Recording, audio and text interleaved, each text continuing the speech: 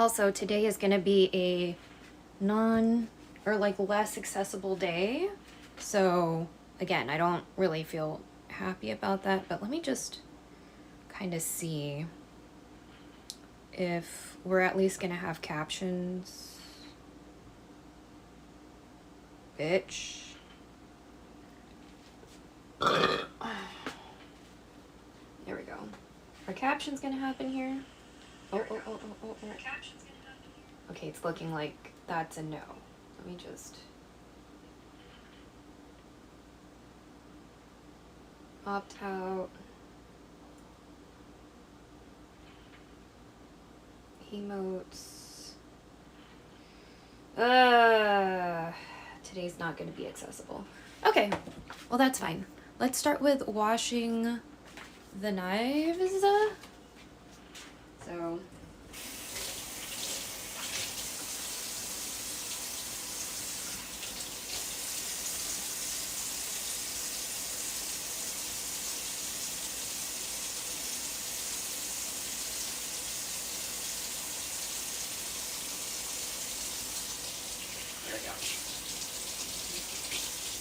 this one has definitely seen better days, but we keep it, so that's fine.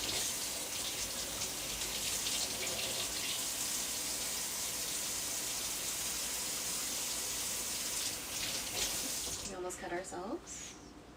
I felt that. Okay. Yeah, we decided we're gonna sharpen, then wash all the knives. Because we have 2 cleavers technically, so just in case I need to use one or the other, you know what I mean? But we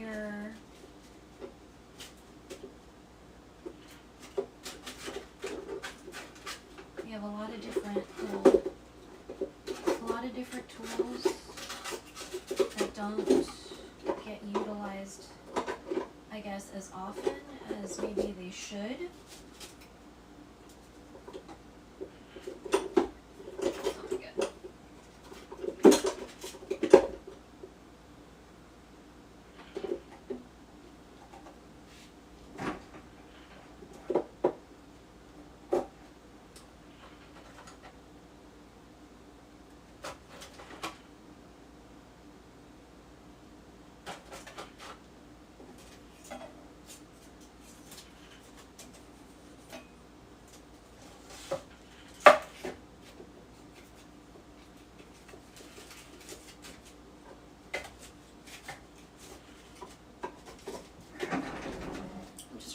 Place them all back too. You guys have a little bit on the side. So the first thing, this is jjajangmyeon we made the other day. So it's like a black noodle, Chinese origin, but I used a Korean recipe because it's one of those like, influenced dishes. So I forget if the Chinese name for it is very, very similar phonetically or what have you, but it is a Chinese influenced dish because I remember I ordered it like with one of my Taiwanese exes and he was like, we have this. And I was like, oh shit. Yeah, I just know the Korean version or whatever, so I don't know if this is like different. I think it was just like a slight variation or like meat options or whatever, like maybe ground beef versus cubed or something like that. I think like the differences ended up being like something to deal with the protein or whatever. It's been a while. We haven't talked to them in a while. Not because they're not like they're a wonderful person. It's just like you know, COVID and shit. I don't go outside. So, because usually we celebrate our birthdays together because his birthday is close to mine, sort of. He's in May and I'm like at the end of April, so like sometimes we try to celebrate together, but we just, COVID, so I don't really go outside or hang out with people because I don't know if he's a masker, but most of my friends do not wear a mask, which is really, really disappointing. But, you know.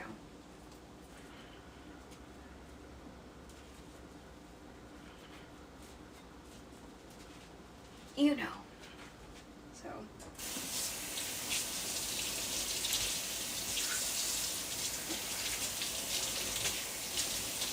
So if the first knife, if the first cleaver doesn't work, we'll try to use this one.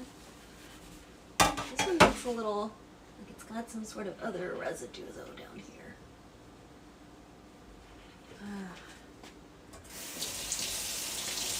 Okay, that's better.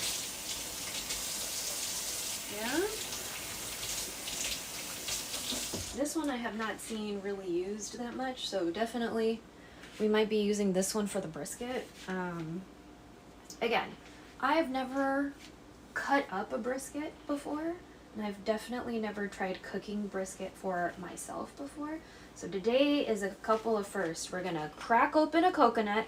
Also, some shit I've never fucking done, right? I've never fucking cut up a coconut before. We'll just maybe keep you here. Never cut up a coconut, and never sliced up brisket to cook. I've eaten brisket because I'm fucking Texan. And I love me some fatty ass brisket. The one we got, the cut we got, is definitely on the leaner side, so I guess it's point. Or I was reading about brisket because I was like, how the fuck am I supposed to select this? And you know, I was like, I was stressing out. So I was like, I've never tried this before. So why are we we're gonna figure it out. Why are we figuring out how to cut a piece of meat or a section of meat we have never, you know, tried cutting before? The recipe asked for it, or else I would have just gotten stew meat, straight up. So, I want to try it correctly the first time, and then we can adjust if we decide that we like it. I think I'm gonna like it. I don't know if they're gonna like it, so there's that. I don't know if they're gonna like this dish. We're gonna figure it out. So, but yeah. So, and then this is the cleaver we usually use. So, yeah. I'm just washing everything because we used a stone to sharpen everybody today, all of these. This is not all the knives. We have 1, 2, 3, like maybe 4 or 5 kind of sharp knives, like not butter knives, that we did not wash because they were like serrated. The only serrated ones I did were like bread knives today. So, and to be completely fair, don't usually be sharpen these knives, which is, you know, not good. I should sharpen them. So I channeled my inner Nova Charter and LCG because they're always the ones to be like, did you, your knife seems not sharp. You know, I always think about them when my knives are having a trouble cutting. I always think of LCG and Nova Charter because I'm like, oh my god, I hope they're not here.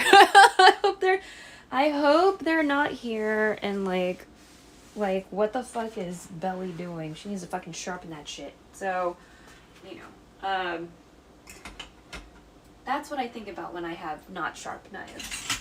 So, this one's kind of like a older knife we haven't used in a while. I had a really cute white ceramic knife before. It's like stuff on it. Not really sure where it went. Yeah, there's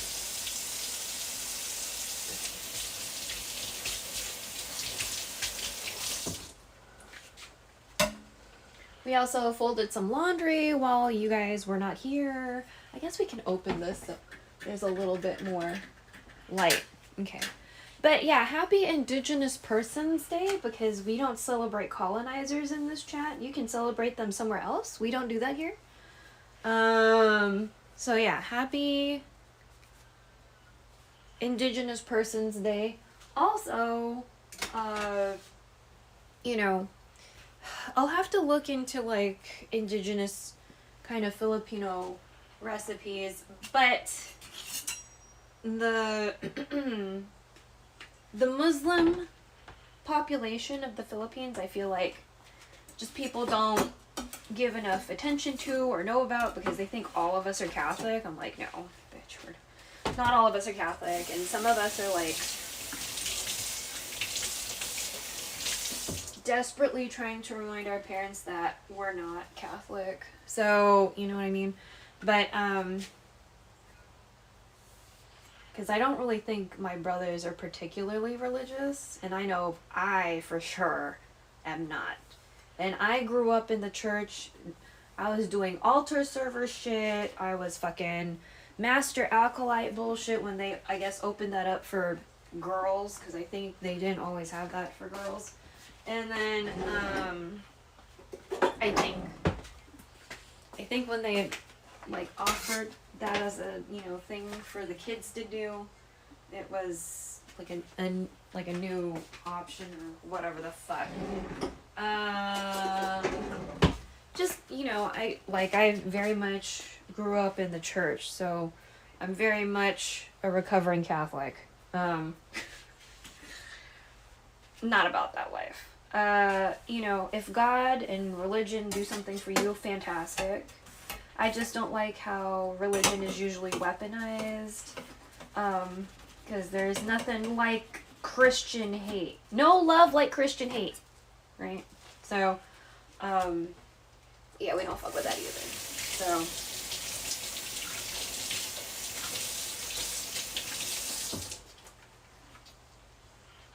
But yeah. If you look at my Instagram story today, we have a lot of stuff relating to not only Palestine, but the Philippines. There was an article about mooncakes, which we'll probably try to do a mooncake. Maybe like when I can figure out how to make the recipe smaller, because I only really want like a couple of mooncakes. I saw like a gluten-free version where someone was using tapioca, and I was like, that's interesting, but aesthetically I kind of hate it. So I don't know. But I was like, oh, that's interesting. So, you know, maybe like they made the dough, the pastry out of mashed up like tapioca pearls, and I have like the teeny tiny tapioca pearls, so like that's not like I have that shit, like that's not gonna be a problem. But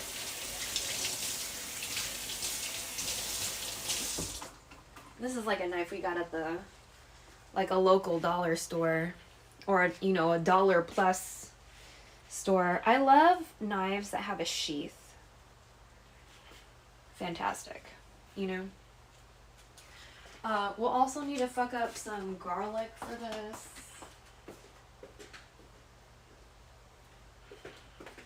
We're gonna need to fuck up some garlic. We need some fuck up some shallots.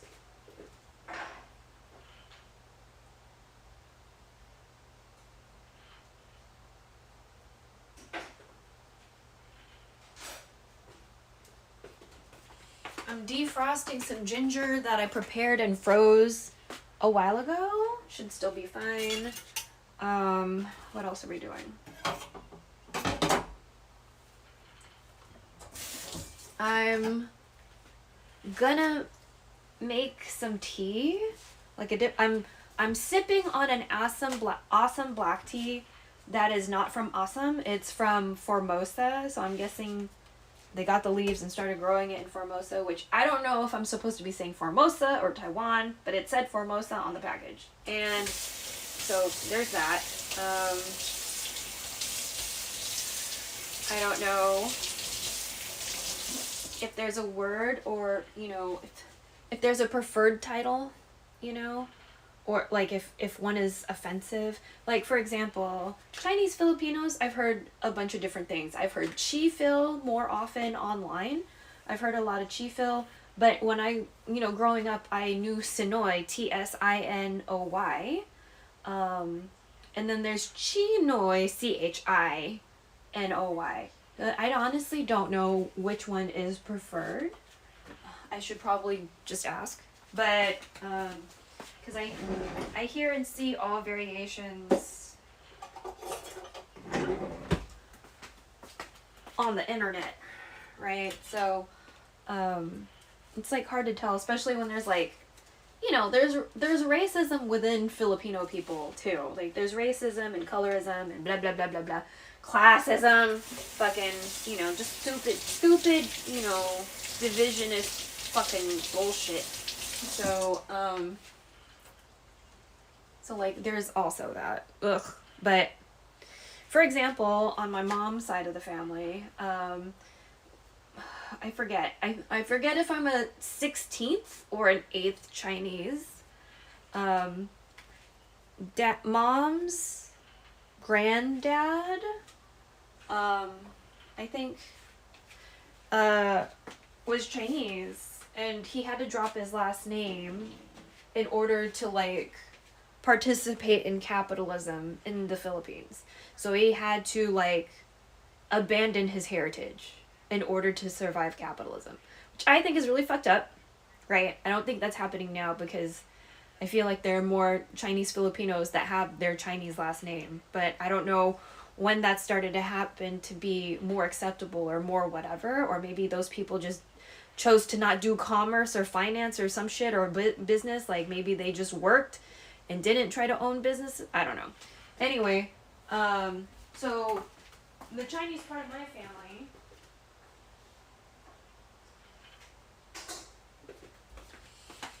like, I don't know a whole lot about it because Mom doesn't really talk about it. I really had to poke and prod just to get a last name. And then when she gave me that last name, I was like, what the fuck? That is a very popular last name. Like, I don't know how, like, if I really wanted to trace down my roots, I don't know how that's gonna work. And I don't believe in giving my genetic material to whoever to have, to store, to know. You know what I mean? Like, I'm not trying to do some 23andMe bullshit. So I don't want that. So, you know what I mean? So I have erasure on that side, on the Chinese side. And then my dad, his dad was a Spaniard. So don't know how close I am to the colonists, but pretty close. The Spanish side of my family does not acknowledge us. There are some that are still alive. Somehow. They're fucking old. And, they don't acknowledge us because we're mestiza. So, and this is just like, stuff I hear from my own cousins on that side of the family. You know what I mean? But, there are a lot of Filipinos that are indeed anti-imperialist and anti-capitalist and all that shit. However, there are a lot of people that really suck the dick of fucking capitalism and are really okay with the colonizer. Because I had cousins asking my mom to ask me to get them a MAGA cap. Let that sink in. That was fucking... I was like, why? I don't want to fucking do this for them. Besides, that's probably manufactured in China when this dude fucking says he hates China. What are we... And my cousins are Chinese Filipino. My cousins are Chinese Filipino. Their dad is Chinese. Right? So it's like there's Chinese on theirs directly. And they're asking for this bullshit. I'm like, are you fucking... What is the cognitive dissonance going on? I know y'all are like light skinned and shit. Your daddy was not. Their dad was not light skinned. He was a very, very tan Chinese man.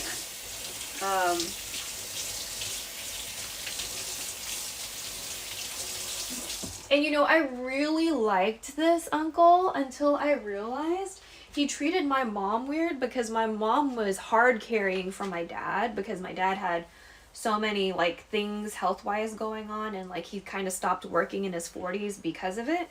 So for like half of his life he wasn't really working or whatever. When did they have me? Something like that. Or 50s. Stopped working in his 50s or some shit. And so, you know, just I'm like, his daughter is very much all about fucking business and commerce and all this shit. Like, you know, if she didn't do business, she'd probably be a finance bro, you know, if she wasn't a fucking lady. So, but anyway.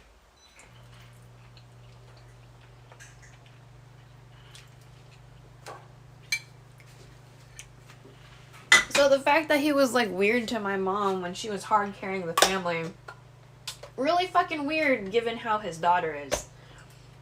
You know, capitalism and everything. So, anyway. But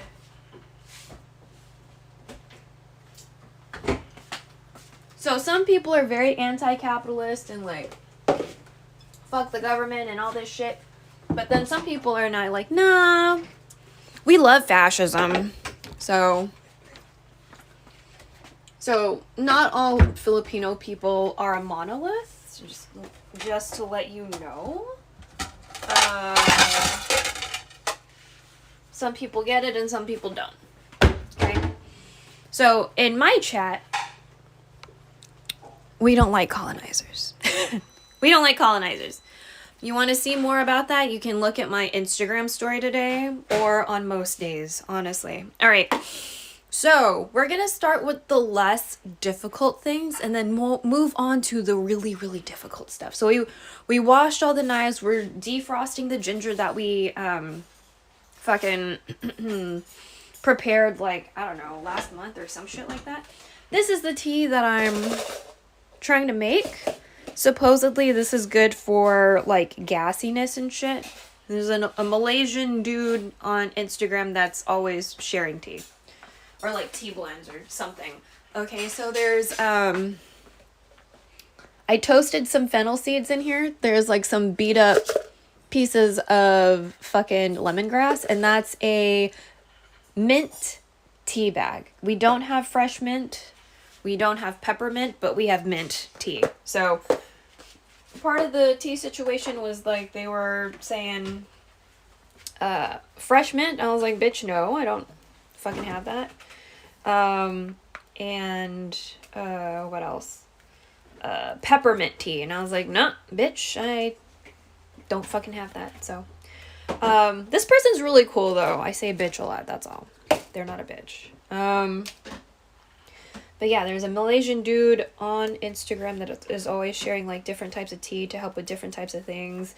Results probably will vary, good, you know, depending on like if you already have some sort of sensitivity or whatever the fuck to the thing that he's using in his whatever. And also if you know, have access to the thing in the first place. Like if he's using galangal and you don't really have like grocery stores that have anything that is ethnic, then you're probably going to have a hard time with stuff like that, for example. You know what I mean? Just things to think about. All right. So I think that's... Let me check the rest of the recipe. Fennel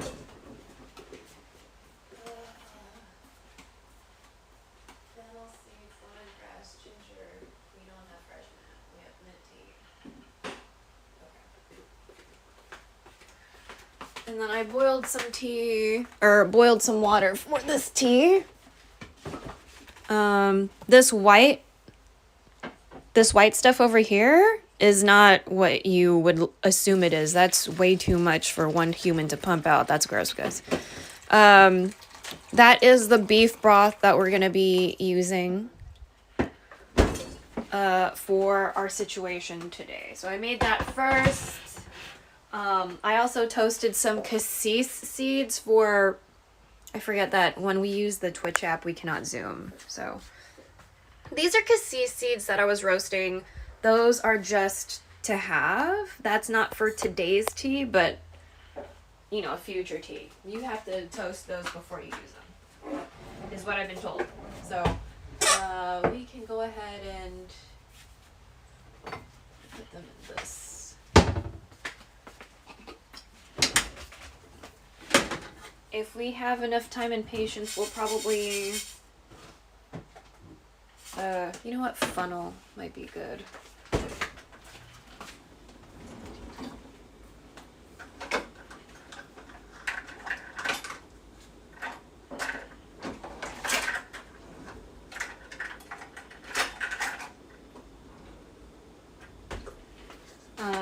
If we have time and like room on the stove, we might continue with this. Oof, I just don't want any of these to like fall out.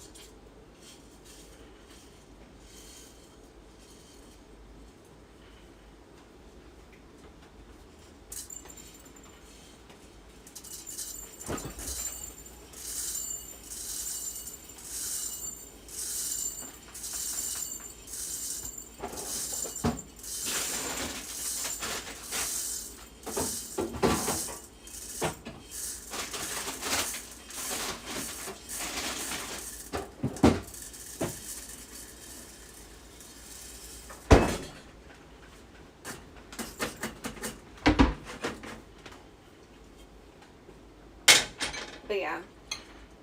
Oh, that looks like it's like already nicely steeping. So this is intended, he intended it as like a cold brew. But you know, I just happen to have that water. So I might boil some more so we can have it. But you know, I'll wait a bit because like before I put this water in, I waited a little bit. Actually, we still have some off to the side. You can just use these. So when we boil water, I typically put them in here so they can cool so it doesn't stay in the water pitcher, because when you do that, that's how like calcification happens, and then it's like a pain in the ass to deal with later. So to avoid that, empty your fucking kettles. Don't fucking leave water in there. We already boiled this water. Oh, okay, that's like almost, this doesn't hold a whole lot, honestly. But I got it because it's cute, right? Same reason why I play Genshin, so it's because it's cute. Is it gonna rain? What's up with the sky? Ugh. Let's do this. And also, you know, when you toast fennel seeds, man, it smells good. Although right now, not smelling a whole lot. I have to like get up real close, so we'll see. This is a very experimental tea, and we're gonna let it hang out. I'm not gonna put it.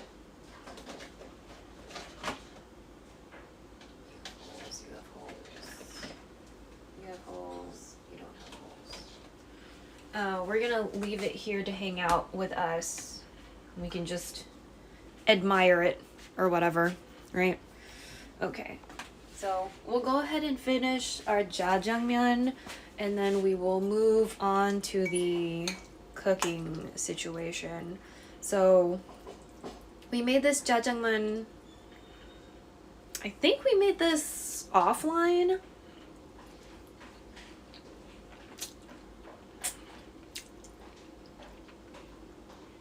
So, and the reason why we're doing a no production quality stream today is because it's lunchtime, and if I use this as a camera source within OBS instead of using just the phone for the Twitch app, if they use the microwave, it kills the stream. So to just avoid that and like not disrupt the process, we're just doing it this way to make things easier and I guess fluid or something. But yeah, this is not Filipino. What we're gonna make today is, okay. So it's Filipino American History Month. If you want to learn about some Filipino American history and also about Palestine, you can look specifically at today's Instagram story. I have some screen caps there for you with links so you know where to find the information. U.S. out of the Philippines, Hegseth, and his involvement in the Philippines, which I'm sure to some degree you have heard about Hegseth and his involvement in the United States. So, because, you know, he's American. So, yes, and again, not all Filipinos are about, you know, anti-fascism, but some are. So, Bayan USA is going to definitely be more left and socialist leaning. If you're center or right, I'm not going to be your vibe. Like, I'm going to let you know right now. If you're a centrist or a right-winger, this is not your vibe. You need to go fetishize some other Asian bitch on the internet. That's not going to work here. So,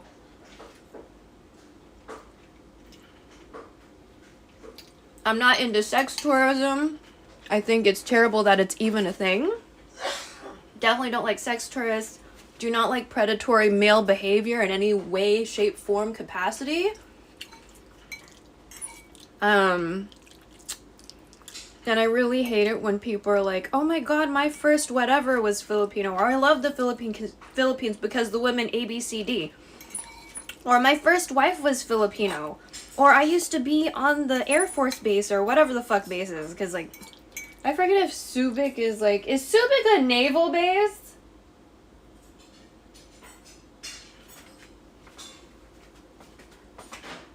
Was Subic a naval base?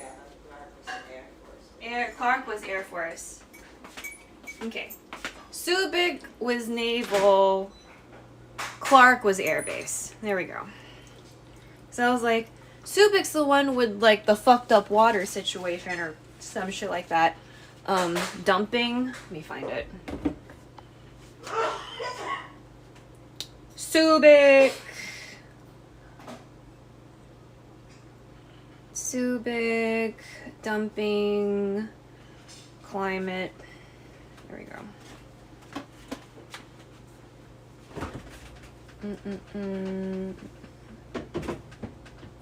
Subic, dumping.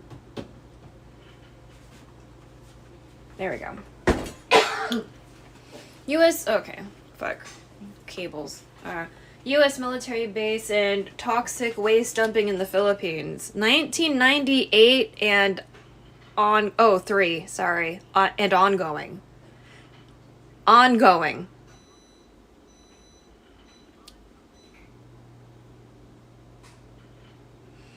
The closure of U.S. military bases and the lack of responsibility of the U.S. to clean up toxic waste that contaminates the site and surrounding environment has been a source of conflict between civil society and both the Philippines and U.S. government. So I feel like that's really important for Filipino American History Month. You know what I mean? Like, you might not have known about that, or... Anyway. Bless. The belch counter is not going to work, but I'm going to just do it anyway, because maybe I'll just, I don't know, maybe I'll, like, dig around for the word. Anyway. But yeah, among, like, other problems or whatever. So, like, Anak Bayan, if you're on Facebook, because Facebook is definitely king in the Philippines, they're always posting something. It's like every fucking day. It's kind of like the news cycle in Texas. There's something new every fucking day. There have been a lot of student protests, I guess, over the past week. There was an earthquake in, I guess, Davao, or like down closer to where my family's at, or where mom's family's at.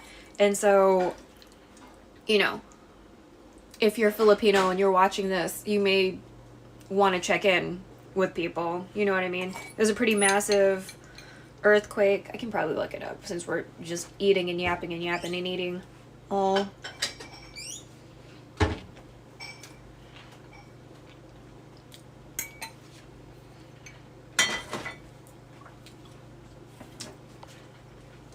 Also, there's like there's at least one decent, like, weather news agency in the Philippines that has a Twitter. because I don't know if there's like multiple like seismic related agencies or whatever. Earthquake.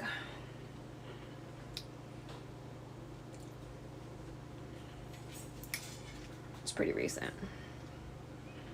Tsunami threat passes in Philippines and Indonesia after. Ooh, that was 4 days ago. White people news sources, LA, AP, NPR. I don't like corporate news sources because they're just gonna suck the dick of their corporate overlords. I would suggest diversifying where you get your news from.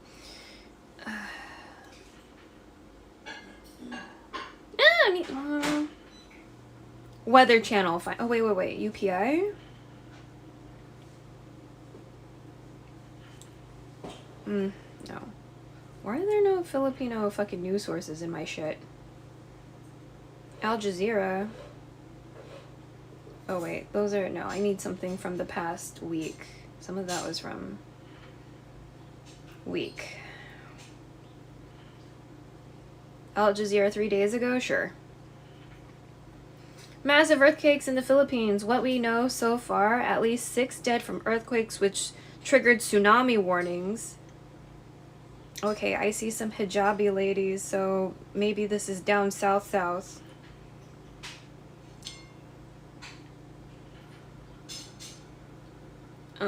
Manay town, Davao Oriental in the Mindanao region of southern Philippines, according to the Filipino Institute of Volcanology and Seismology.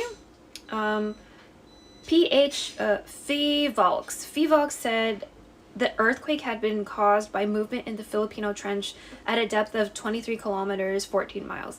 The Philippine Trench is a long, narrow depression in the ocean. It is located to the east of the Philippines. FIVOLX also warned of aftershocks and issued a tsunami warning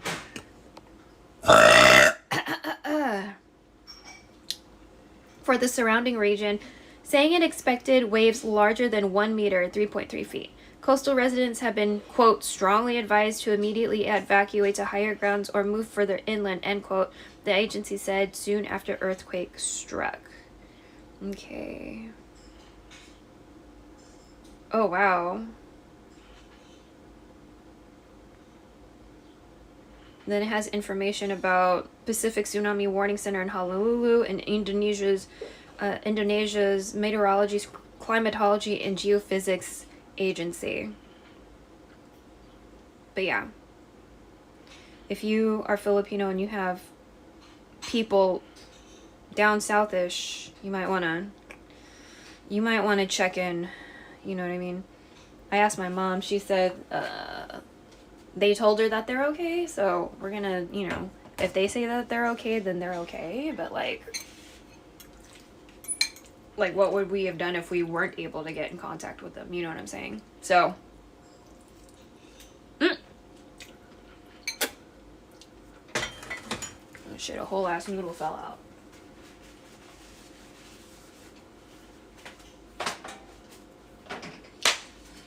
But yeah, to show you some of the stuff that's gonna happen today. We got a coconut. And I was like, hey mom, how am I supposed to tell if this is good or not? Because I literally don't fucking know. And so she shook it. And so there's juice in there. I don't know if you can hear that. So that's cool. There's juice in here. So now I have to figure out how I'm going to open this motherfucker without spilling too much, because I definitely want to save the juice. So I looked up a couple different pages. There are different strats. I do not want to freeze this because, like, there's still liquid in here, and I feel like that's going to be weird. You know? Freezing was a strat. But again, that's why we cleaned a bunch of knives.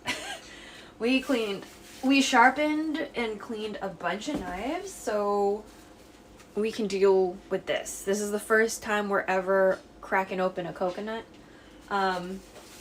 If I weren't trying to save and use everything, I would probably do a sledgehammer and bust this shit open, but like, we're not gonna do that.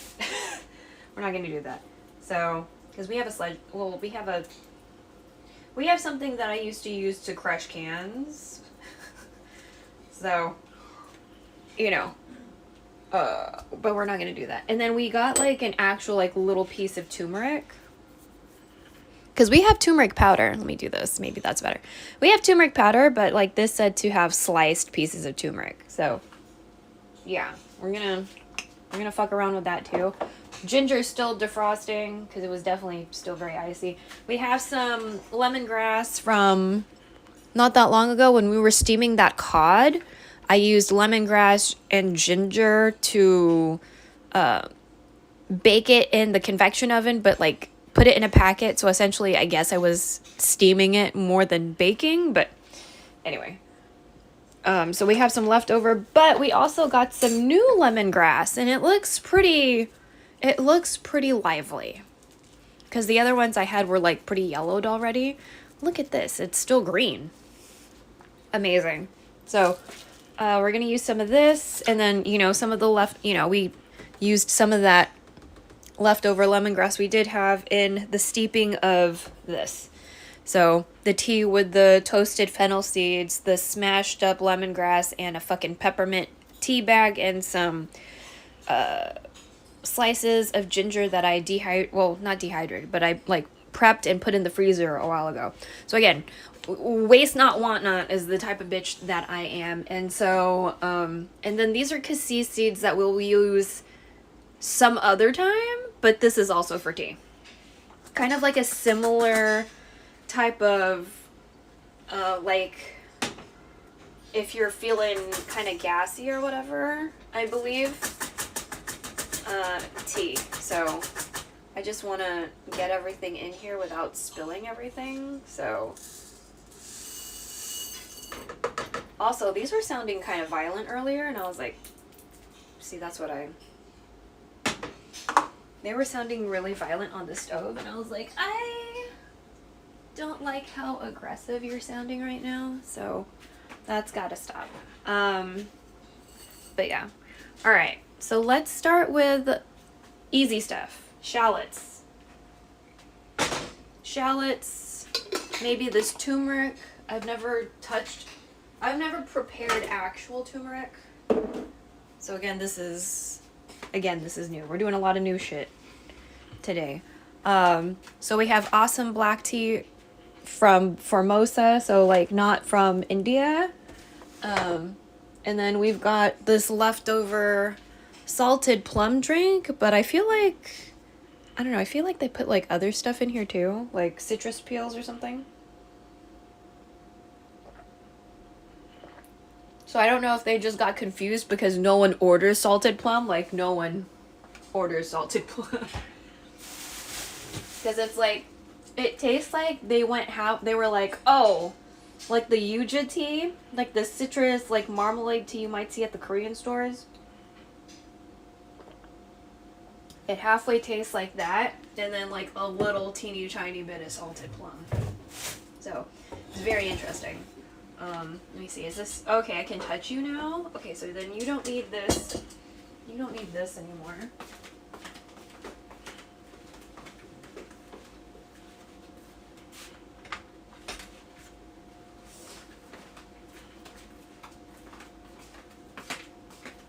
Okay, we don't need this because this was the stone we used, but it's still a little damp, so I'm just gonna kind of have it hang out in a way where it's not too whatever. Alright, this one.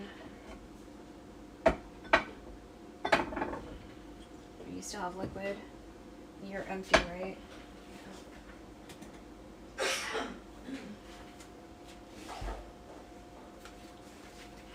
Let's go ahead.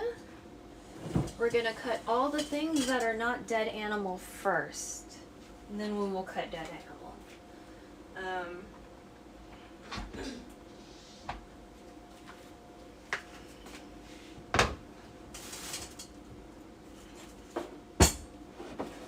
This is my drink.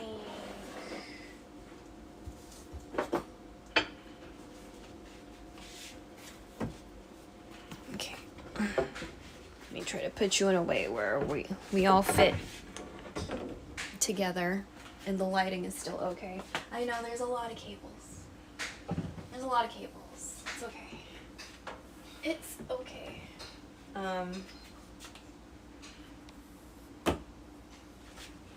This is what happens when you don't have like a kind of dedicated mini computer setup.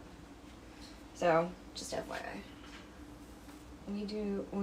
There's gonna be a lot more of just the phones because I can't afford a new computer. So, let's get the shallots.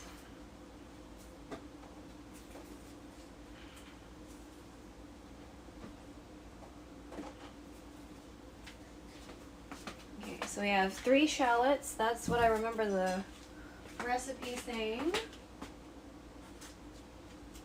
And then, let me see. This is where we hold our garlic. There we go. So let's see. 1, 2, 3, 4. So we'll take out one of these.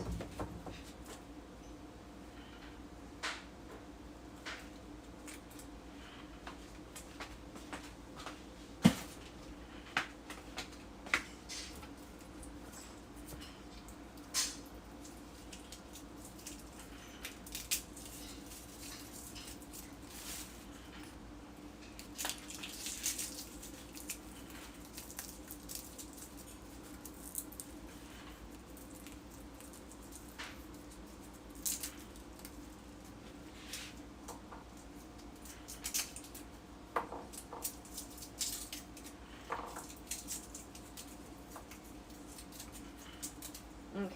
1, 2, 3, 4, 5. This recipe said 6. Garlic is usually just a suggestion. It's like always a suggestion. So I'm just gonna at least 5, but potentially more.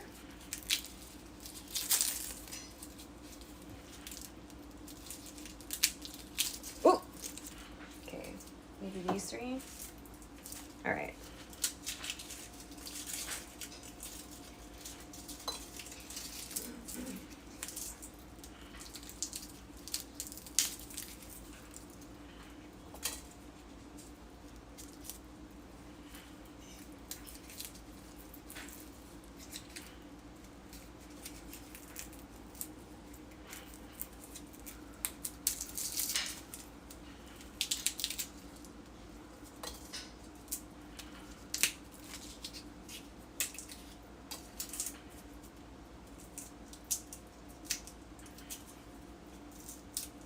Yo, oh my god, Sky, hello.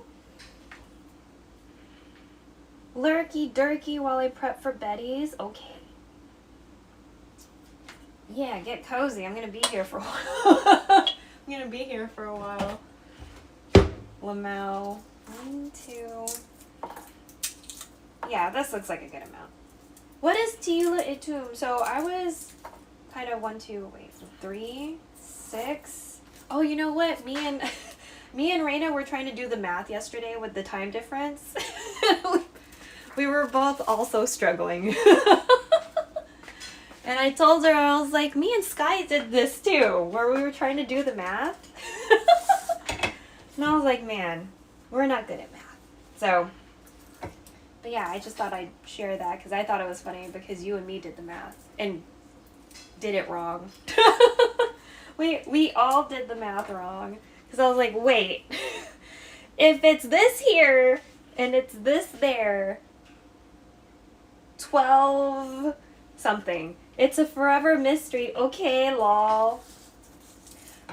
With Tiyula Itum, I've been really trying to find Filipino Muslim food for a really long time.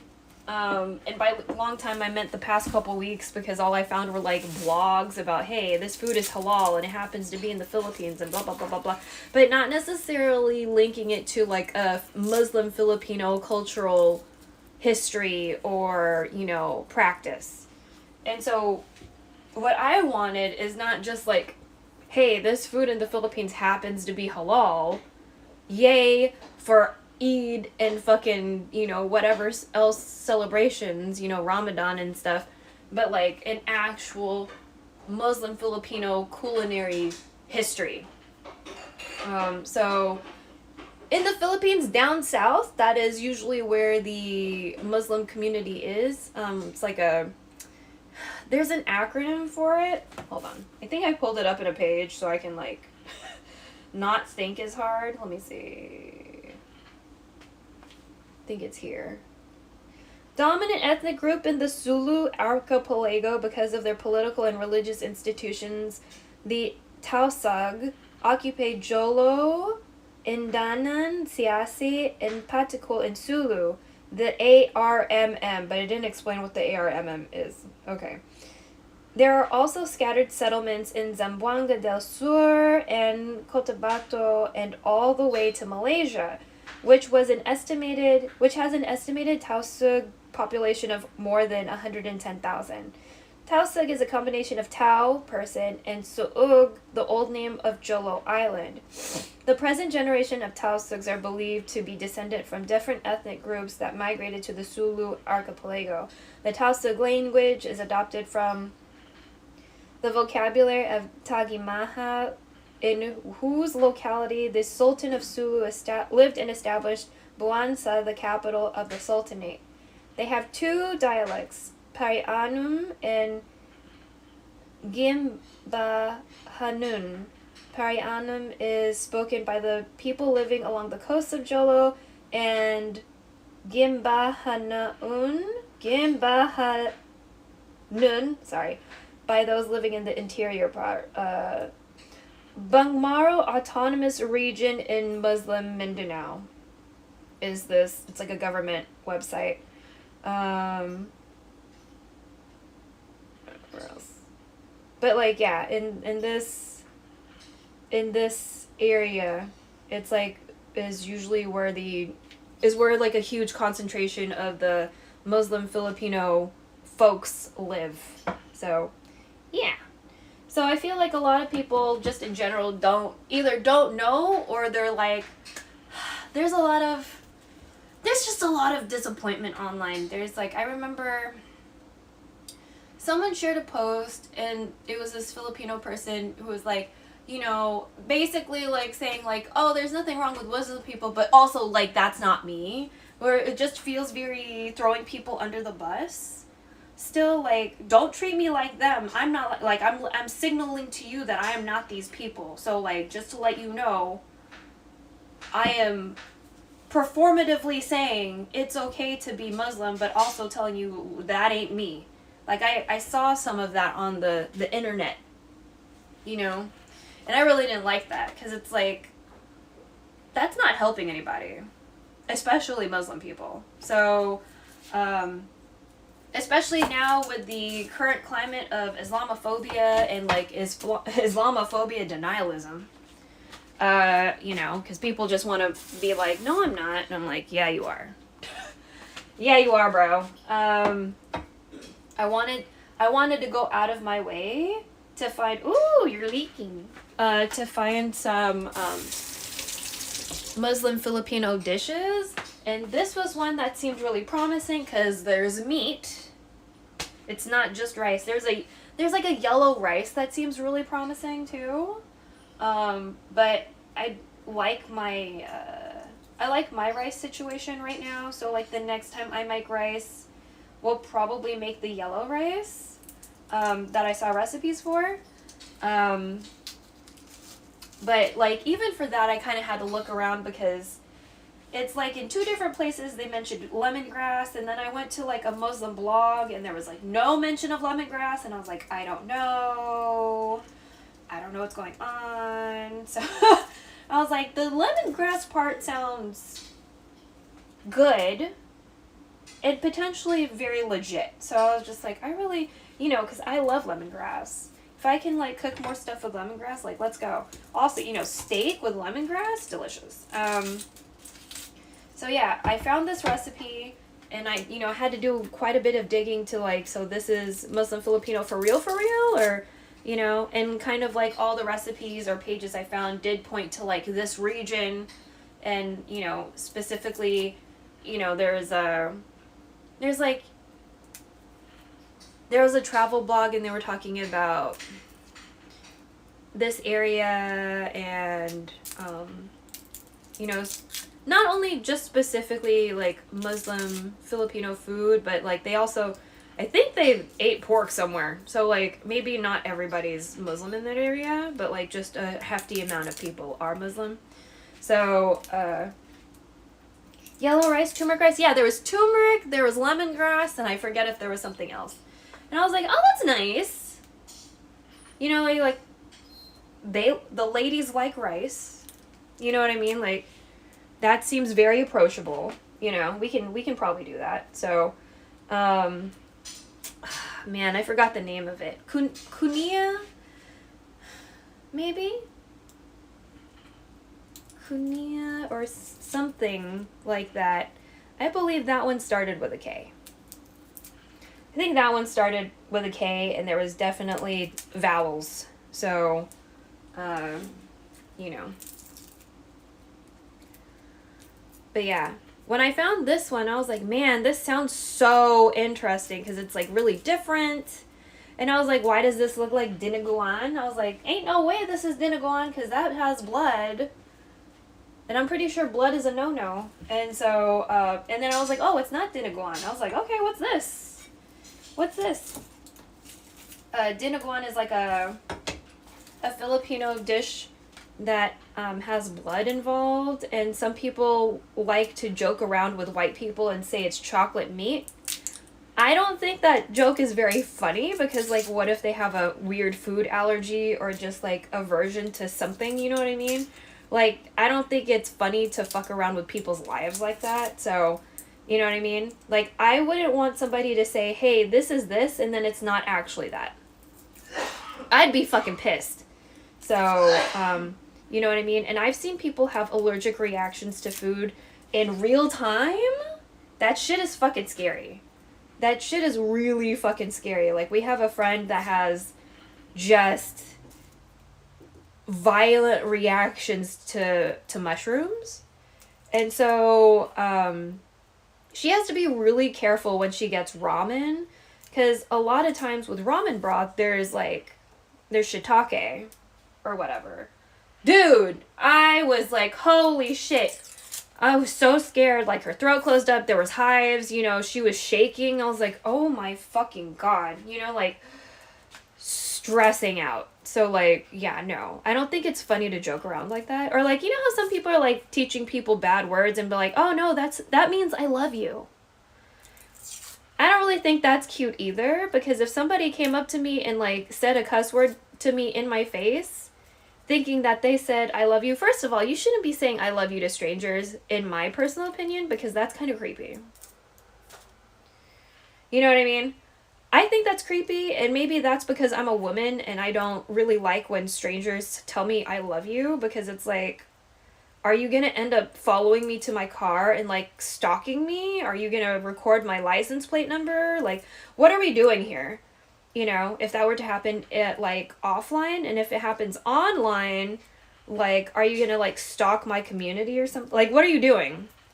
You know? Like, I don't like when randoms tell me I love you. Especially with, like, white guys, because I've been approached so many times by white guys, because I used to work at bars and nightlife, and they'll say, oh, mahal kita, in, like, the most offensive, disgusting accent. And I'm just like, first of all, what the fuck is this accent, dumbass? And, like, secondly, why would I want some random ass white guy to come up to me and tell me that they love me? Like, what part of me do they love? Or are they just trying to get laid? Like, I don't personally find that cute or charming or, like, a way to get in my pants. Like, the way to get in my pants is to treat me like a human being and not like some, like, carnival game prize. Some dumbass shit like that. You know what I mean? It's just like, what are we, like, literally what are we doing? So, anyway, just white people nonsense. Because I don't think I've ever had any black guy or Latino guy come up to me and be like, mahal kita, you know, to try to impress me.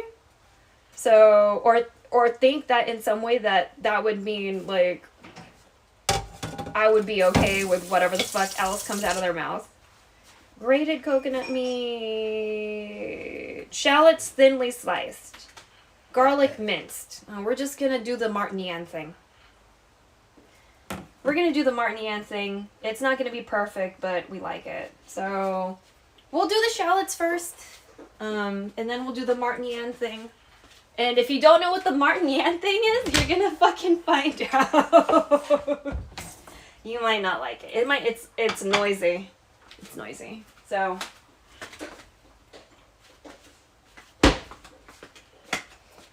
yeah. So we're like very much not a fan of like sex tourists and like white guys that fetishize Asian people.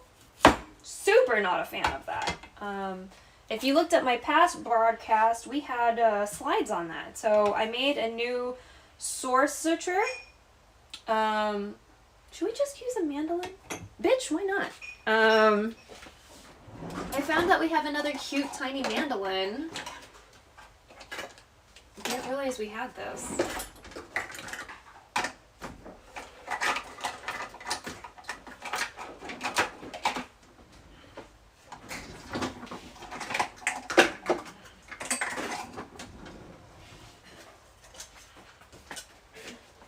Cute. Very cute. And so, thank you, Wonton Bear, for telling me it's easier and probably safer to go up and down instead of sideways. Because we didn't know that. We didn't know that. Learning stuff through chat, you know? So, we're going to do that with the shallots. We have a little teacup of water in hopes that my eyes don't get sniped by the fucking shallot, right? So, I'm just going to...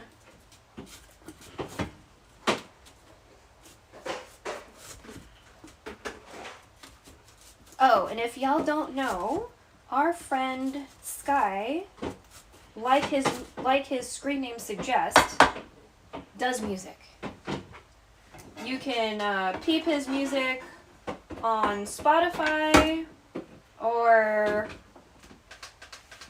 I don't know where would be better to give him more money, but like you can give him money, you know.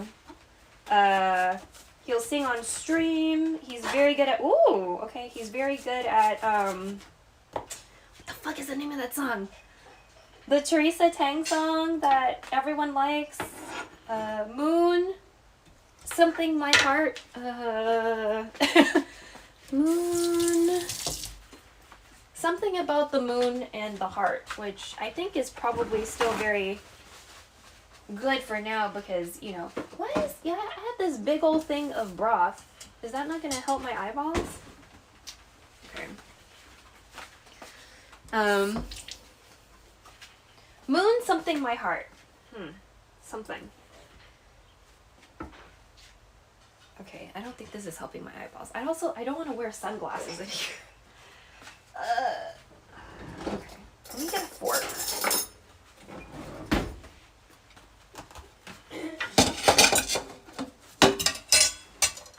The bottom of this is rounded, so it's not flat.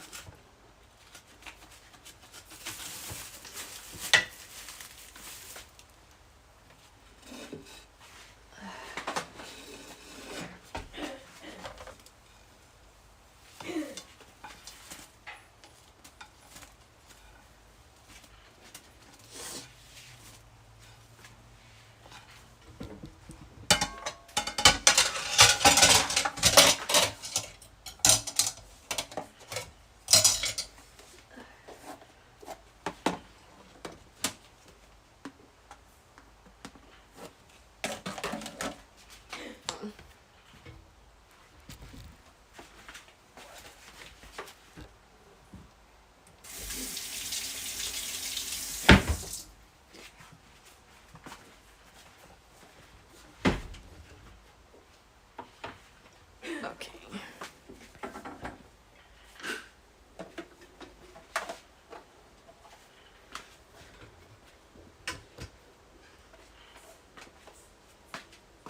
Let's try this.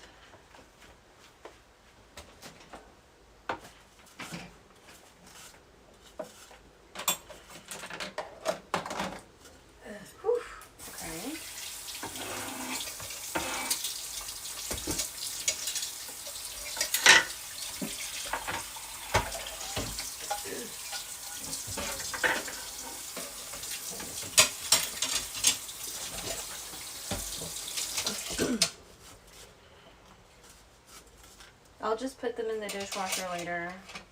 Okay, I'll leave things here.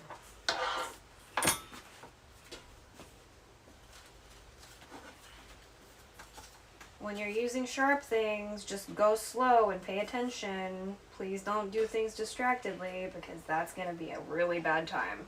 So.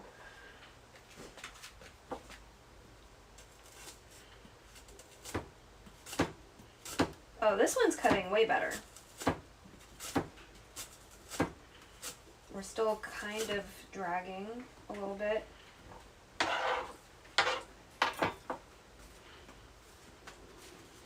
I thought I bought 2 green apples. Did you see them? I put them with the potatoes. Oh, I see. I was wondering if I forgot.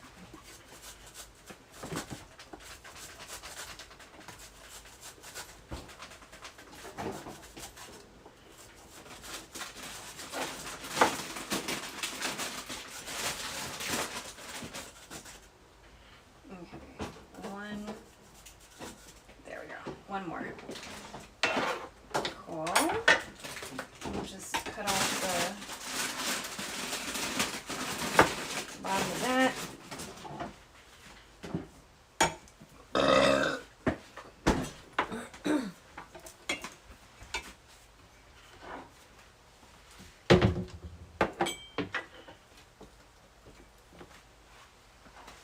Oof. Oh wow, this is like not fitting in here.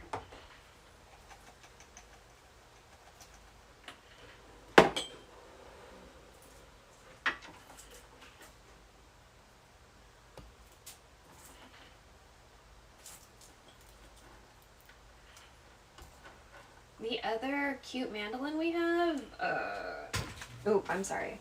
Apparently, the blade is like loose, so I'm trying to avoid using it.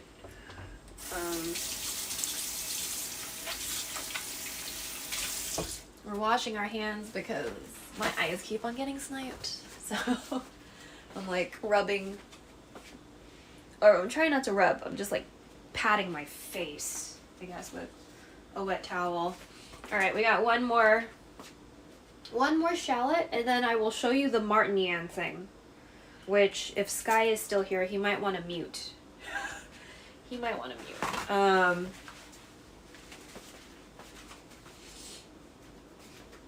Because it's probably going to get noisy. So, I like the Martinian technique. I'm not super good at it, but I'm better at it now, I think. I feel, you know, so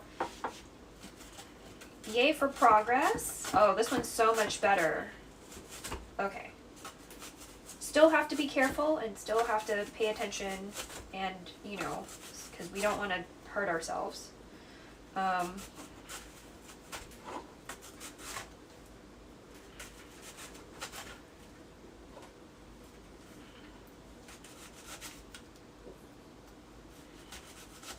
Okay, I think we'll stop there. There we go. Oh, okay. That's it. That took up so much container.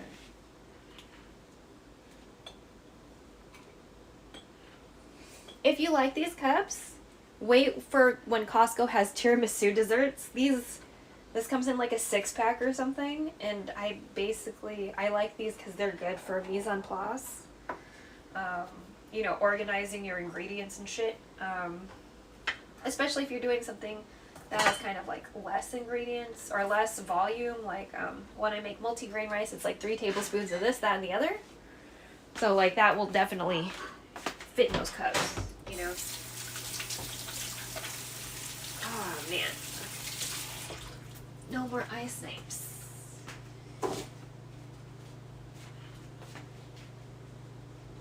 Hopefully, you know.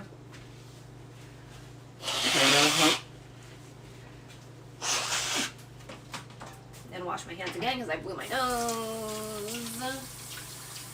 Okay. I guess while we're here, we should pay attention to the plants on the windowsill.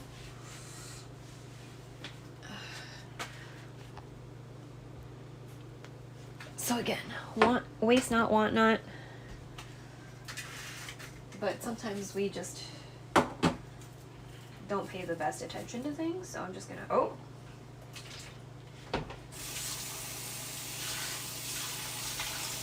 Okay, maybe you're not dead anymore. He's fine.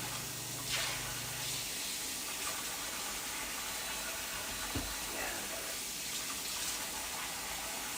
And that's not smelling good. Okay. This one's still fine though. These are leeks. Those first ones were onions.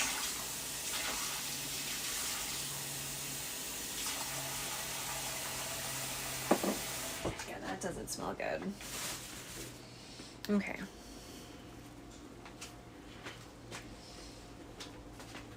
Okay, so the shallots are all separated out. I'm gonna take this tea bag out and I'm gonna put the contents into the compost pile while we're here. So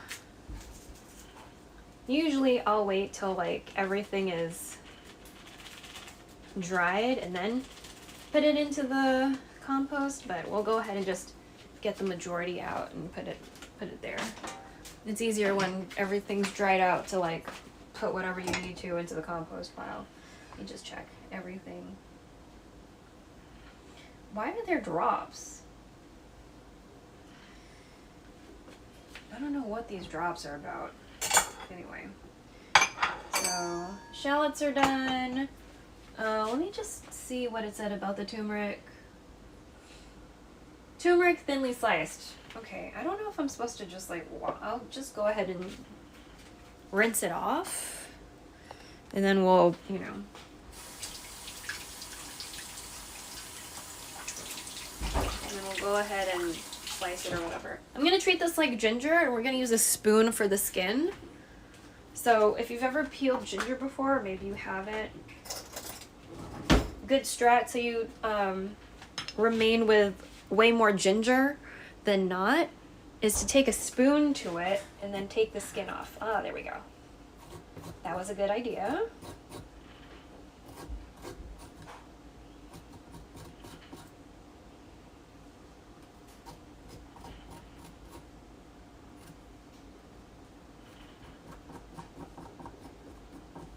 It's so interesting. It smells like a carrot.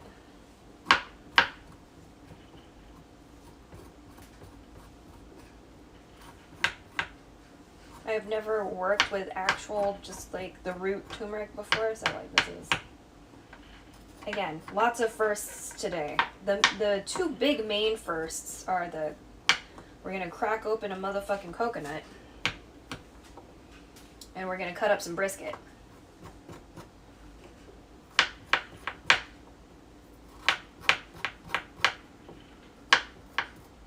Okay, so as you can see, it's already kind of dyeing the cutting board orangish, which to be expected, that's fine.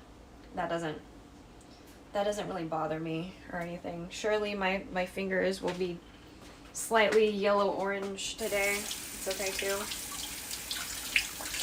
Okay, I'm just rinsing that off. I'm gonna close the blinds again. And we're gonna use that mandolin again. I think we'll just kind of trim off the ends.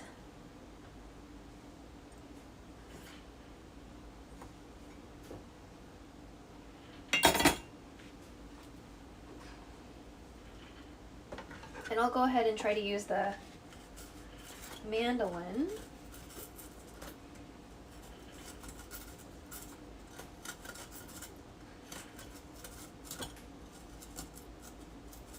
This one's going to be a little more danger zone-y just because I have to use a lot more pressure to make this happen.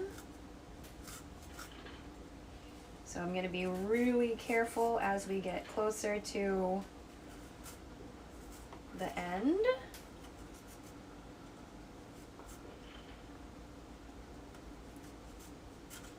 Okay. And I think after this we'll just slice it maybe like this, I guess. Not really sure what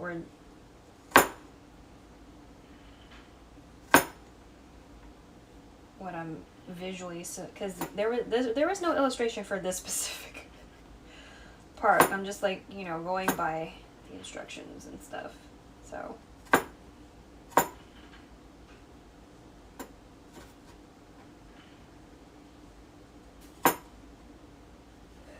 But yeah, interesting. We fucking cut up and handled some turmeric.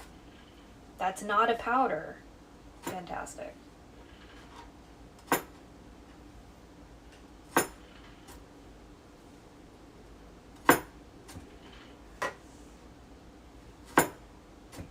we go. Cute. Let's see.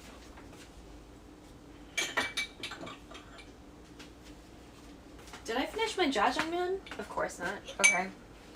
We might eat some more just because it'll free up some room in the fridge, you know?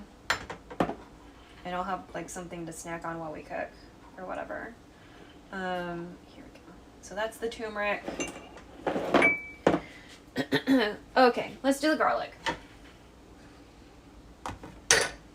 So hopefully if Sky is still here, he's gonna mute because this is gonna be noisy.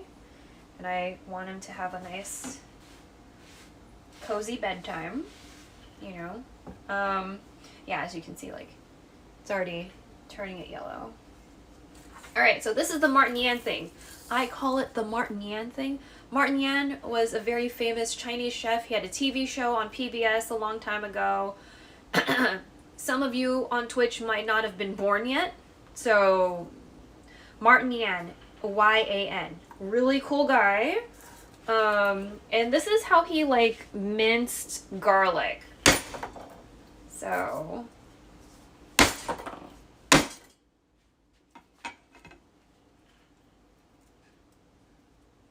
also helps in like taking the skin off, but yes, it's very noisy, so like there's also that. What up, baby? Okay.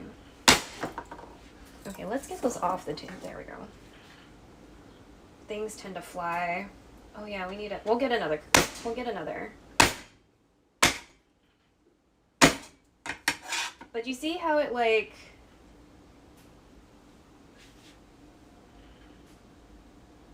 how it does that? So I prefer this way.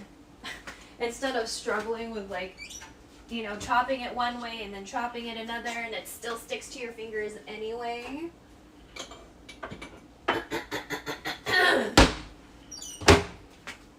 I much prefer this. Like, this is way better than like conventional of how I would deal with garlic. So, yeah. Still makes it smaller, you know. Also, like, you know, nice to get it off the blade. And it's a little less sticky for your fingers. Slightly. Slightly less sticky. So.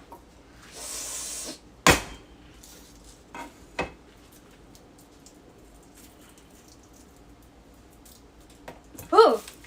Okay, let me rinse that. Ugh.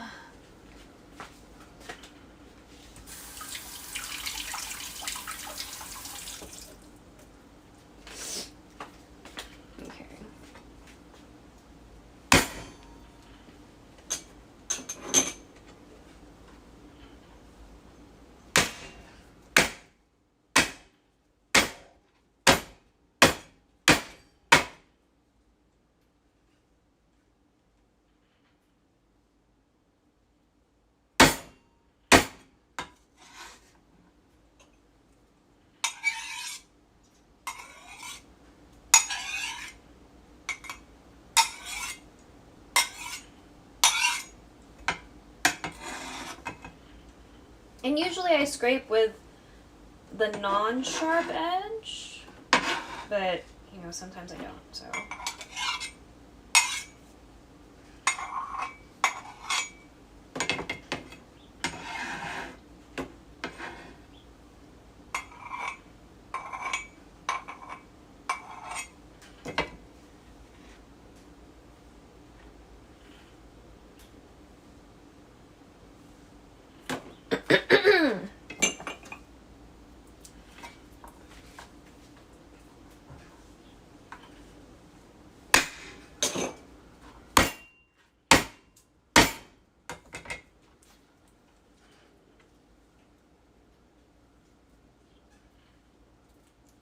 We got a few more to go.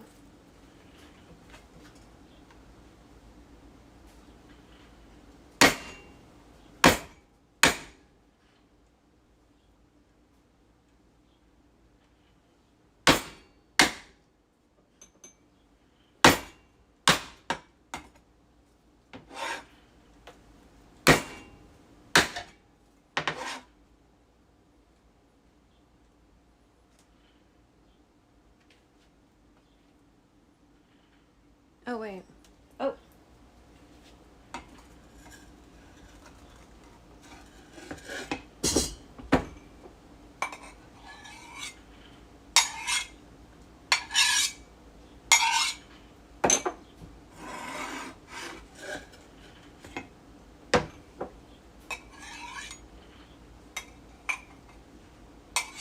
Okay. Right? Okay.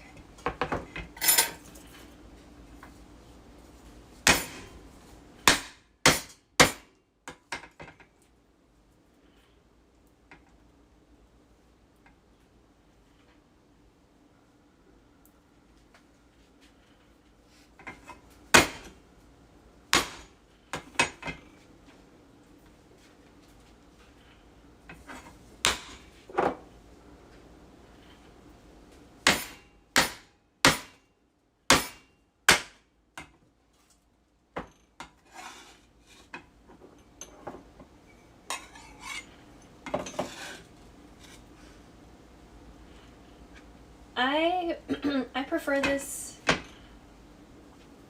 over like kind of a more traditional way of mincing. So I just, wait, did I do? Silly. Whoops. Okay.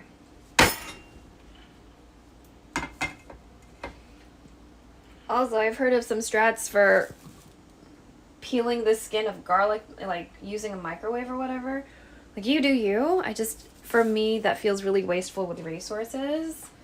Oh, that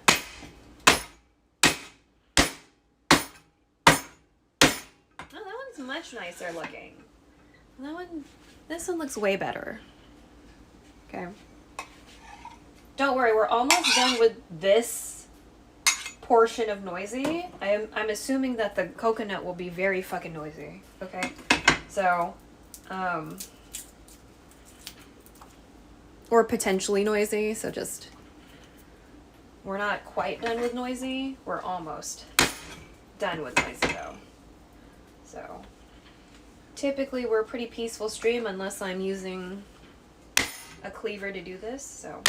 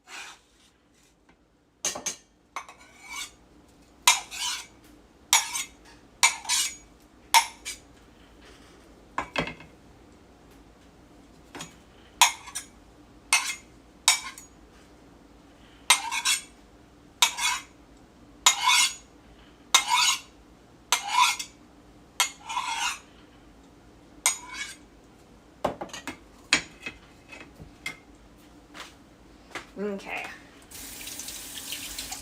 Okay, I'm gonna take a bite of my jjajangmyeon before we, because I think we're down to the coconut situation as far as like difficulty of ingredient prep.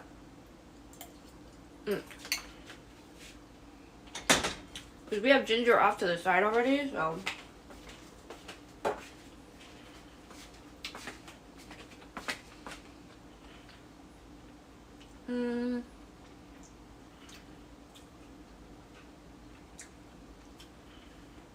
So like this much amount of ginger, okay. And we need black pepper. Okay.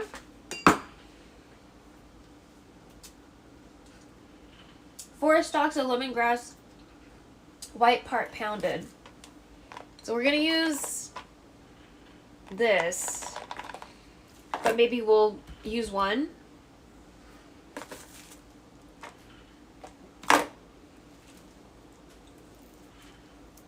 Which one?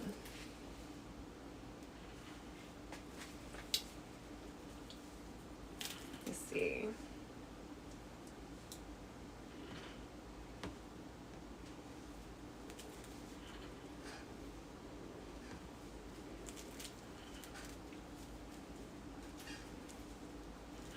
Usually when you're at the grocery store and you see it, they do kind of sell it like this in a bundle.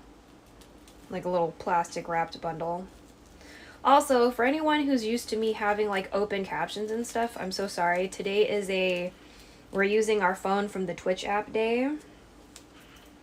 So there's no accessibility, and depending on like what you need and want and desire from accessibility, like I don't know if I can convey this in a way, because like I don't see captions on my phone that I'm monitoring chat from, so that means there's like no accessibility. There's no accessibility today, and I really hate that. So I hate that for all of us. I wish, because I have captions enabled on this phone, and I could have sworn in my settings on Twitch I have like captions enabled for like broadcasting and stuff. So I'm not quite sure what's going on, but yeah. Oh, you know what? This is gonna be too long to store in the... Okay. Fuck. Okay, I'm gonna wash this one first. So just be careful when you wash lemongrass, because like, it's still kind of abrasive. Like, it's not super abrasive, but it's kind of abrasive. Also, this is something more for flavor than anything else. So you don't really chew on it. It's not like sugarcane where you can gnaw on it. So when I was a kid, I gnawed on fucking sugarcane. So, you don't really do that with this. So let's just say here's half. Okay, that way it's gonna fit better in the fridge, but we're probably gonna bang up like up to maybe here. And then we'll cut these up.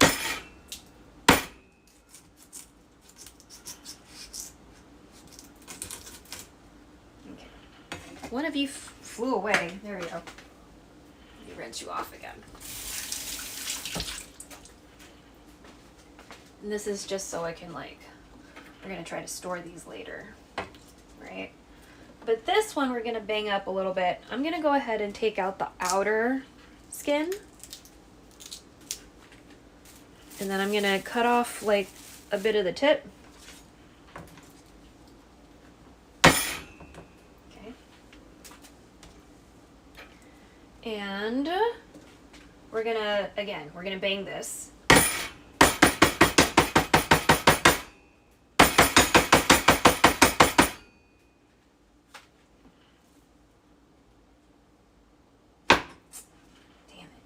I try to cut it in half and then bang, but as you can tell, because it's round and stuff, it's a little difficult.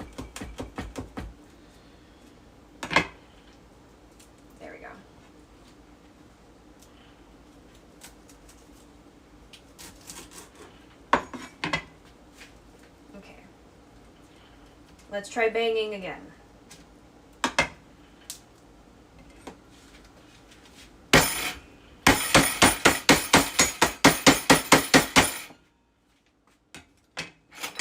It's noisy because of these. Sorry about that. Okay.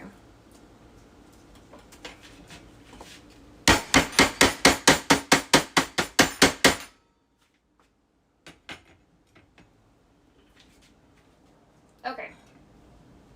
So we got that.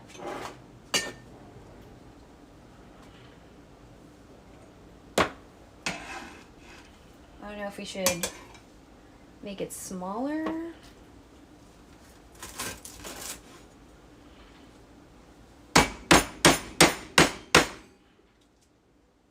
There we go.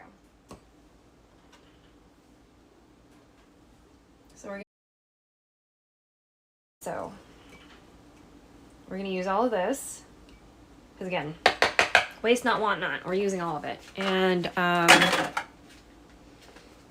this needs to get stored. So let me try to figure that out real quick. Oh, this one, right? Yeah.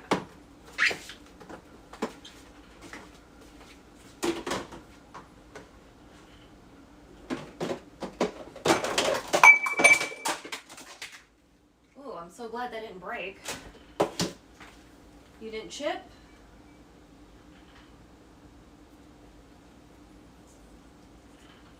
Oh, Jesus. Okay.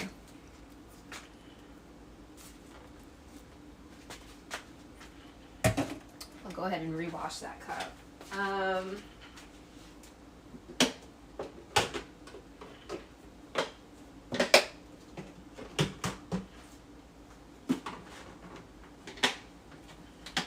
Yeah, sorry today's been a little bit noisier than I guess most times. We're not usually this noisy.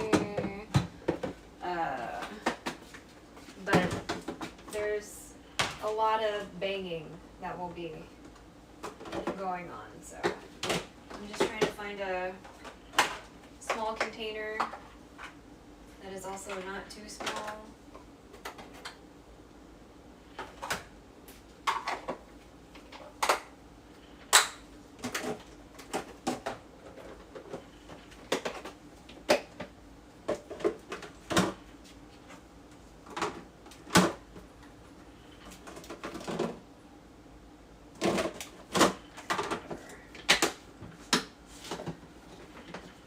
Store the lemongrass so it's like not taking up too much space. I'm just gonna put a little paper towel with it so it's not too moist either.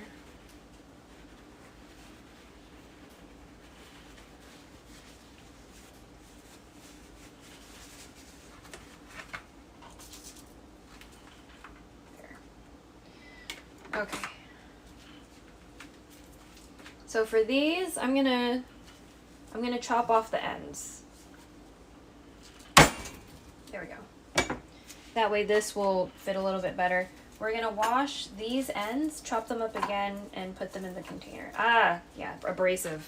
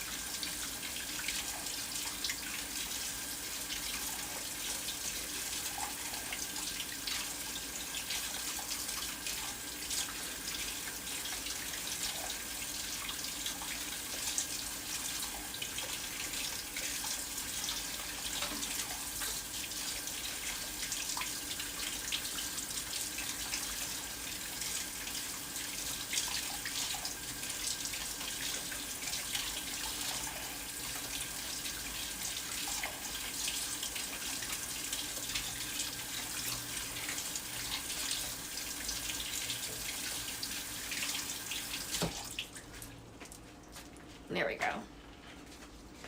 Fantastic. Okay, please don't fly too hard.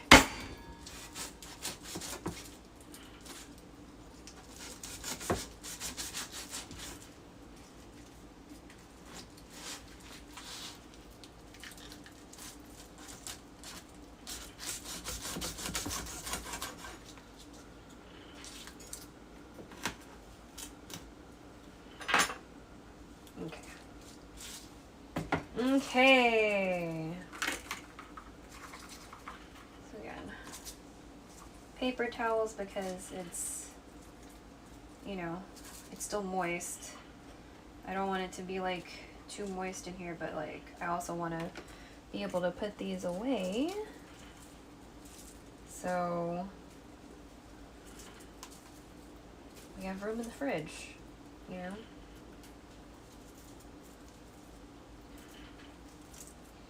Also, ads say they're coming. However, I have a feeling we don't actually get ads. So, because I've heard from a few friends, mostly Spaceballs, that he's never had an ad in my stream, and on my account that I'm watching from, I've never seen ads.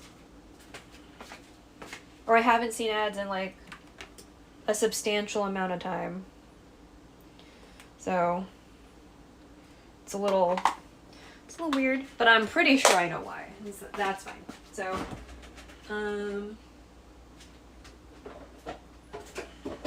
they don't like it when bitches talk about politics, you know, and they're not a political account, I guess. Let's see. So I'm gonna wash the cup real quick. We have other things that we need to like deal with dish-wise, but we need to portion out some ginger, and then we need to get to the coconut.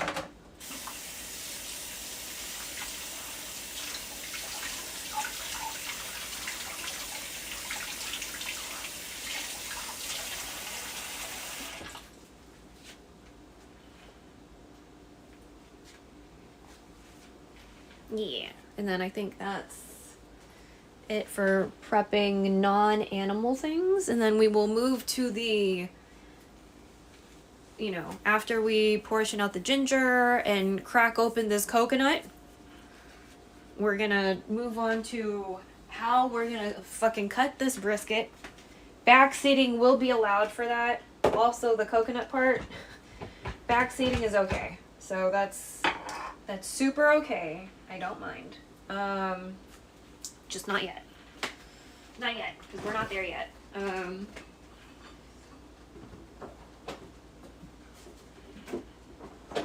There we go. See, I knew it was gonna fit better when I did that. Just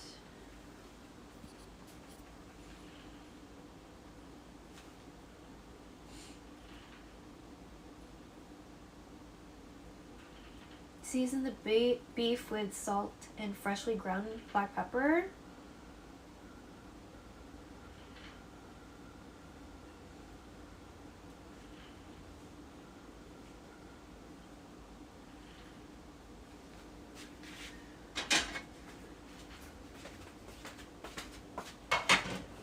Just reviewing some of the ingredient stuff. All right.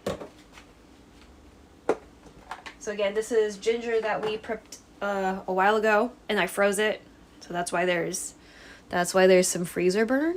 Okay. So it said like a thumb amount of turmeric, and so I'm gonna just visualize that for this amount of ginger.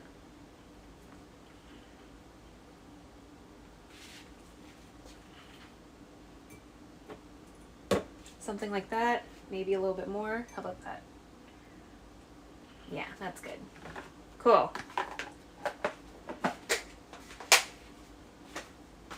Before I put that ginger back, I'm gonna wait till I have time to like wipe the sides and stuff before we put it in the freezer again.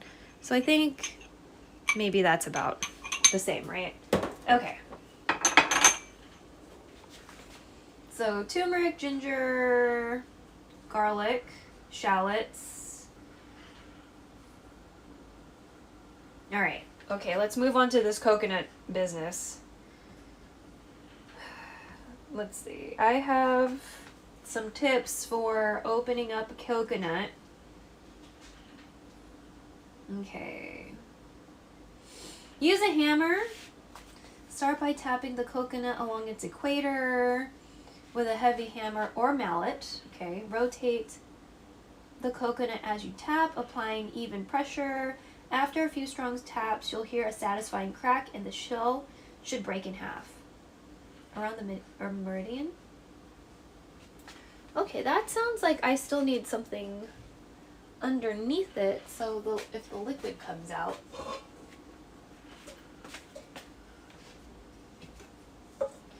Let's move this off to the side then. A mallet. I mean, I have mallets. I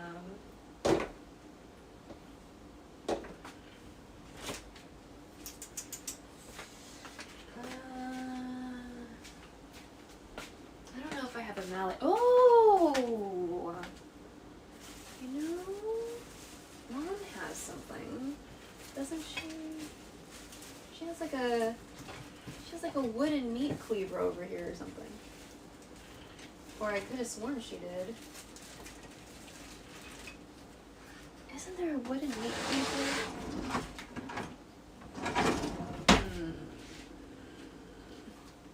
Let's try this hammer business first. I'm not gonna use like an actual hammer because a lot of Dad's tools have rust. So we're not trying to fuck with any of that.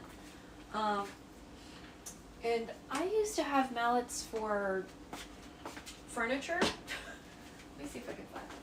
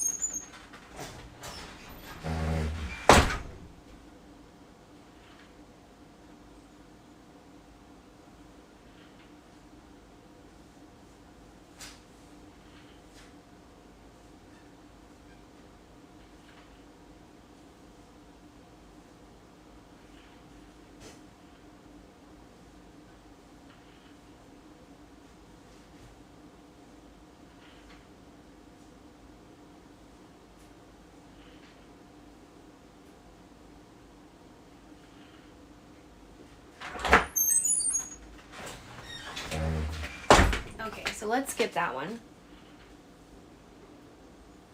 We're not going to do the oven thing. We're not going to freeze it. Oh, were those the only ones you had? Use a hammer?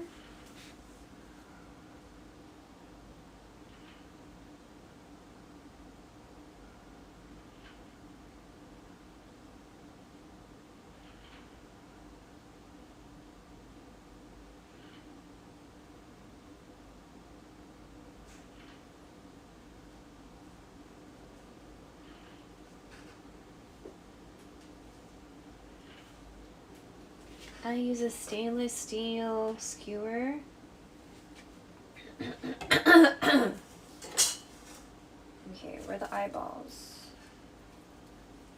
Okay. I have a screwdriver that I'm pretty sure is okay to use.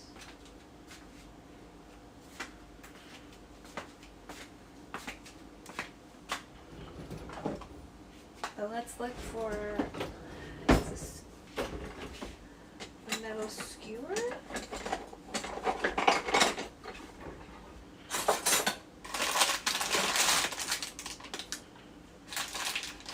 Oh wait, she has a... Okay, so we have a metal meat cleaver. I could have sworn it was wood. Okay, so we have one thing. Let's find something to bust this shit open. Oh, you know what?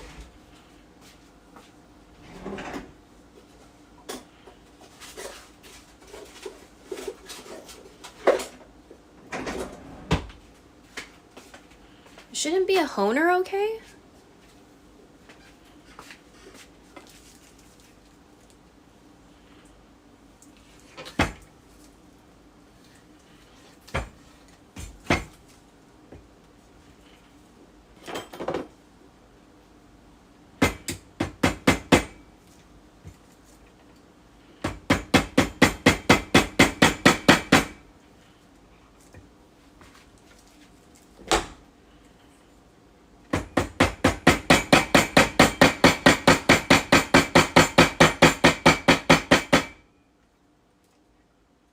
I feel like I'm getting in there, sort of. Not that you can really see it from where you are.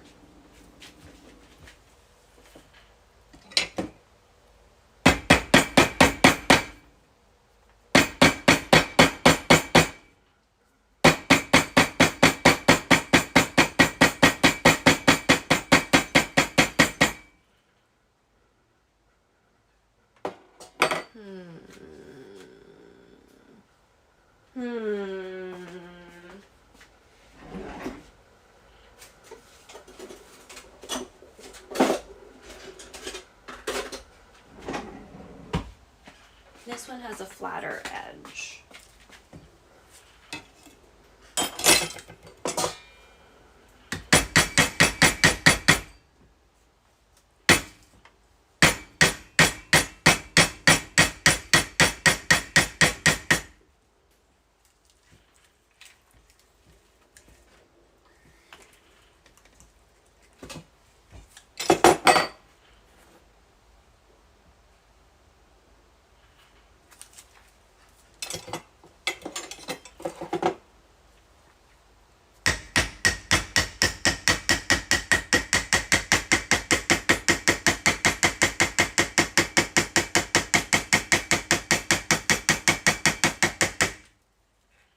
Okay, we're definitely in there.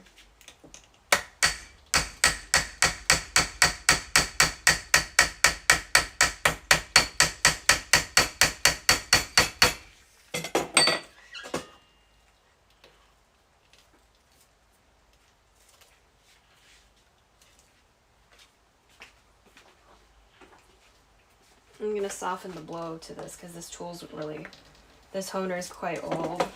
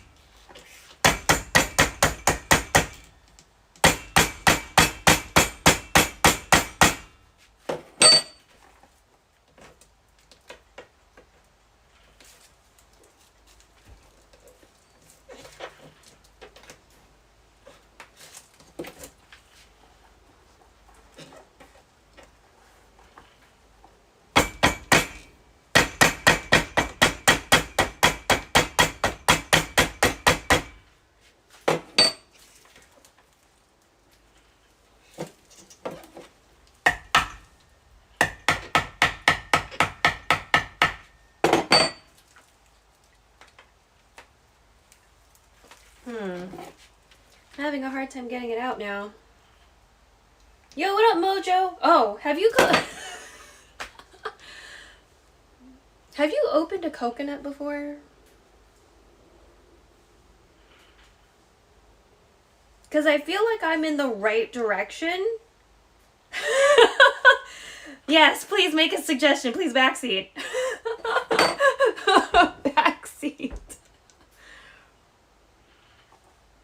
I'm like drilling into an eyeball. Remove the steak. Okay, so I'm trying to take it out. It's like really stuck in here. It's like really stuck. So I don't really know how to move on from this particular step. Should I try to drill another hole so this one loosens up or something? Do you think that'll work? 'Cause like air pressure? Hold the coconut over the bowl. Okay, so this was a good strat.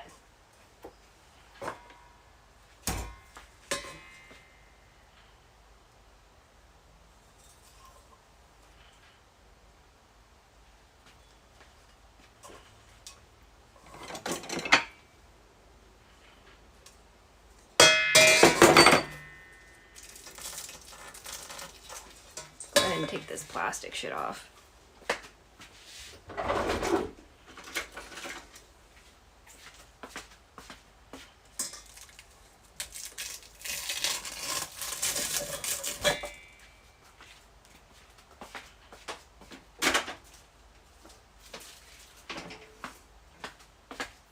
And then with the hammer, whack the coconut, behold the coconut in your hand. Whack the coconut, behold it in your hand. Okay. Like across the middle or near the eyeball.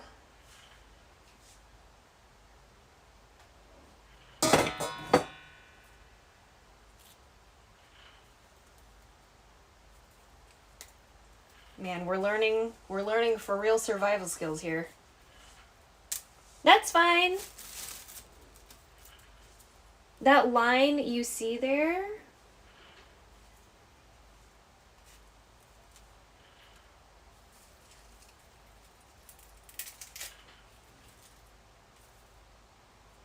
like here?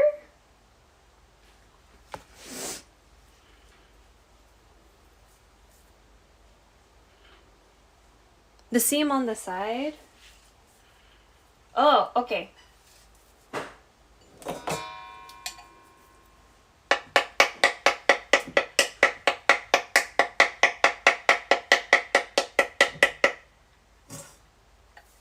Whack it with the hammer really hard. Okay. This is like a metal meat cleaver, so hopefully this is okay.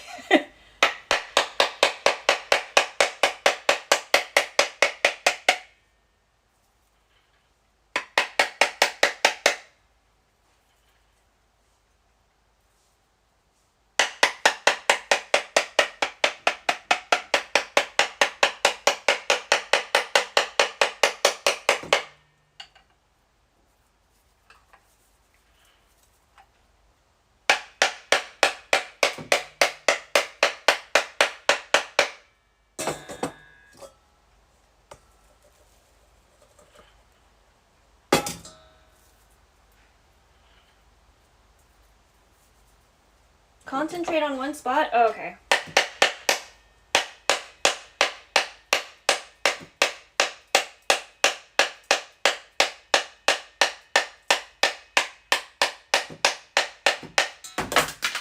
Oh, hey! The thing came out! Yay! Okay. Okay, so part of it, good. Does that mean I can get the juice out now? Hopefully that tool wasn't too questionable, because it is kind of old. Let's try to get the juice out, and then we will continue. Okay, it's... Oh my god! There's juice! Bitch! What? I've never done this before, so it's amazing.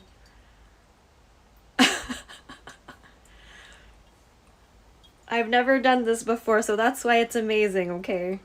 We're learning survival skills today. Fantastic. That's so cool. Okay, then after that we will continue to crack this motherfucker open. Thanks, Mojo. So I'll concentrate on one spot. Cool. I can do that.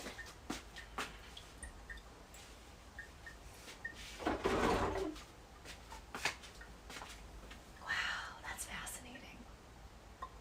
That's so cool. That's so cool.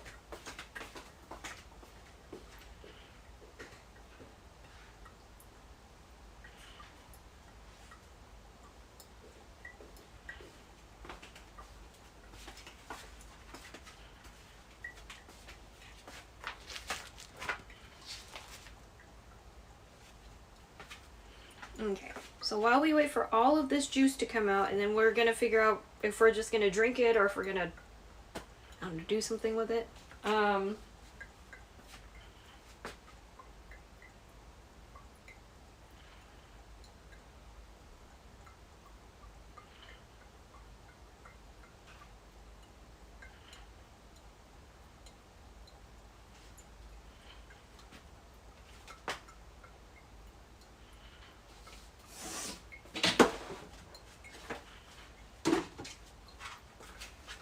Oh, and if y'all don't know Mojo, Mojo also streams.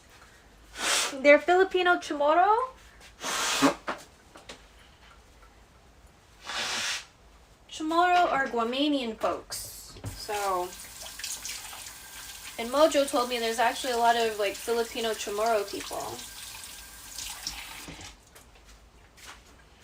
And so when we did the octopus thing, that was a recipe suggested by Mojo, and it was delicious. Now that the steak is gone,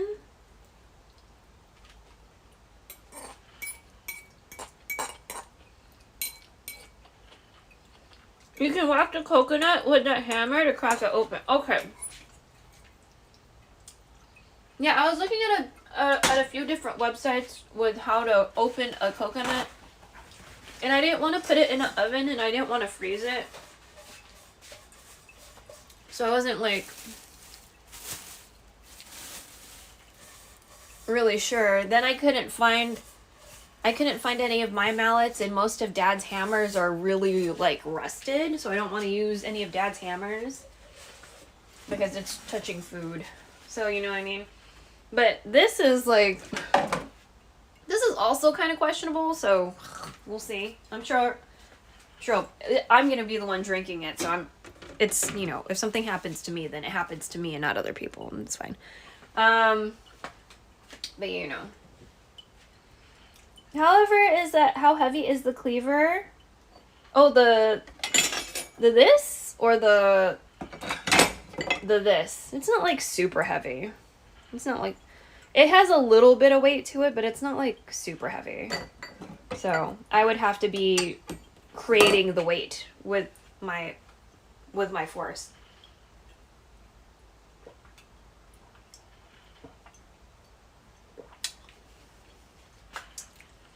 The knife cleaver, also not super heavy, but it does have some weight to it.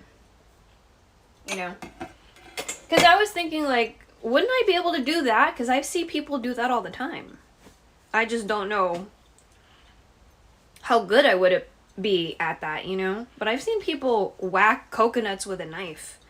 So, wow, that's so much coconut water. What? That's so interesting. I would have never thought. You can use the back end, not the sharp side? I'd have to be pretty careful then.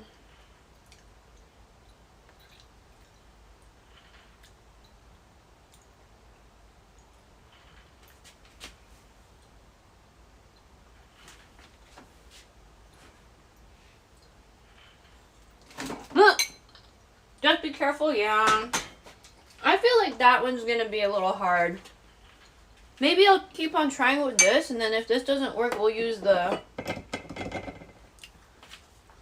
cleaver.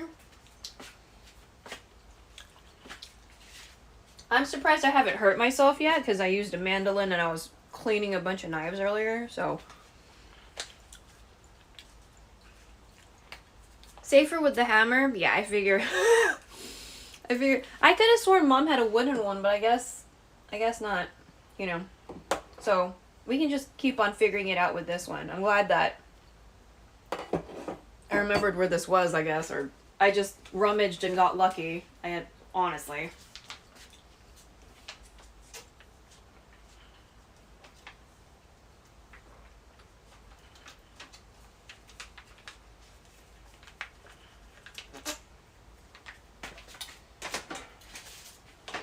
Yeah, I'm thinking about maybe making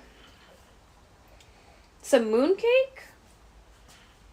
Kind of near the end of the month, even though it would have been, I guess, more timely and appropriate for like last week or this week, you know. And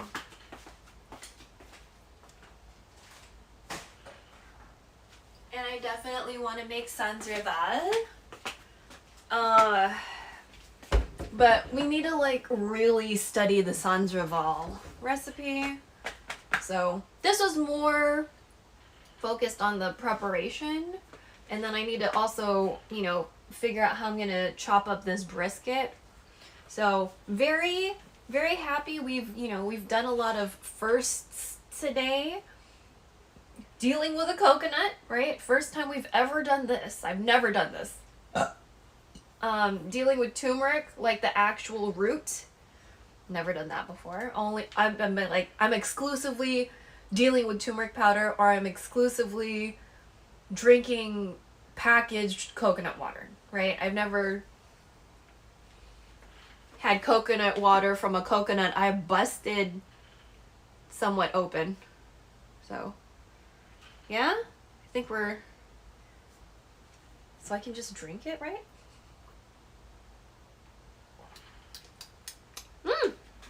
Typically, I don't really like coconut water, but maybe it tastes better because I did it. Because I was the one who made it, you know? Alright. So, this is definitely the place where we're hitting. Oh, shit, I'm sorry.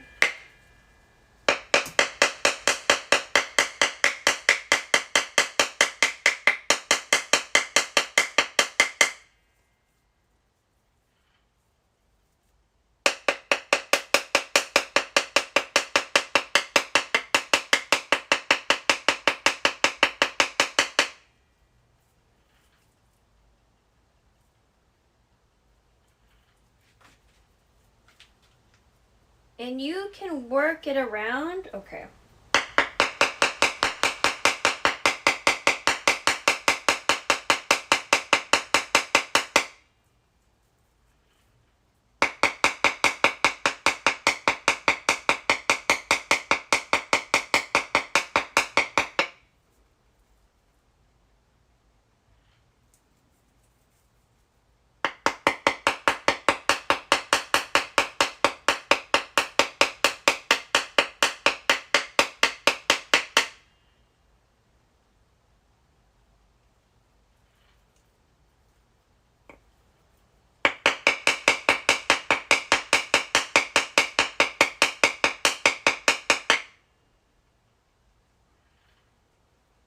Try one really hard whack. Okay.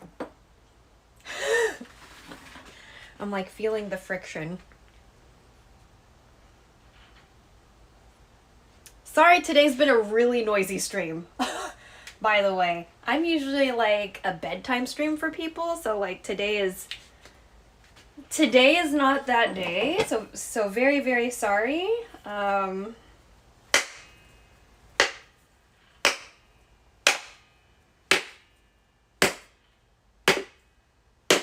Okay, it's sounding different. Oh! Okay, you're not cracking in the direction I was hoping for, but... Oh! Oh! It? Can I... Okay, I guess more.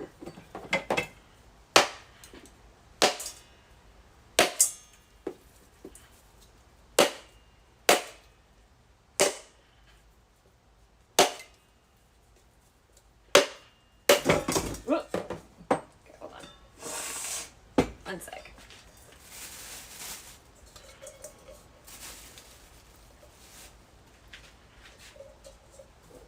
Well, let's get this guy out of the way.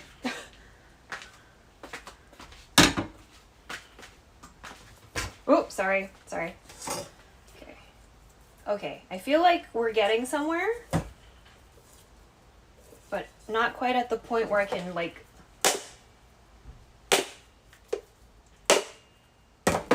open it. I don't know what that was about. Okay, almost. Okay.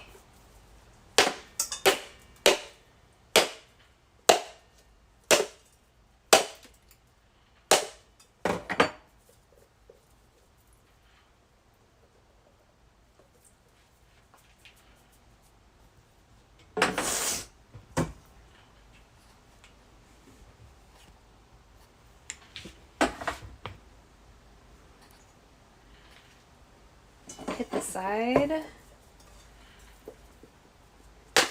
Oh! Oh!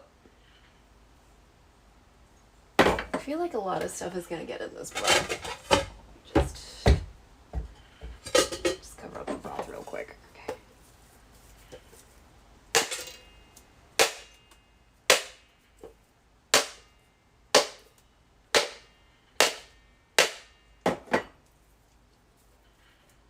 Okay. We're getting there.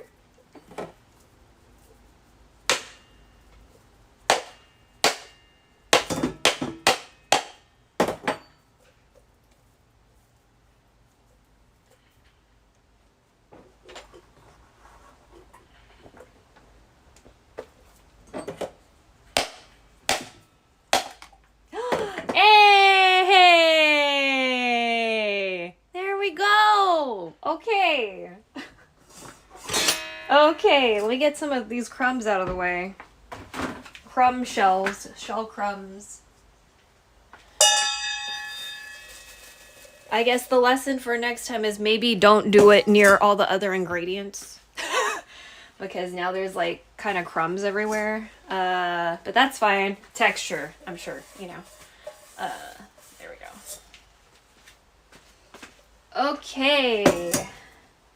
Ooh! Wow! Few crumblies on the inside. Maybe I should just rinse that out real quick or something.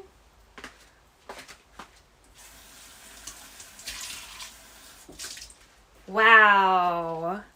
Cool! I'm like doing cool ass shit today. Okay.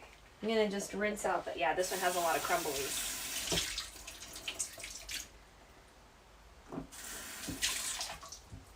Now, we're gonna scoop out this meat, and we're gonna burn the coconut meat. That's part of the situation for this recipe, is that we're charring the meat, the coconut meat, and it gives this dish its black color. So when I first saw pictures of this, I was like, oh, they have, that's not, okay, if this is Muslim food, this ain't no way this is dinuguan, you know? And I was like, what is this? And I read about it and I was like, oh, how interesting. So yeah, did we get any? Yeah, we got some in my tingy. We scoop out the meat and we char it. So I'm gonna go ahead and get some aluminum out.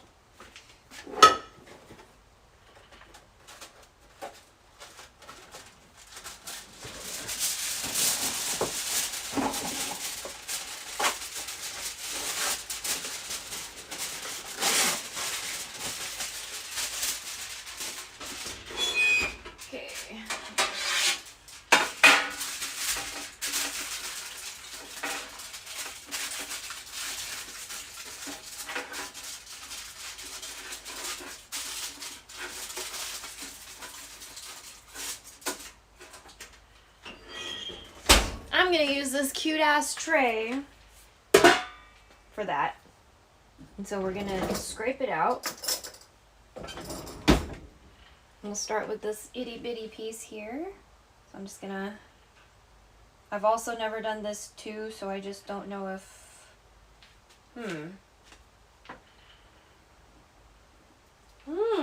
that's a lot tougher than I thought it was gonna be. Interesting. Okay.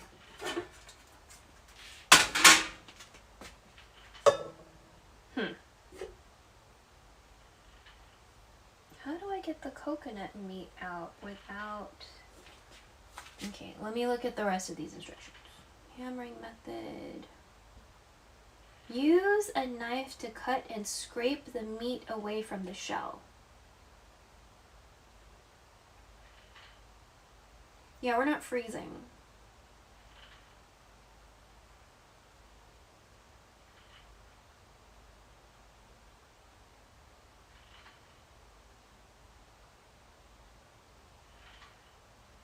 Use a knife. Use a knife. Use a knife? Should I be doing this on the cutting board then? Okay.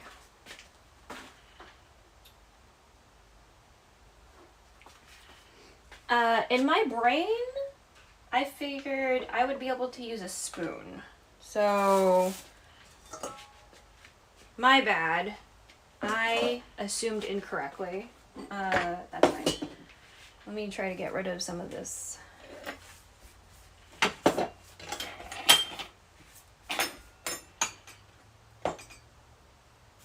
coconut debris.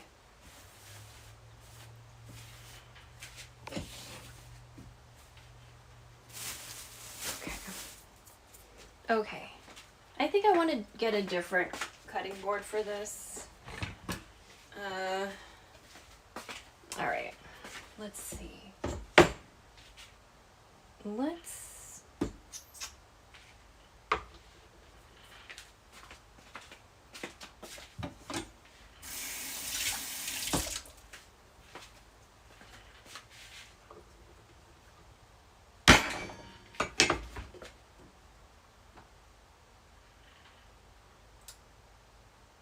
How am I supposed to scrape it off, though? Like this? That doesn't seem right.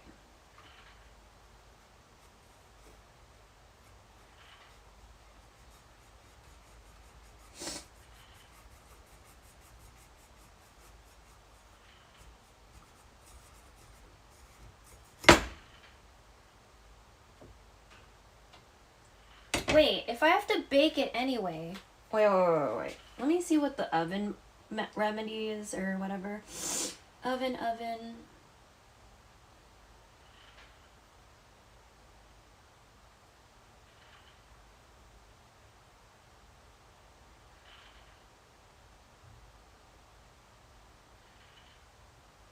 15 to 20 minutes, and it should help get it off of the shell. Okay, let's try that. Like, why the fuck not?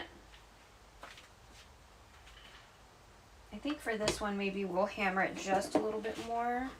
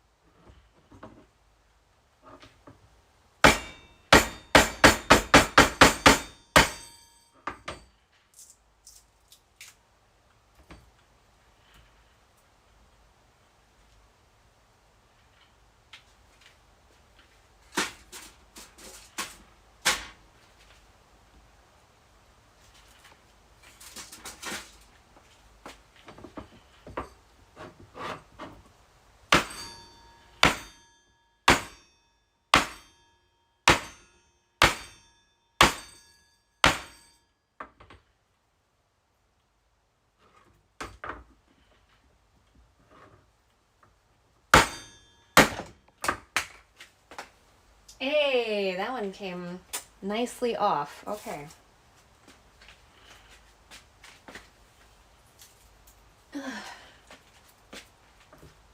Also, again, sorry for everyone who's used to my stream being not noisy. Today is a fairly noisy stream.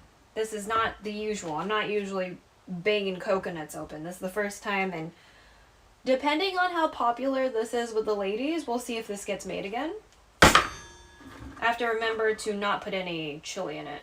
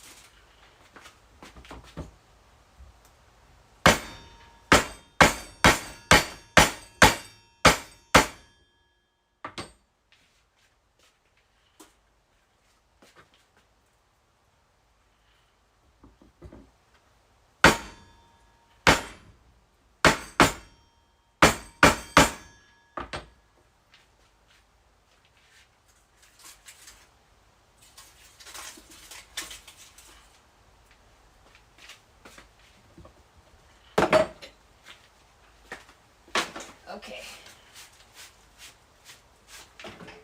Sorry for today being a super noisy stream. I cannot see you right now because I'm like looking at this instruction situation for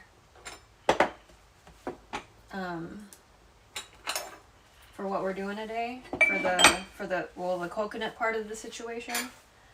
Because again, first time. Thanks, Mojo, for the back seating, the coconut back seating. I appreciate that. So,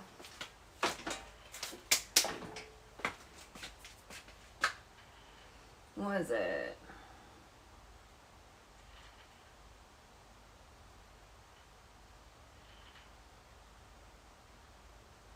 Cut with a butter knife. Excuse you? Hold on.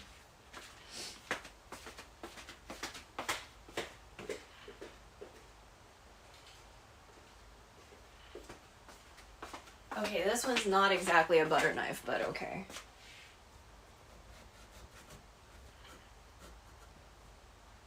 It's like a little sharper than a butter knife.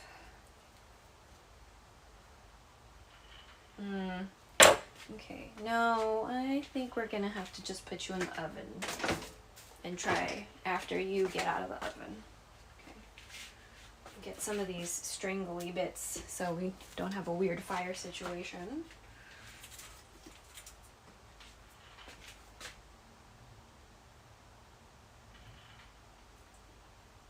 $375.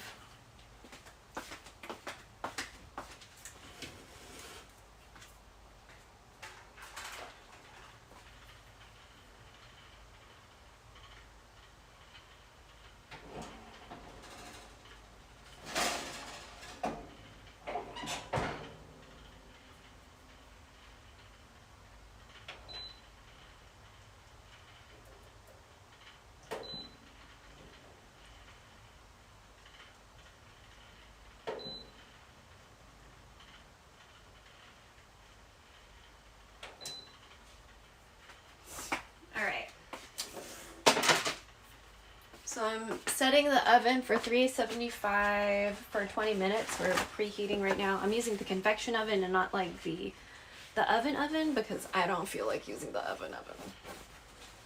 I want to use a smaller oven. Okay. So that means we cannot heat any water with the kettle in this moment, or else we're gonna make the breaker fuck up.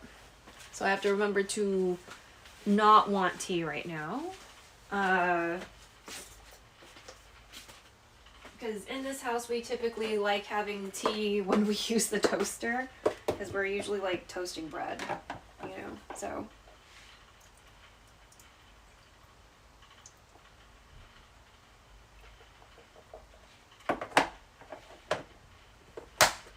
drained some of the like water that kind of gathered up in the frozen ginger. We're putting that away. We wiped down the container. Still have jjajangmyeon we need to eat. We have made the tray of coconut. So some of it is still on the shell. And some of it is less, but like it's still got like a skin to it. So we're just gonna put it all together and hope for the best, right? I guess there's still some strangly fiber bits, so we'll just go ahead and remove those while the oven is heating up. Just so like we don't have a weird potential fire situation. So, or something, you know. I don't want anything to get caught on anything and it's like, oh my god. So, there. As much fiber, as much loose fiber we can kind of get rid of, the better, you know.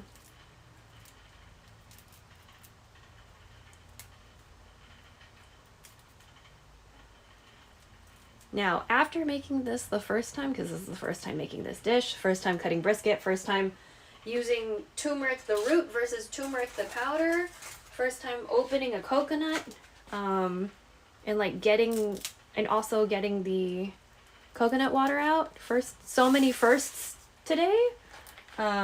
If this dish is popular with the ladies, God damn it, we'll make it again. And when we make it again, we'll make adjustments, right? Like, I don't know if this would be okay with, for example, using desiccated coconut and then burning that, you know, charring that the fuck up. Or if this, you know, specifically for this taste, we do need, like, a fresh coconut versus, like, dried coconut product to char, right? So, because we have desiccated coconut, you know what I'm saying? So, but anyway, let me see real quick. Also, anyone are you gonna shred it? So, they said for me to scoop it out. Let me get I printed the recipe too. It said for me to place coconut meat on grated coconut meat. So I have to get it out and grate it. Place the coconut meat on an aluminum lined baking tray. Place in the oven on the highest grill setting. I just put it on bake. Cook until burnt, but I'm gonna do this until like I can get it out of the shell. And then, you know, we'll keep on keeping on. Let it cool, then place in the food processor to make into powder. Season beef with...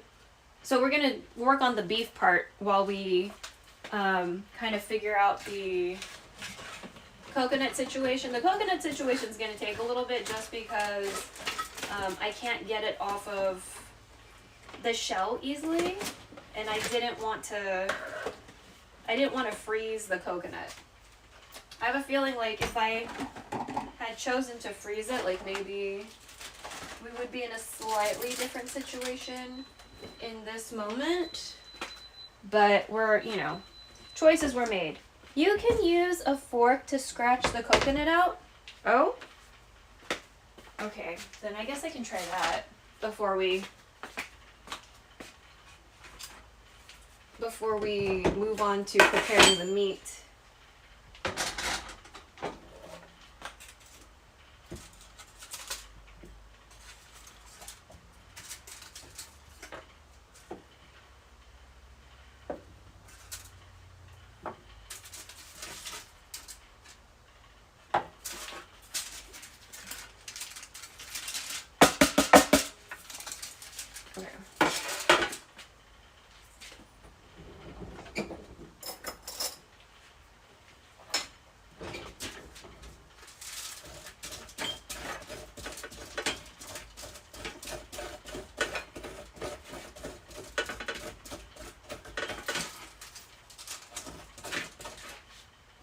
What did it say? Okay. I guess this is the same thing as grated.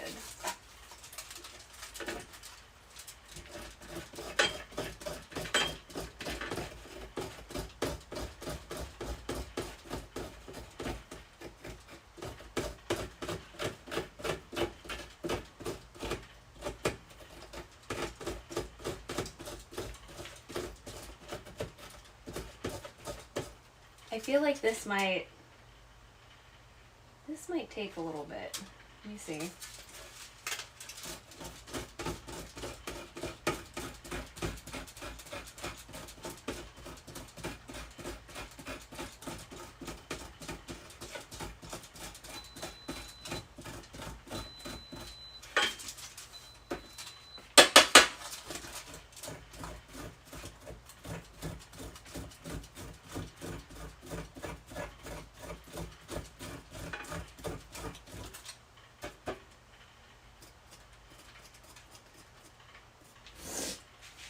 It takes time, but it's mostly scraping. Okay. Then I feel like we don't need to heat the oven yet.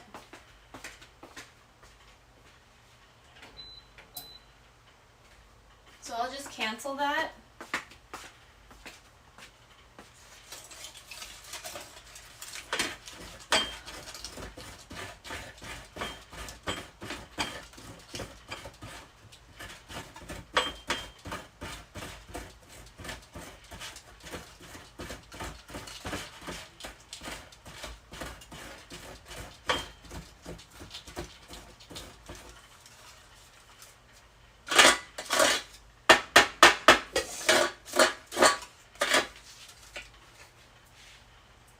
It's a lot of work. Okay. I feel like this won't be done until tonight.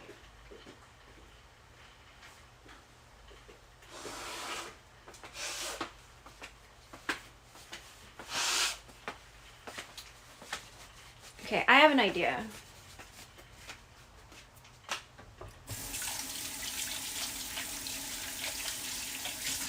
Wash my hands. Let me get a bowl.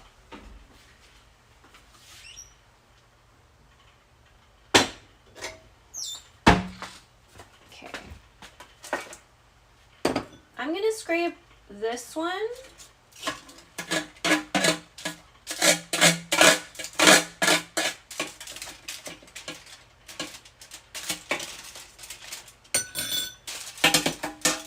Okay, I'm gonna get really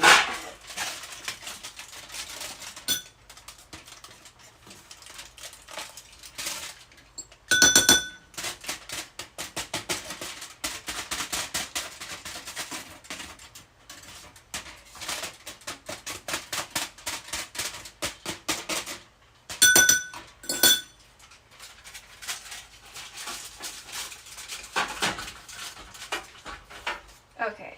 I'm gonna scrape these two and see how far I get while we put the other ones in the oven.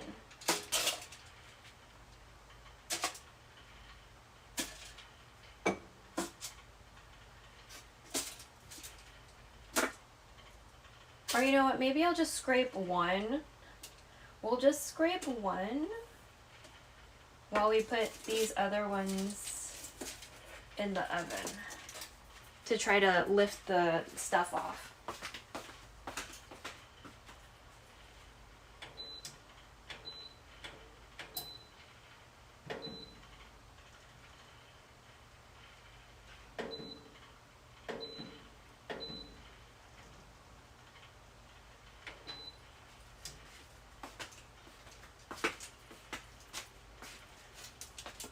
No, yeah, we'll do two. Maybe.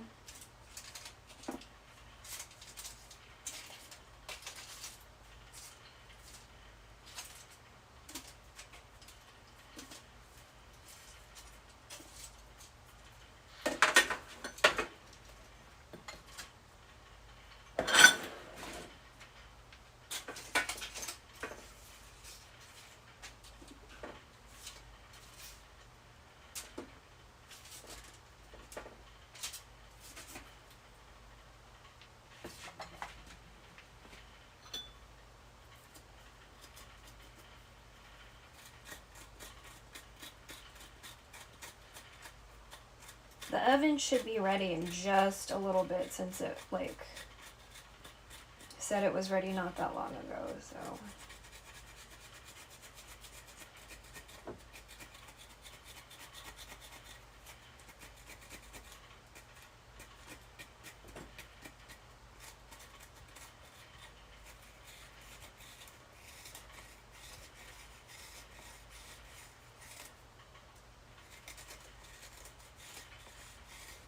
Starting to not understand how coconut candies can be inexpensive.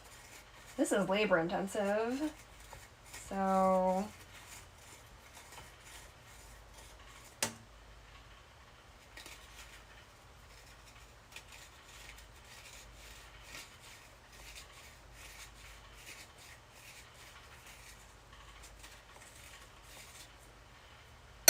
my god, is it preheating? You were just ready like 3 minutes ago.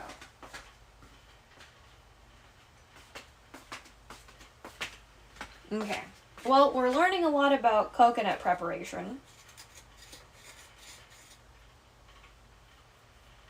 Kinda glad I made sure to do the easier stuff first. I knew this was gonna be more difficult, but was like not anticipating any of this. So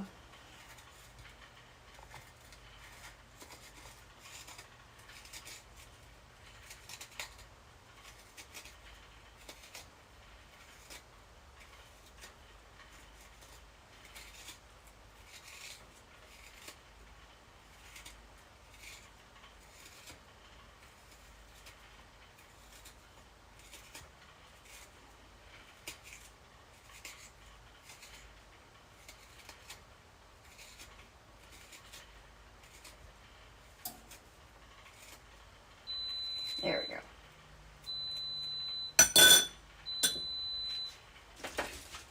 Alright, I'm gonna put this in the oven to see if we can loosen it from the shell, because some of them are still in the shell. We're not trying to burn them just yet.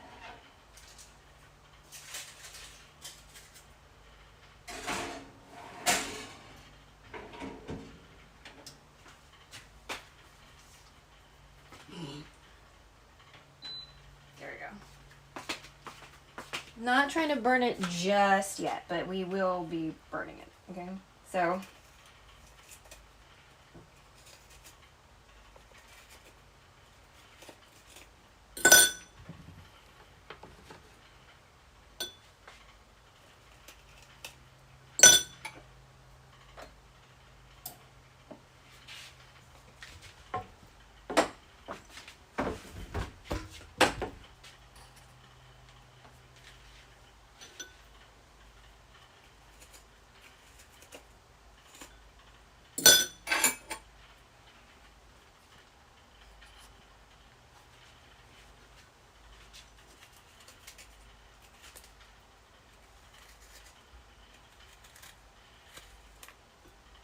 let me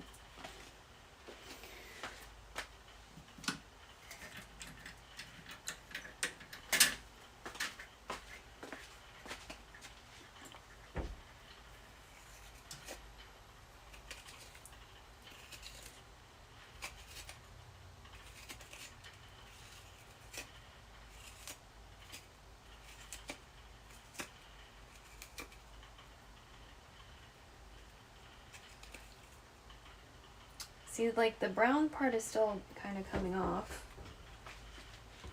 Like, I don't necessarily want that.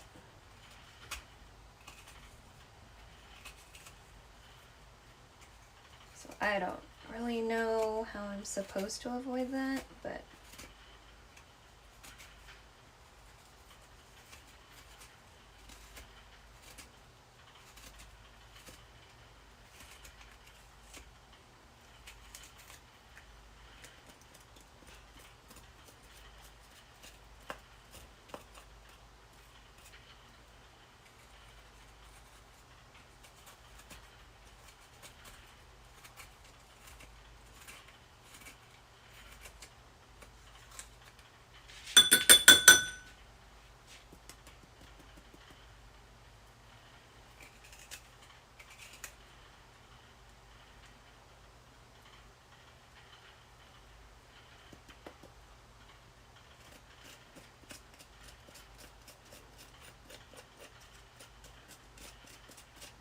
But yeah, you know what? I'm gonna fucking sit my ass down.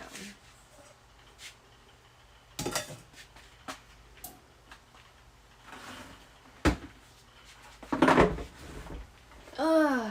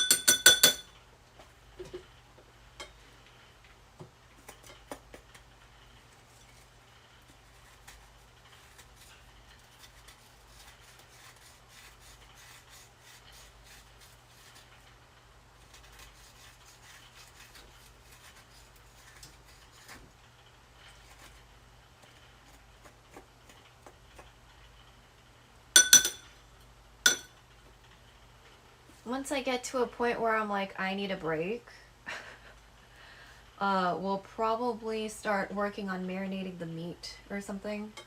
Or, I guess, cutting and then marinating the meat.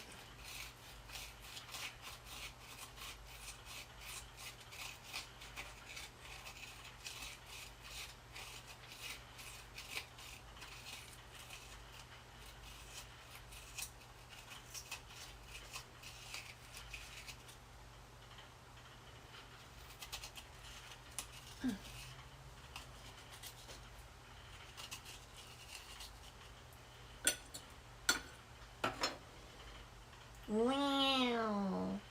The explanations made it sound like it was a lot easier to get this meat out, to be honest with you. I was not anticipating it to be this difficult.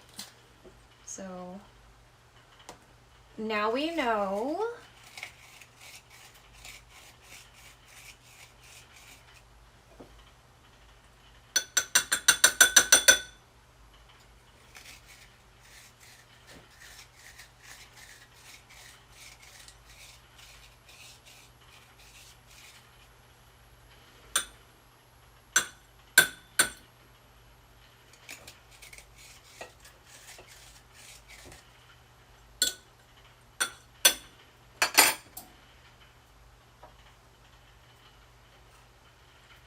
We'll also have to wait for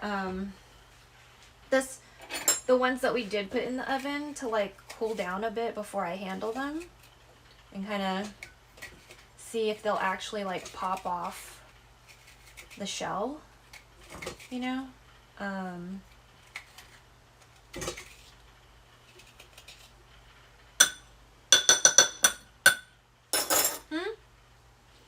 Grating coconut is definitely a work in itself. Yeah, I never realized that.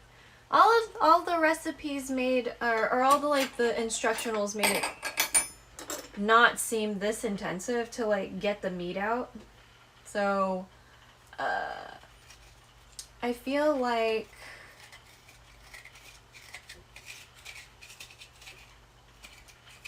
there was definitely something that could have been further explained in these instructionals. So, because they were like, you could use a knife or whatever. A butter knife? I'm like, how the fuck am I supposed to use a butter knife for this shit? Or like specific coconut tools, and I'm like, I wouldn't even know how to go about finding coconut tools. So I've seen people whack open coconuts before to get the juice, but I don't think I've seen many people take out the meat. So this this is very much an experience. These pieces are a little too small for me to kind of work with. So we'll go back to this one.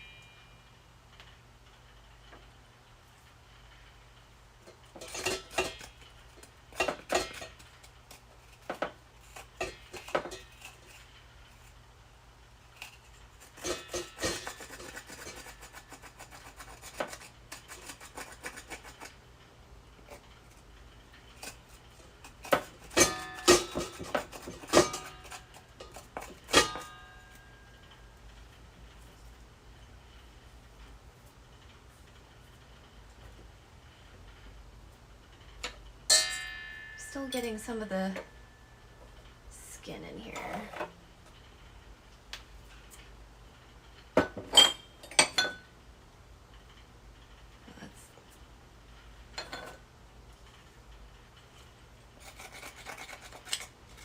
And I just learned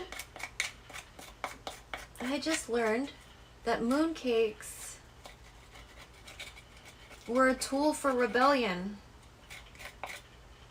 I didn't fucking know that. I know there's snow skin mooncakes and like the double yolk that I'm like not really a fan of. Also not really. Oh, let me see.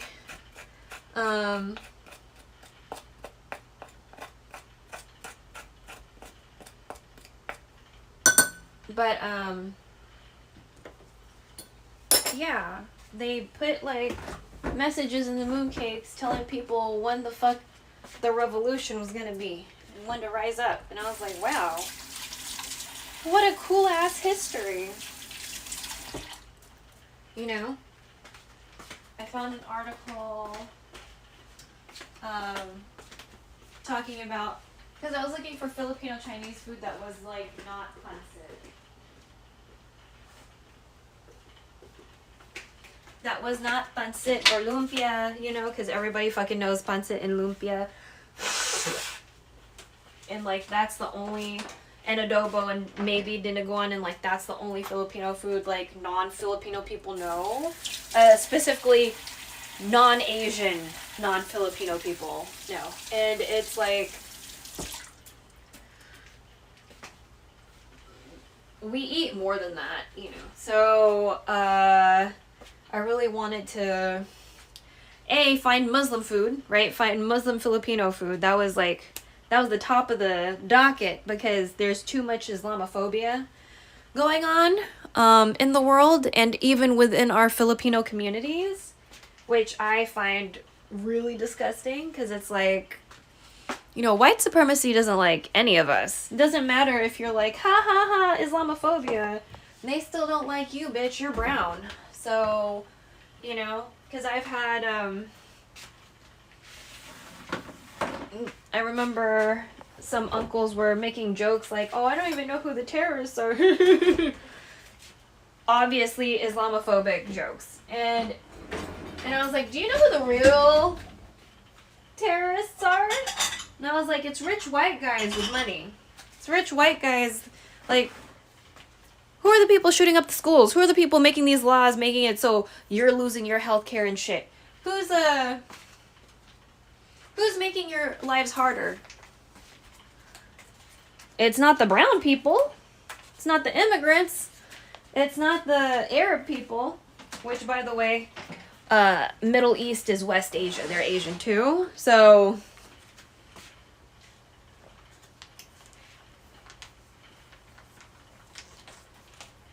we have Islamophobia within our own community, and we have Filipinos who are indeed Muslim. So I really wanted to make sure to do at least one dish that is Filipino Muslim. Specifically Filipino Muslim. So, you know, based on what I've learned about migration and war and genocide and stuff, that definitely affects what you have access to, what you're able to cook, and how you're able to cook it, right? So, you know, that's why there's a lot of colonized people, or a lot of people who have been occupied by bitches that shouldn't have been at their house. You know, colonizer bullshit. A lot of colonized people whose diets are all fucked up and jacked up because the colonizer introduced food or made it so certain foods were accessible and or not, or saying, you know, fucking up their cultural practices or fucking up their agriculture, right? And, you know, ultimately changing how they eat, right? So, with that being said, I know that sometimes there are positive things that happen out of that, like, you know, cultures combining in flavors and people, you know, unifying and stuff. Sometimes.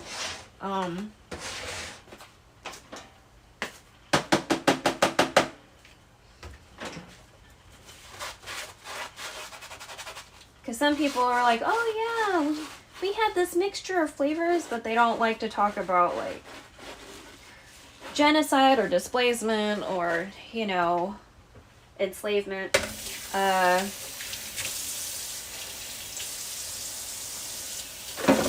Slave trade, blah blah, you know. Just, oh yeah, we just happen to have these certain flavors and cultures here, but not talking about like the Dutch slave trade, East Indies Dutch bullshit, you know. Which I learned slightly more about that through Twitch, right? And I was like, man, because if you think about, oh, what up, Sarah bot? It's like, why do these people have these certain flavors that don't seem really geographically regional to this area? It's probably because someone was human trafficked. Someone got trafficked along the way. So, you know what I mean? Or why does a bunch of people in Asia eat Spam somehow? That had to do with war, occupation, so military bases. Maybe you guys know about comfort women or not. The reason why I'm always like, when random ass white guys come in here, A, most likely they have yellow fetish. They're yellow fevering it up. But also, a lot of people don't think about, like, military history in the United States and maybe how that has created or added to this culture of hypersexualizing Asian women and the whole Madonna horror complex or whatever. Like, people are like, oh, it's not that deep. And it's like, yeah, it is. Y'all are just fucking shallow-ass bitches. You know what I mean? Like, the way I'm perceived by stupid-ass bitches affects my every motherfucking day life. You know? So, like, there's war films, and then there's, you know, the prostitution that happened at, military bases in Asia, and then the whole comfort women thing did not help anybody. Japanese, like, soldiers stealing people and trafficking them. Not just Korean people, by the way.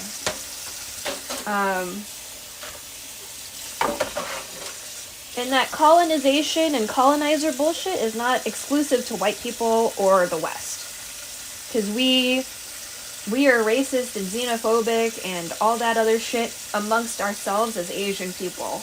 We have all done bad shit to each other for the most part, you know. We've all excluded another group of people within our relative borders. We've all been xenophobic or racist to somebody, or xenophobic. Like, xenophobia is not just the United States. So, xenophobia is the racism / xenophobia that specifically affects the Chinese community, by the way. S-I-N-O phobia. Okay? Just in case you were wondering what the fuck I was talking about. But yeah. You know, or else I wouldn't have that Chinese erasure in my family. You know what I mean? So, or I wouldn't be ignored by the Spanish side of my family. Not that I give a shit, because whatever, fuck them. So, most likely they're really close to the actual colonizer. We haven't dug that deeply yet, and because I'm pretty sure I'm going to be disappointed. So, but yeah, I'm pretty sure. I'm pretty sure, based on my name, that there's some definite colonizer shit. So, a lot of people are like, oh yeah, but everyone has Spanish or whatever. And I'm like, not everybody got fucked over by the Spaniards. Like, there are indigenous people that did not get touched. Okay? So no, not all Filipinos have Spanish blood or, you know, anything to do with Spaniards.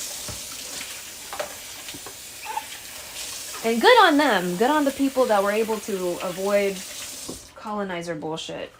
Fantastic. Happy for them. So, you know.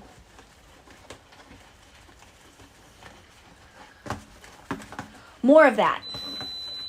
Oh, are you done? Okay, girl. Let's check. Let's see if you partially lifted off of the shell and stuff.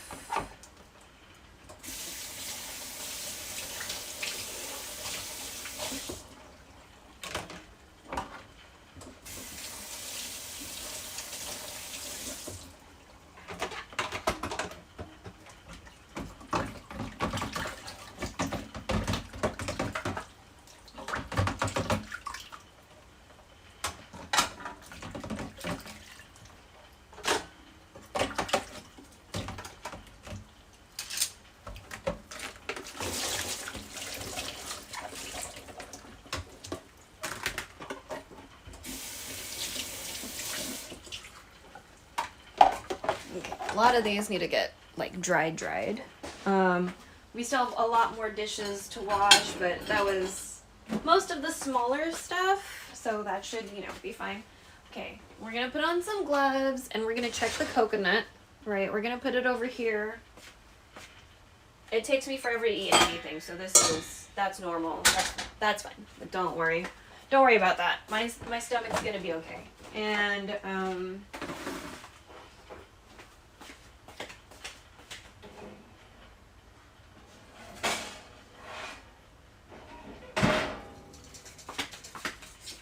okay, so here we go. We're gonna wait a little bit and see if, oh my god, there we go. We're gonna see if it comes off, you know what I'm saying? Let's put you here-ish.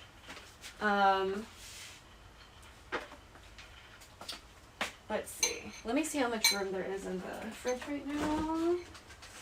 Slightly more room, that's good. Okay. Let's see. I have to figure out what we're gonna, I guess, eat to consolidate room in the fridge. And also,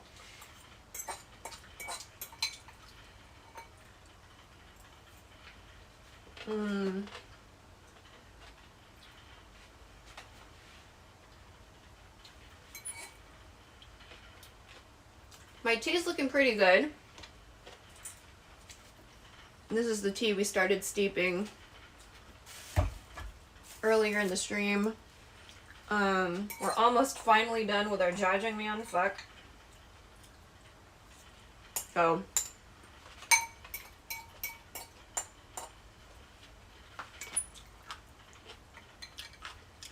let's hurry up and finish this jajangmyeon.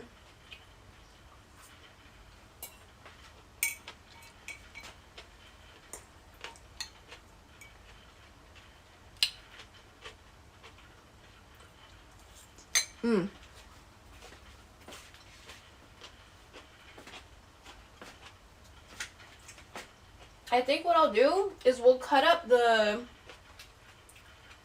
brisket.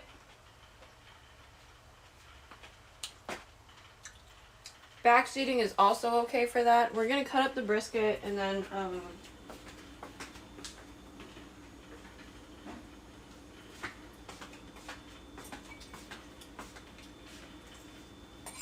season it and like let it hang out in the fridge. Because the coconut situation seems like it's gonna take a while. Like much longer than I anticipated. So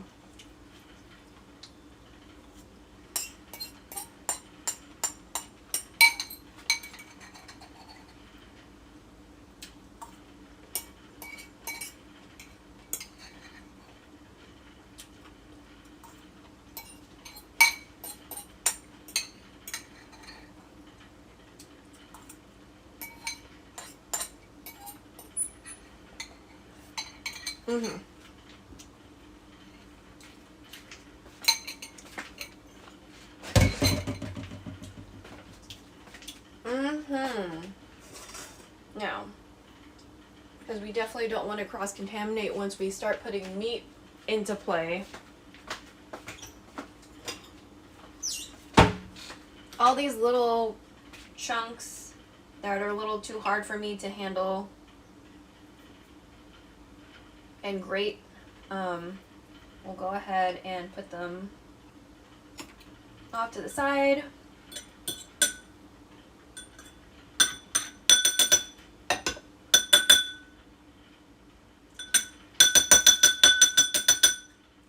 Okay. There we go. Let's go ahead and start putting some stuff in the fridge just so they are out of the way a little bit.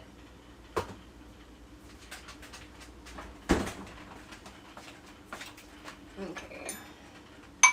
Let's do this and this. Fantastic. So these are nice because they kind of stack without touching too much. I'm going to put the garlic in here too.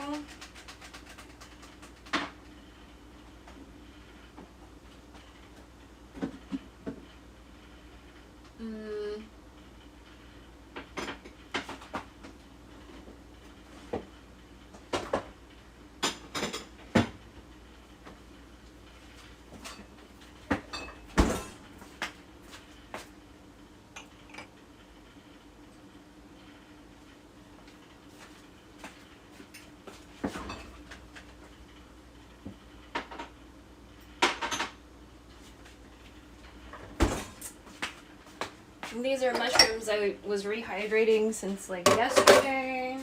I thought I needed them for something yesterday, and then I realized I was wrong. So we're gonna try to figure out something for that. And then this is my broth. We can probably just keep you out over here. Collection for that. Just go ahead and put this here. Okay.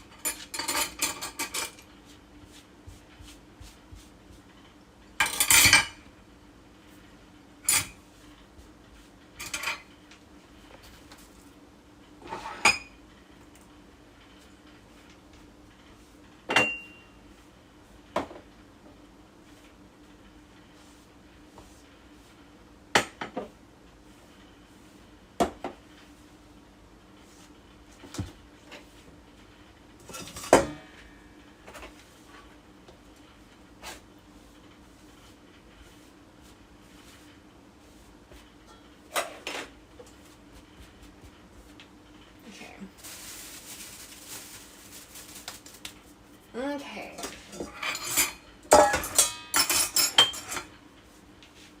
Gosh.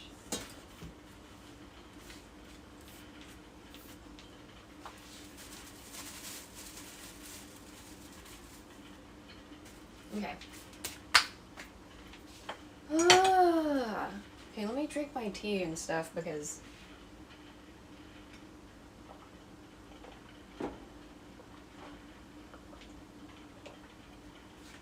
this was a Formosa awesome black tea, so not awesome from awesome, but awesome that was grown in Taiwan, I guess.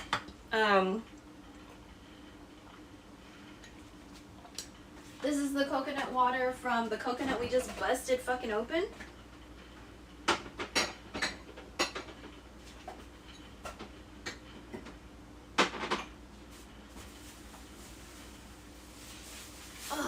Okay.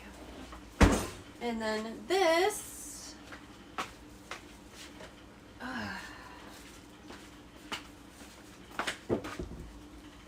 This is the brisket.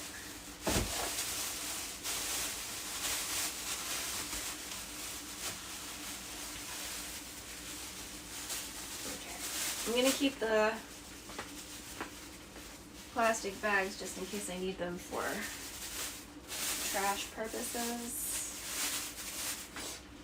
Okay, and then I'm gonna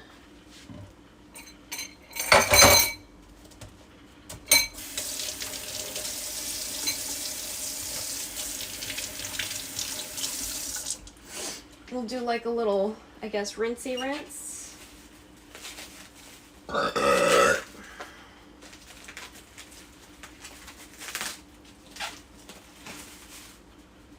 For those that are new, I just belch like that. It's not like I'm doing it to get weirdo attention from people, but apparently we get that still. Oh, it does still have fat on it. Okay. I just didn't see it because the fat part was on the bottom side. Okay. So I'm gonna just... Oh my god, bitch.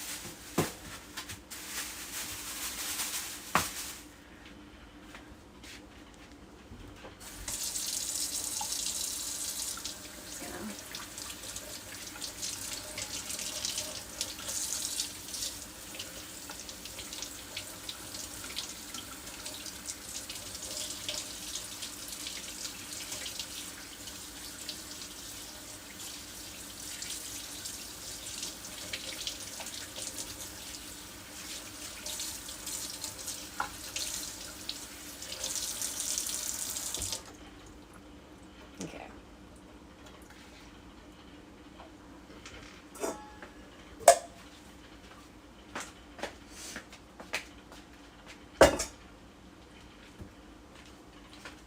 Wash my hands again.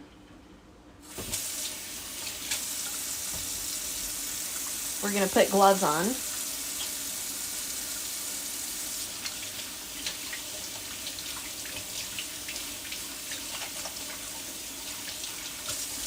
Okay. Let me put some gloves on.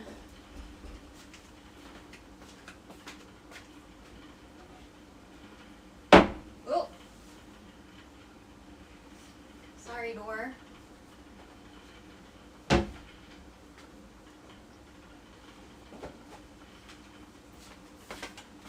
Alright, so we didn't print out the instructionals in regards to cutting brisket,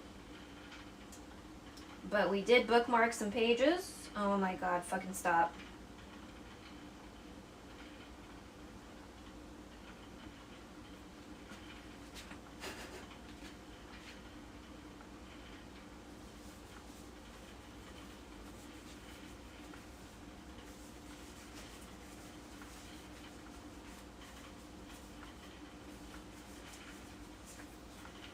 Okay, so I'm pretty sure I'm seeing the grain.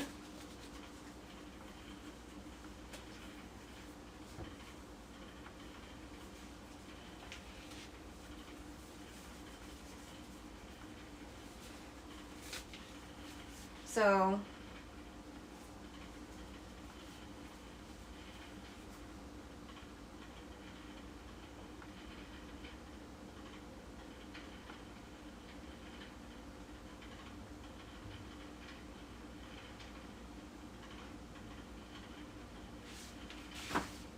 All right.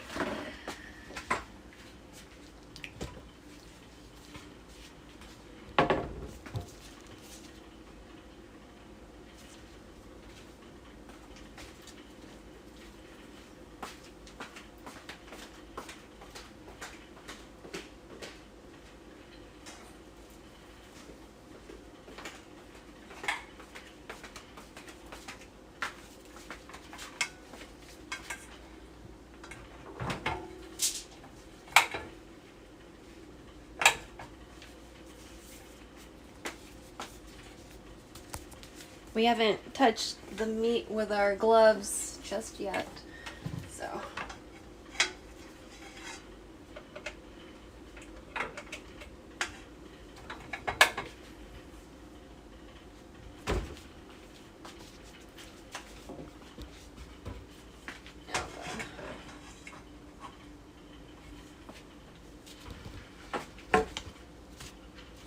I don't want it like directly like kind of on the meat, just kind of bouncing off the cabinets. So there's, all right, where is that knife? There you are. Okay, so the grain looks like it's going like this.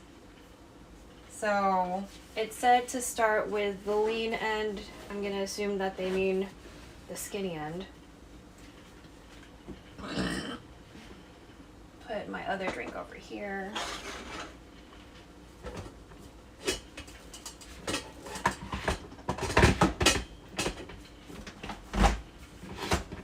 we go.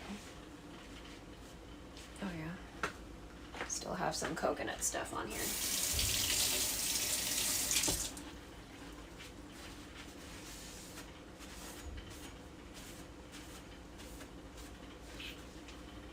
All right. Against the grain.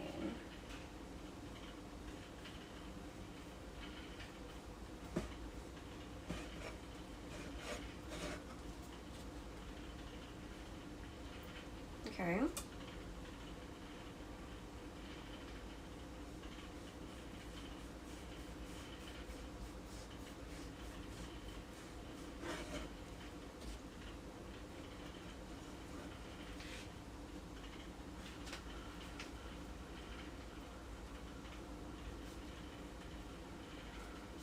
Not really sure if I should be keeping all this fat on or taking it off, but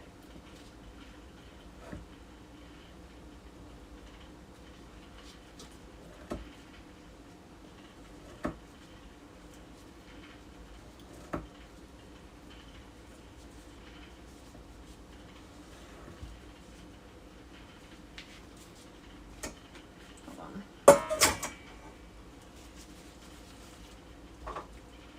Yeah, because there's like a lot of fat.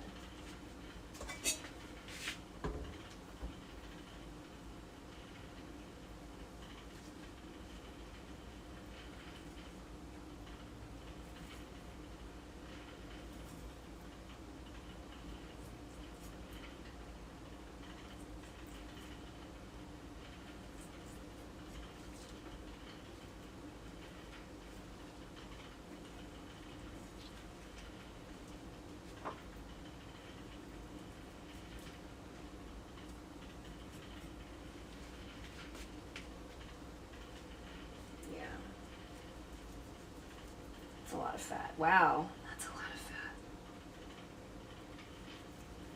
I like fatty brisket when, you know, it's barbecue. I just don't know how appropriate that would be for this necessarily. So we're just kind of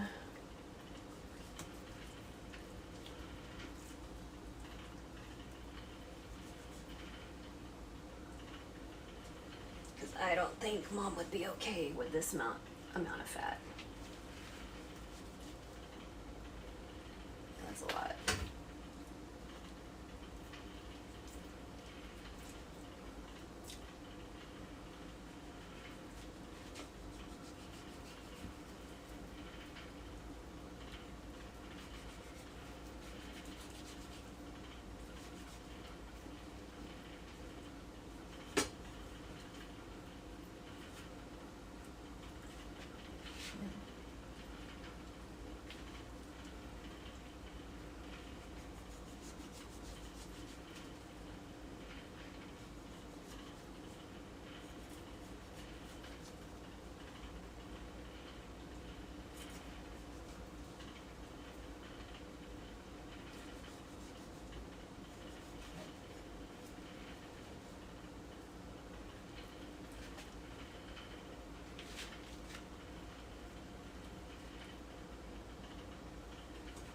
again, I love fatty brisket, but this is, you know, this is going to be eaten by all of us, so we need to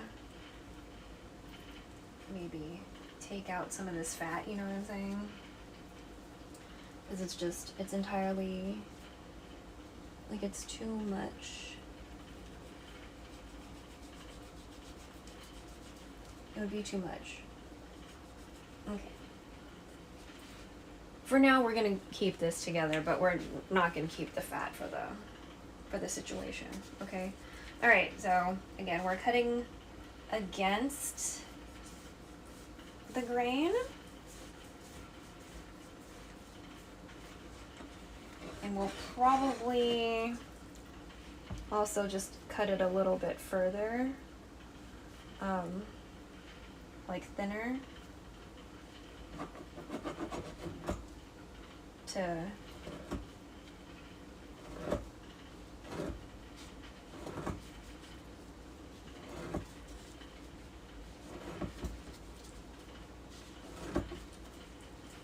I don't know, I guess get some sort of equal kind of shape or size, because apparently I'm not cutting straight. I think I'm cutting like it's sashimi. And I'm like I was also angling the knife. Whoops. So let's not do that. And again, I'm trying not to have this light on the meat. The light is pretty much bouncing off the cabinet, but I still want y'all to have a, you know, a better view of the meat.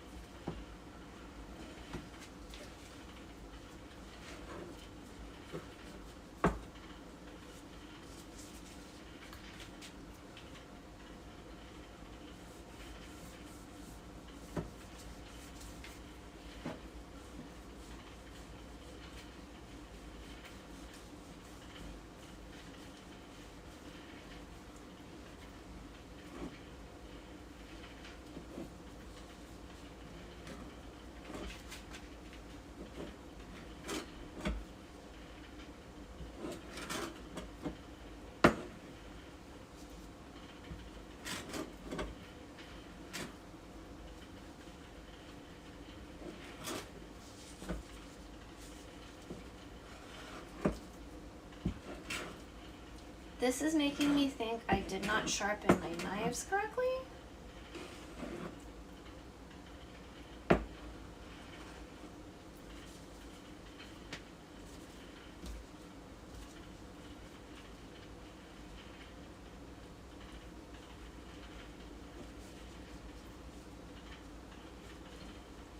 I was about to ask my former bosses about how would I go about getting brisket meat, because I thought I would have to be like asking the butcher like, hey, can you like chop up a brisket, or you know,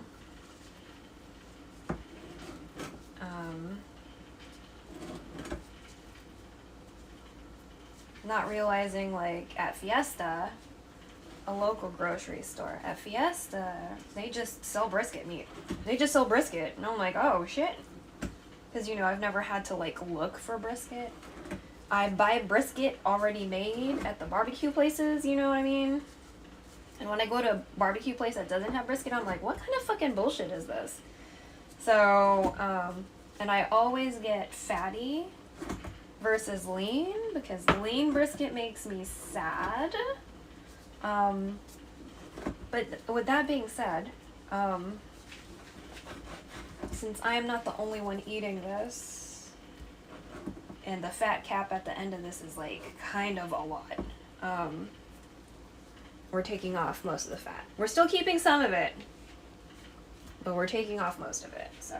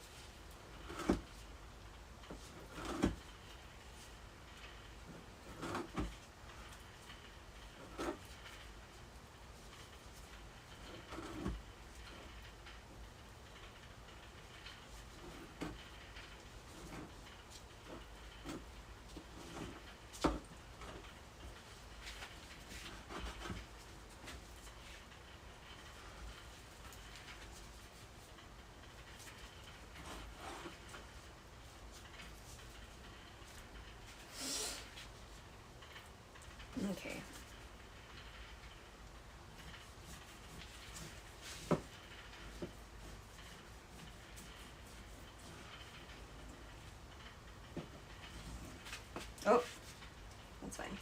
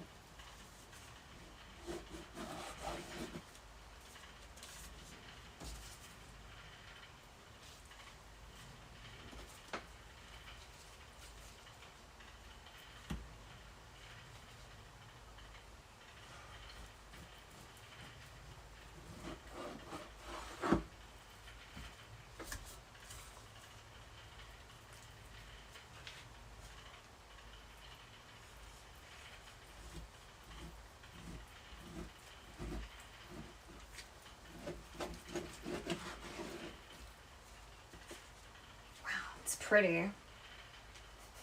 It's like a fucking pretty ass piece of meat. God.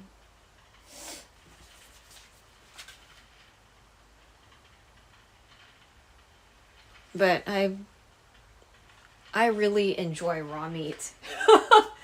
So,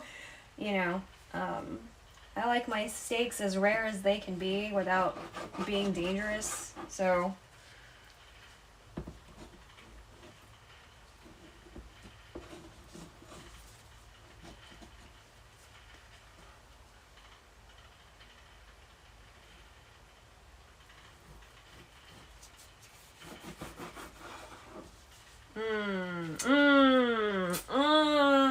you look so good. Okay, let's deal with this fat real quick.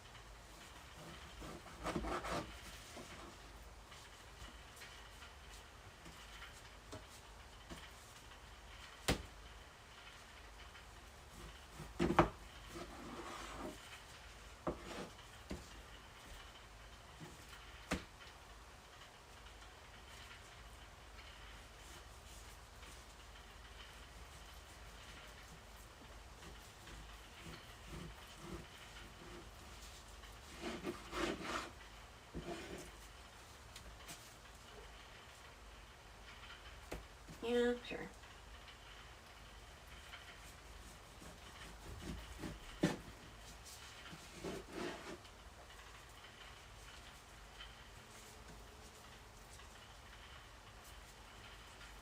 Dang. Okay.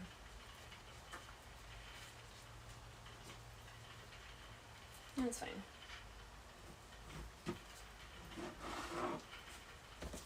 Cool.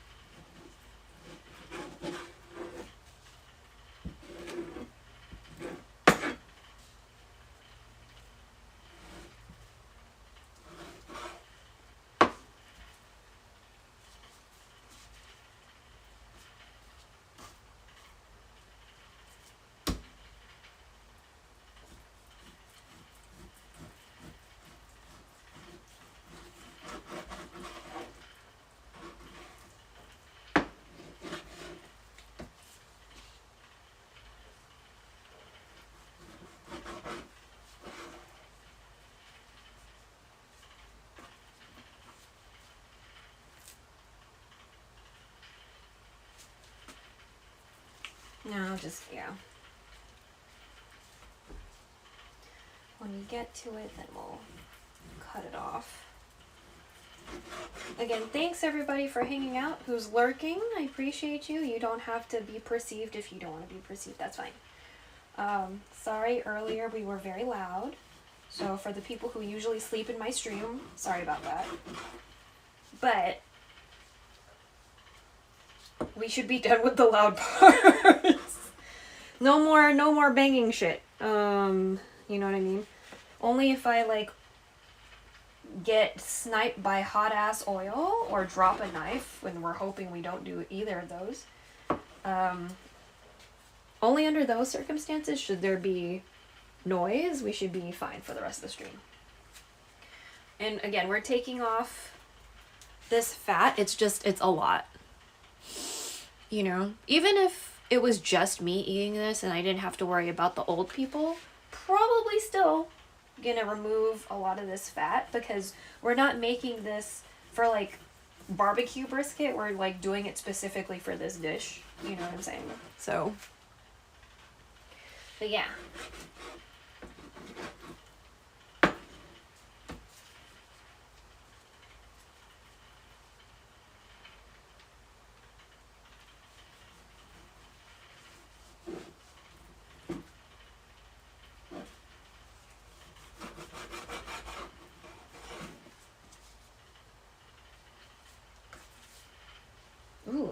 was pretty tight on one side. It was pretty tight on one side.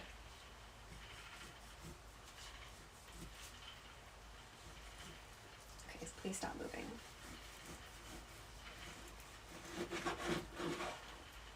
Ooh.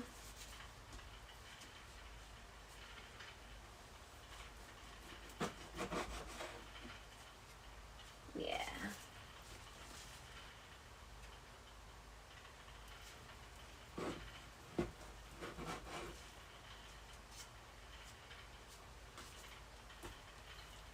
Yeah, this one's like...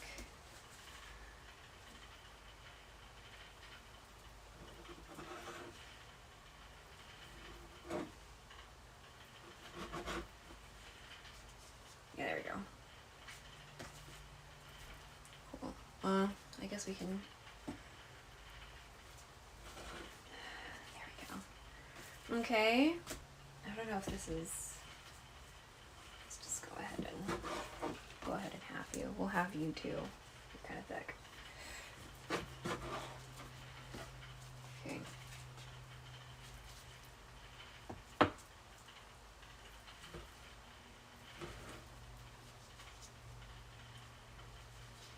A little bit of meat in there.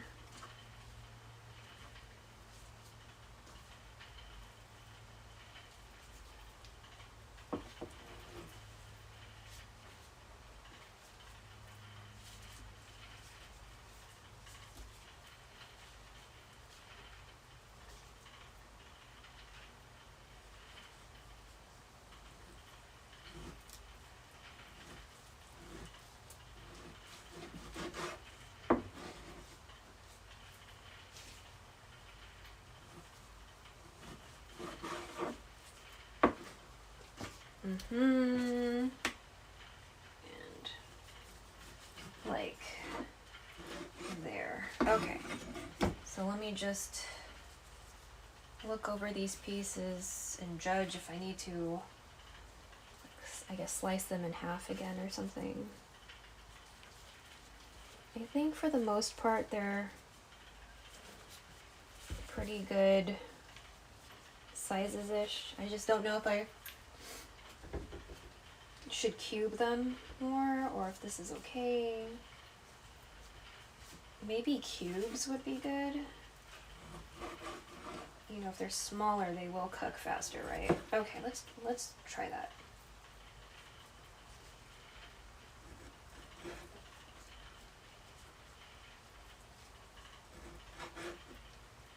One of them has dentures. I like bite-sized food. I did cut across or against the grain, so I feel like, you know,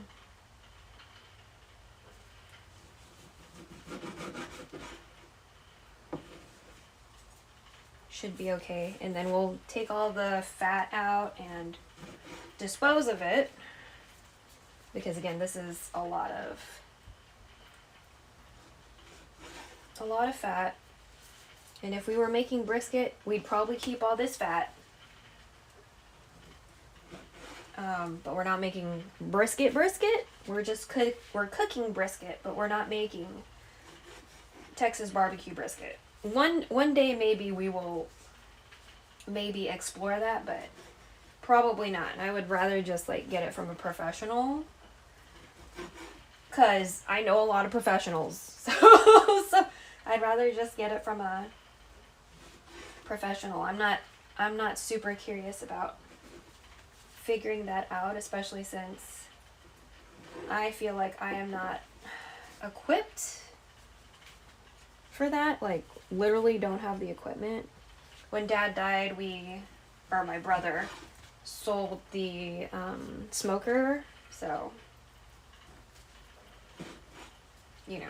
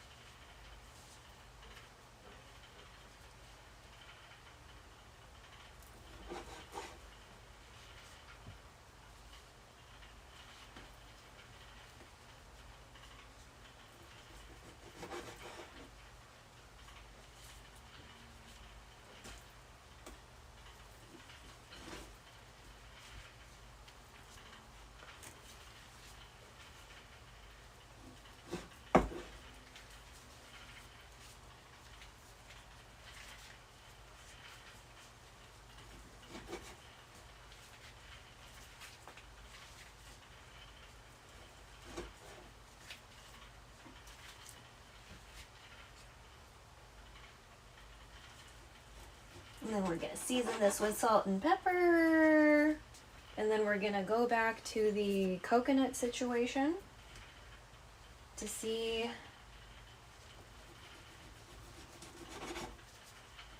how we can, proceed with that, if we can proceed to the burning stage or not. So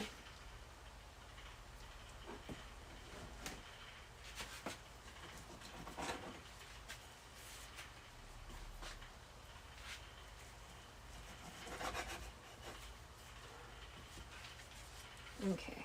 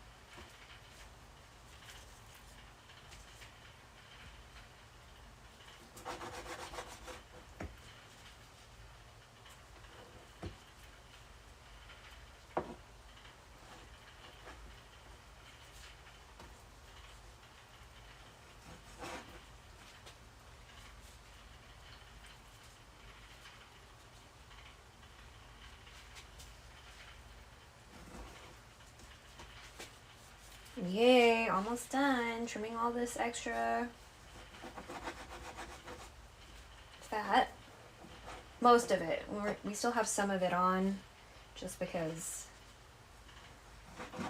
you know, we're not being thorough, we're being thorough enough. So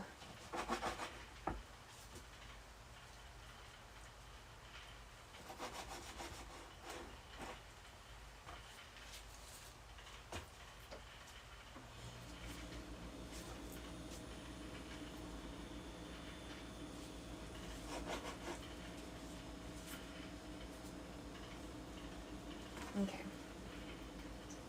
Here. Here. Yeah.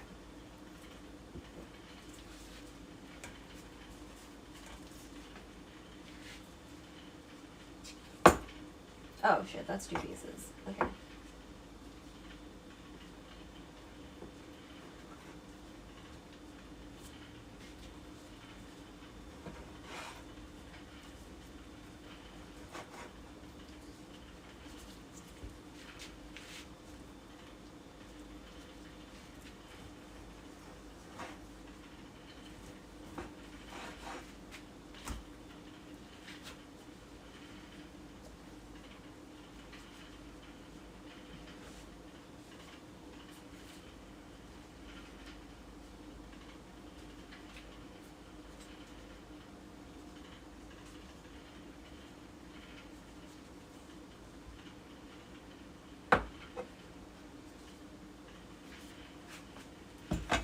So this is all the fat that we got rid of.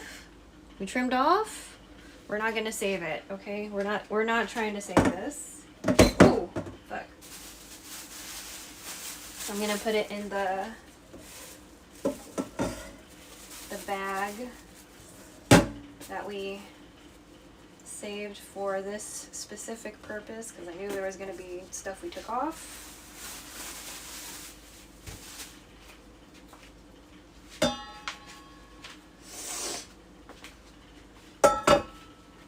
All of this is gonna go back in here, and then we're gonna season it, and then we're gonna put it in the fridge for I don't know how long, because we need to deal with the coconut.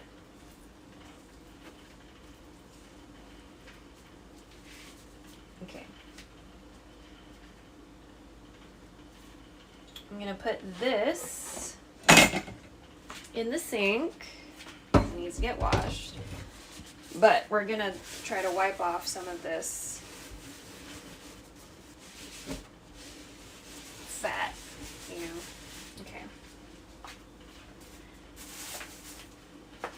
And I'm gonna wash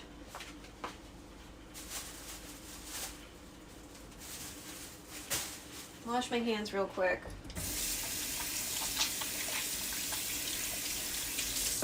Even though they were under gloves. I'm gonna wash my hands real quick. And I'm gonna just check the recipe. Or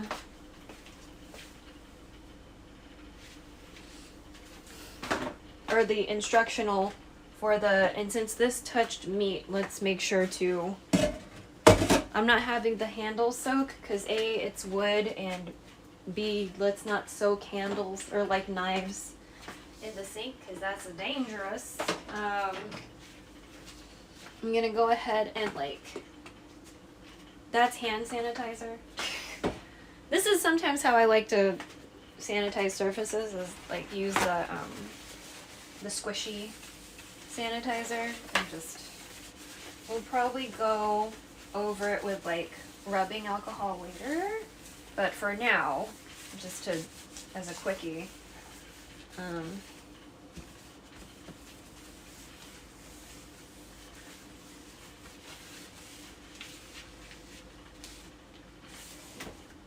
then dispose of that.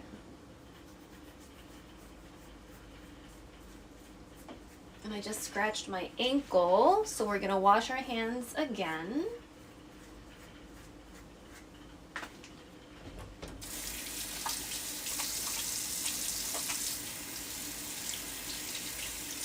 If somehow you heard me scratching right now, my nails are really sharp. So, you know. Okay. So before we bring the coconut back to this area, let's just check on the seasoning for the meat. Salt and freshly ground pepper. Okay. I'll do freshly ground salt. We don't typically salt our foods, so that was kind of generous. And then freshly ground pepper.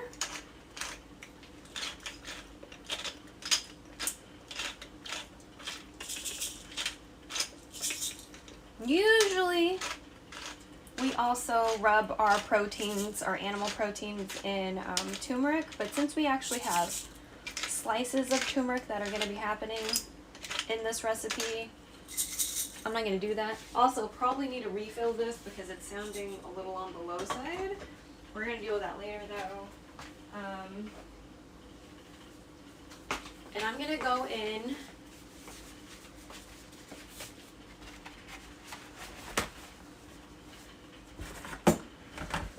and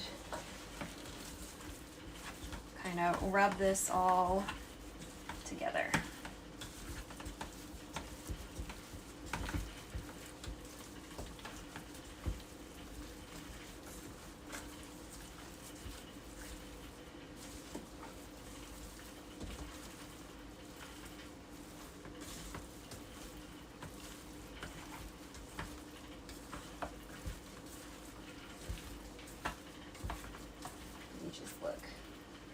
Do all of us have a little bit of peppercorn on us?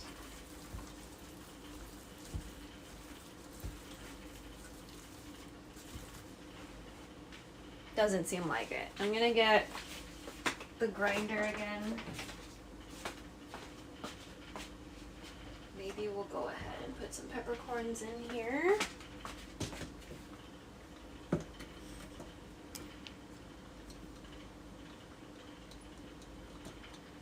Unscrew the top. Oh.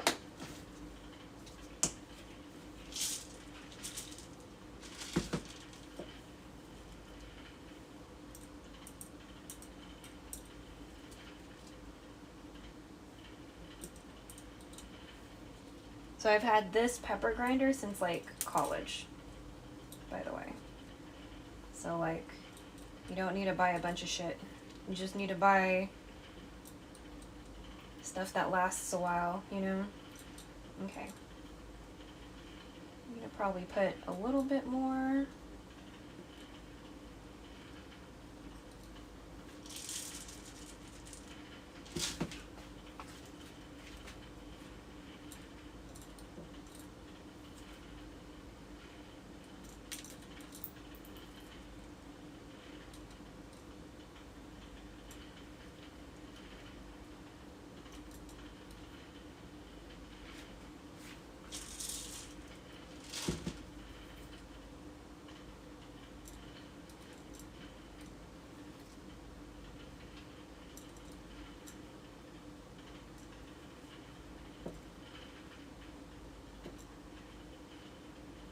Okay.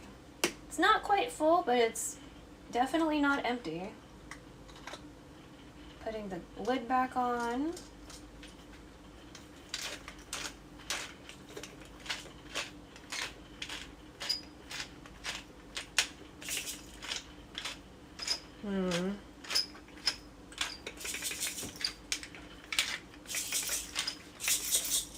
Yeah, okay.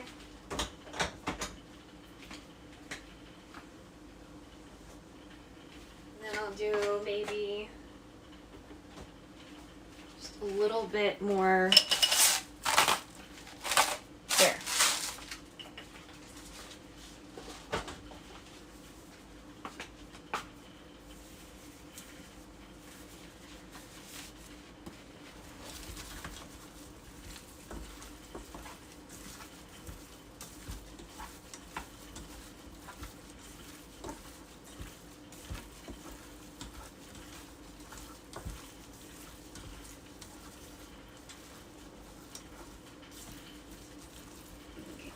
Now I think everyone has a little bit of peppercorn on them.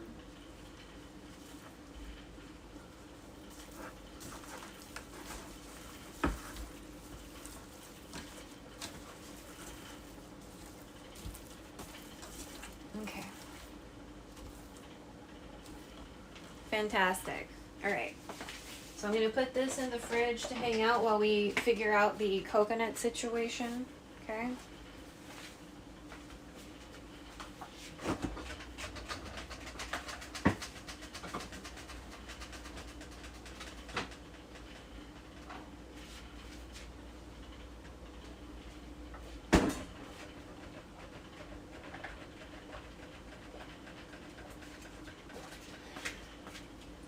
Oh, that does taste so much better chilled. Okay. I just took a swig of the coconut water. All right, let's see if this is cold. Okay, we can touch it. Fantastic. All right. So let's see if we can like take this meat out off the shell.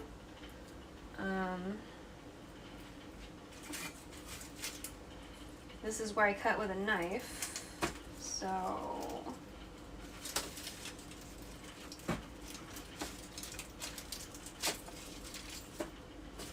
it's easier to cut now, so that's cool, but still feels a little stuck on this shell, so not really knowing how to interpret that. It's already starting to tan a little bit.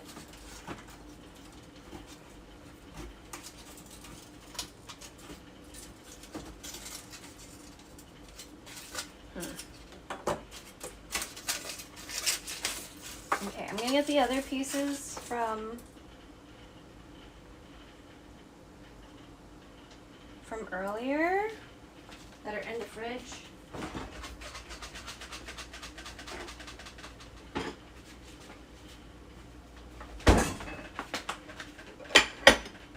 These are a little bit too small for me to, like, it's not stable enough for me to scrape. So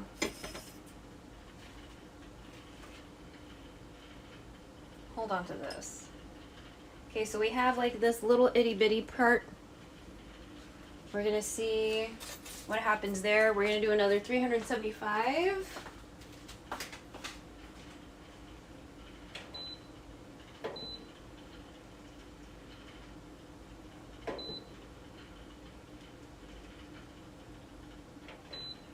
We're gonna do 24 minutes and see what happens. Yeah, okay. So we're preheating the oven. While we do that, we'll dry some dishes so we can make more room for dishes to wash and blah, blah, blah, blah, blah, especially now that we have something that touched dead animal, right? So we have the stuff that touched dead animal, so we need to move shit out of the way, make sure things don't get cross-contaminated, blah, blah, blah, blah, blah, blah. Okay, so actually, I'm just gonna move these off to the side for now, because I do want to focus on stuff that touched a dead animal. You know, can move this. Usually with the plastics, they have like the ones that we have, the food containers have like gaskets. So you have to like make sure everything is dry, or else humidity happens inside of these containers, and then I get really upset. So, because I had to like rewash a bunch of shit last night because there was moisture that was building up, and then it was like smelly because moisture was building up inside of the whatever the fuck, and I was just like, oh my god. So because air drying doesn't necessarily mean it's like thoroughly dried. You still have to make sure it's like actually motherfucking dry, you know? And not everybody in this house does that. So, usually I would just leave those containers to like be whatever, and they can just use them whenever they use them. But it's like I keep on having to store food, and then I get these smelly fucking containers, and I'm pissed off about it. So, because I'm petty, I'm like, if you don't want to spend the time to make sure something is actually clean, then you can use that dirty ass shit. Like, I don't give a fuck. You want to be a nasty ass bitch, that's your prerogative, that's fine. I'm not trying to do that. So, you know.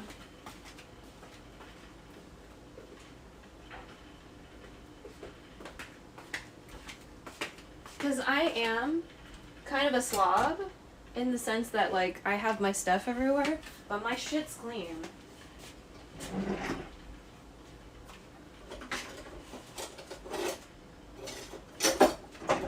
Versus my mom is the type of person, like, she empties a container that had like a snack or something in it, and because it's empty and she shook it out a little bit, it's clean. No, it's not. It's still got crumbs in there, or like whatever residual, whatever the fuck. Unless you're like cleaning that shit with soap and water, that's not clean.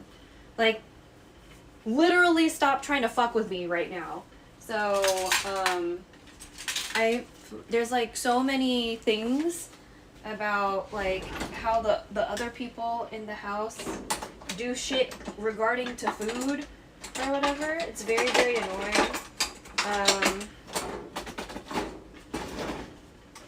And then my mom was upset at me because we have like this tub of Nutella that is not finished, but we got this tub of Nutella at fucking probably Costco. It's huge. And she was like, can we just throw it out because like no one's using it? And I'm like, there's a bunch of shit over here that we're not using. Like, that's not... I was like, in my head, that's not good enough logic. Especially since, like... So you're not using it? Like, you don't eat your food in order. Like, when there's leftovers in the fridge, she'll cook more food when there's food in the fridge. I'm doing that right now, but I had planned on cooking this, okay? So it's just like... She'll be like, there's no food. And there's clearly food in the fridge. And then she cooks more food. And then she doesn't eat the food that was previously there 2 days ago. Fucking maddening. I hate that shit.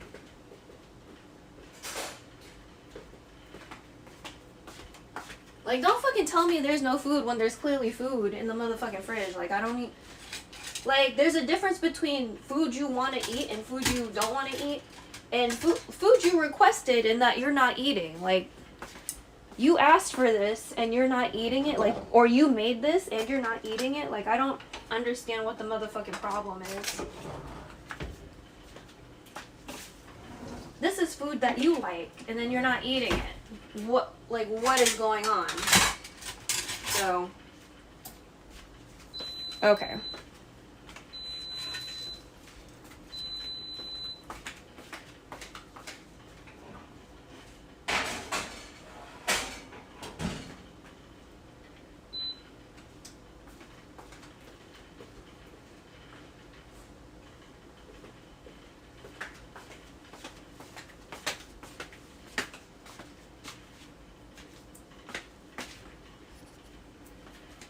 Alright, so we're gonna start with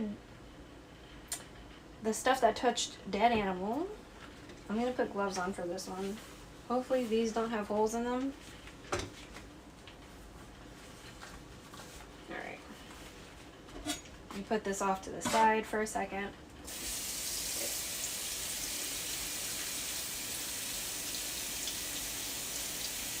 Okay.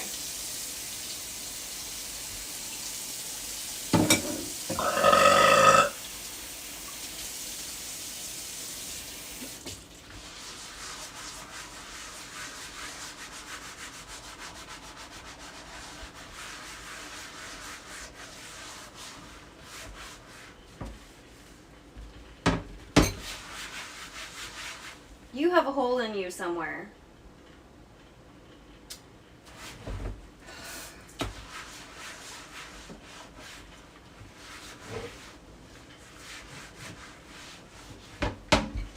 This has like a hole in the thumb because my thumb is fucking wet. God damn it.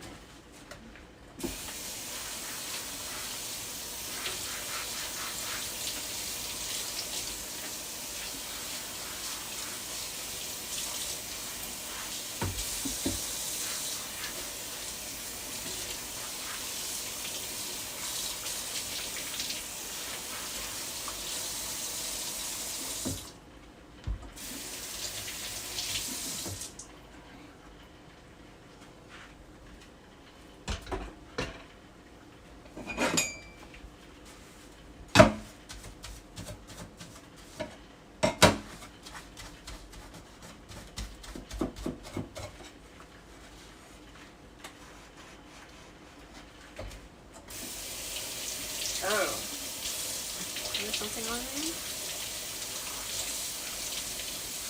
Hold up.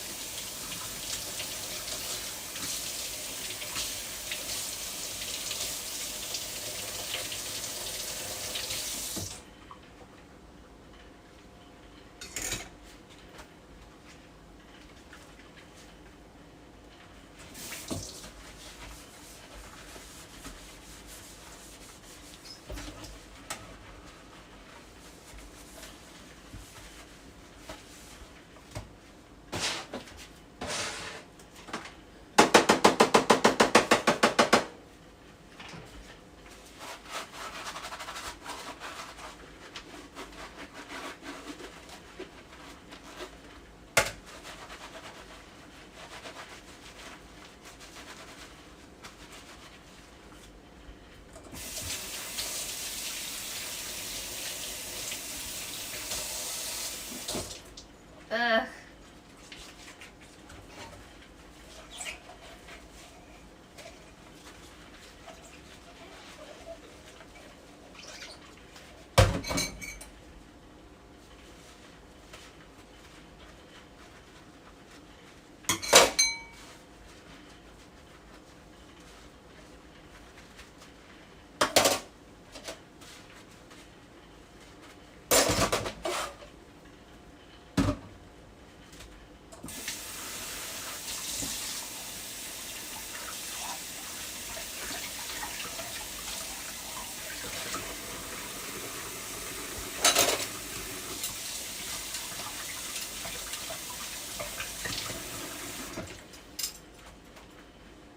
Also, for those of you who did not know, it is Filipino American History Month. If you look at my IG story, my Instagram story, I have a lot of screen caps with links if you want to learn more about Filipino American history, quite literally. So,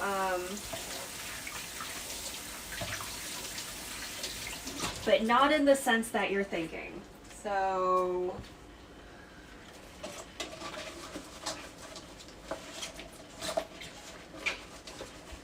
if you want to see links about that kind of Filipino history that I referred to in my Instagram story, but also Filipino American history, like Filipino Americans making history in America. I did a source switcher yesterday while we were co-working that had a bit of that going on in it. So you want to see that, you know.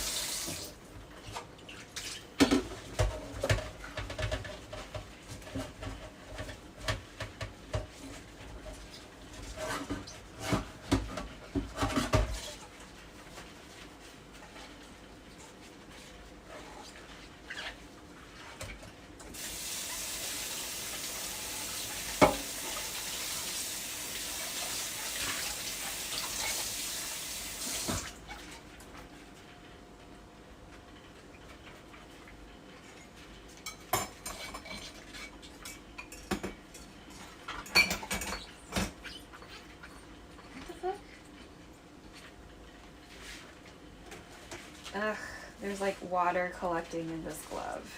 It's very not a good time.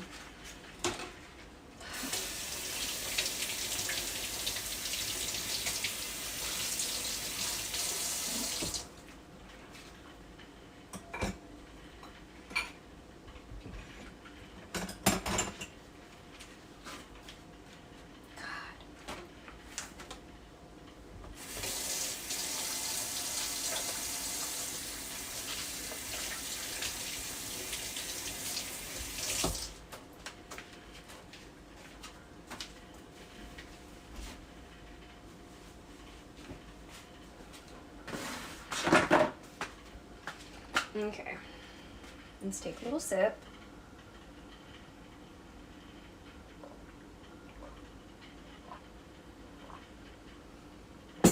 Fantastic. Okay. Let's dry stuff up and put it away so we can dry more stuff to put away. I don't know how much longer we have on the... We have 16 minutes on the coconut. We'll see how tan or like separated from the shell it becomes. We've never done this before, so again, no idea or whatever. All I knew is that I didn't want to freeze the coconut because that was an option in order to like get everything out. It's just something I didn't want to do. So because we chose this option, that's probably part of the reason why it's like taking a while or whatever. That's fine. It's a learning experience, right? So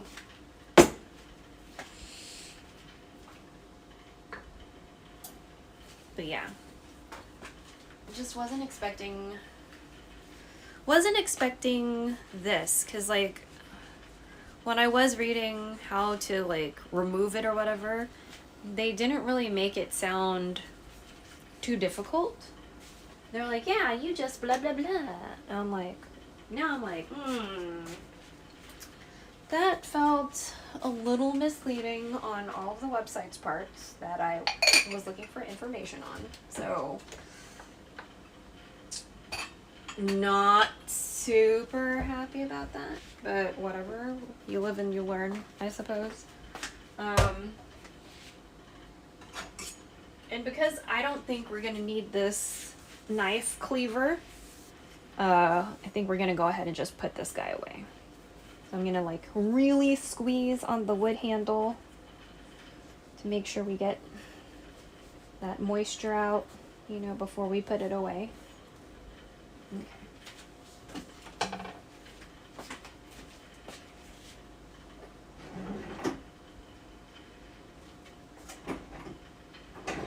some like moisture on the bottom that's happening. There we go. Oh, where's all this extra moisture coming from?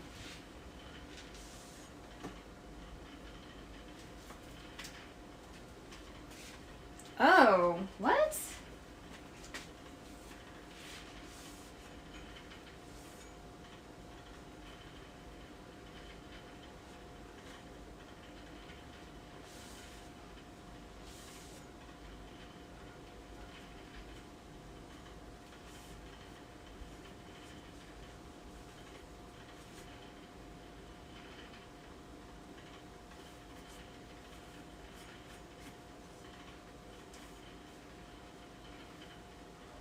Oh, wow.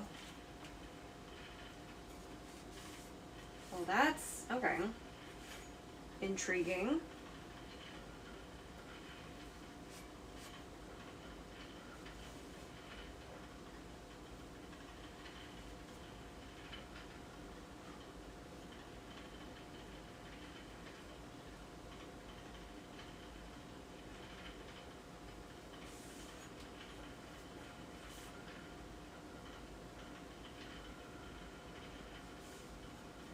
Well, fascinating. Okay. Oh my god, you're still dripping. Okay. I guess we won't put you away yet? Fuck, bro. Alright. Okay, this one we'll do with a paper towel. Just because it is a little... Pretty sure that's kind of rusty a little.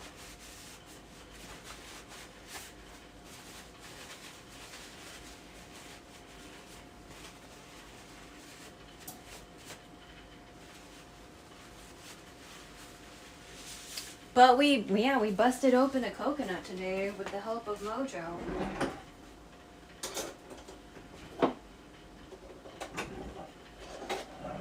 That was pretty neat. I'm not gonna lie, that was pretty cool. Let's see.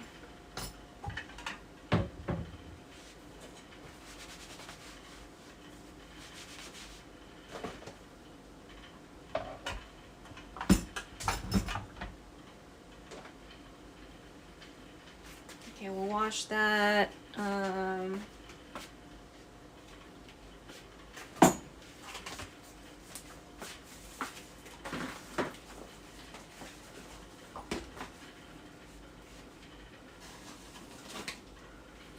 Why the oven kind of smells like fucking pepperoni. You don't have pepperoni, so it's weird. Okay, since the gloves definitely have a hole anyway, let's just not.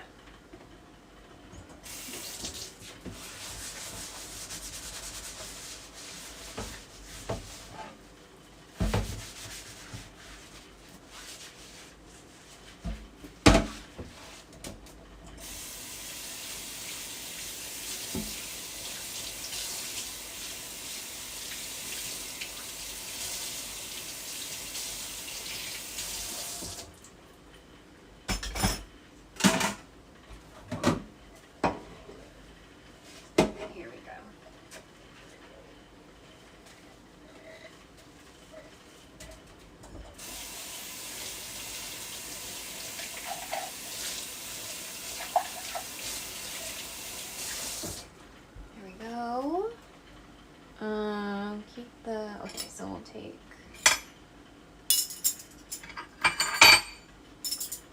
we'll use different forks. Just gonna go ahead and wash these.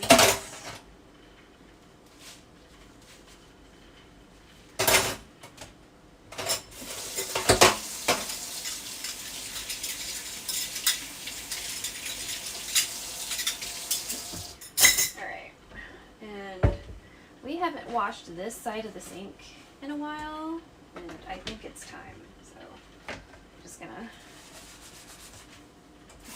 scrub out this side of the sink.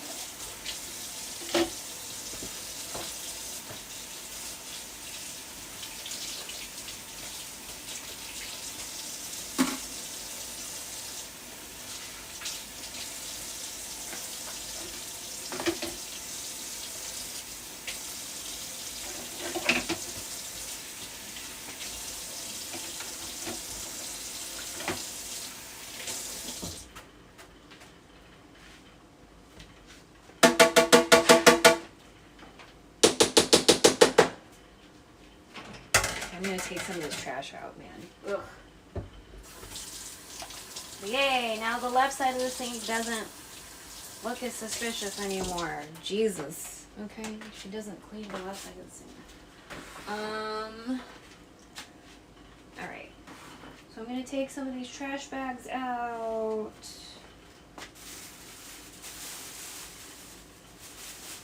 And we're gonna wash our hands again after that.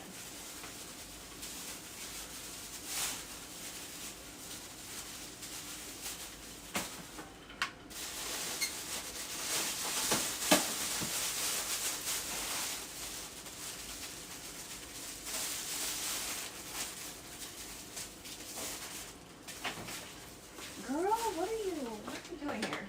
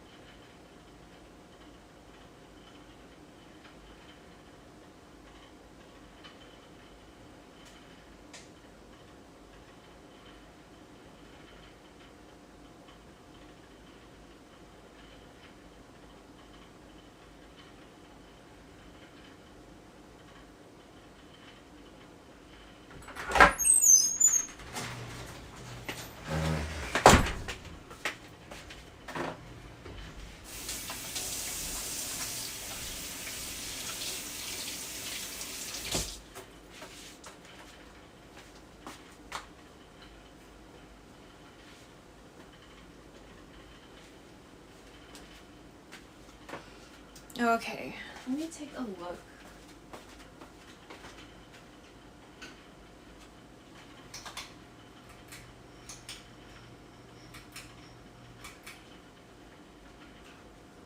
It's definitely darkening up, but it just doesn't feel like it's lifting off the shell so much. Some of it, yes. So, we'll see.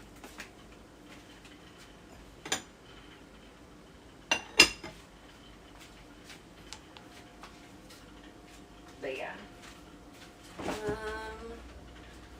Okay.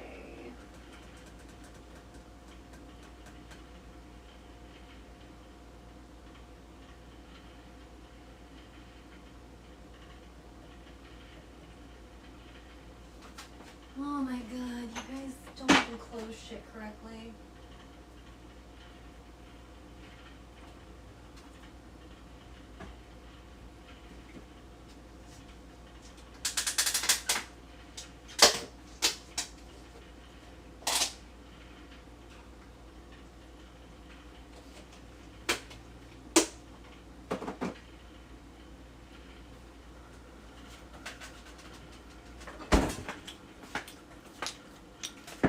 We could have some sirog as a snack. I have rice I need to eat through, and Mom cooked some longanisa.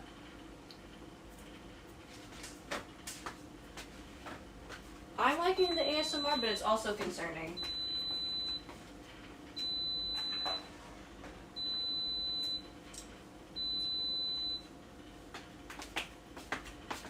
It's like crackling. So I'm gonna take it out and hopefully like nothing pops in my direction.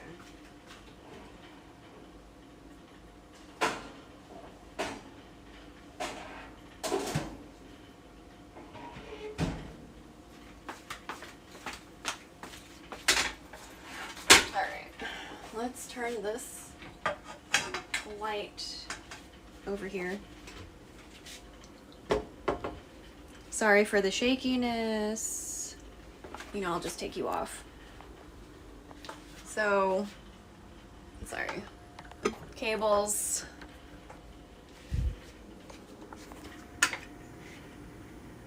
So some of it is already starting to I guess brown black, right? And especially these, those are parts where I tried to scrape out, right?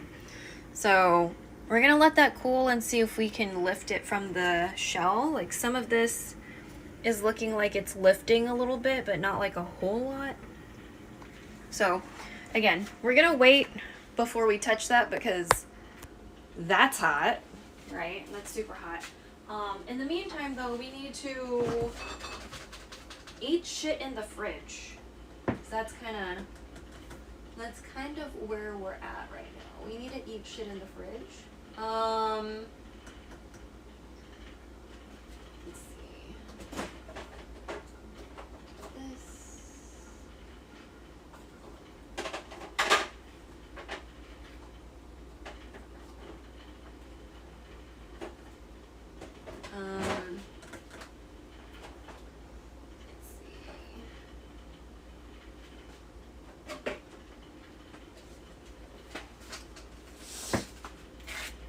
Let's go ahead and eat some longanisa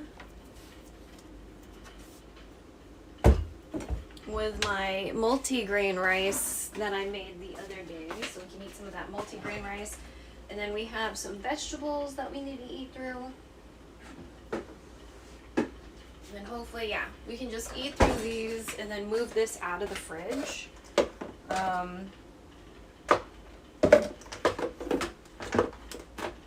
So I'll show you, these are some frozen longanisa that my mom bought at the store. They were on sale or whatever. There we go. I guess it's better under the lighting, right? Okay.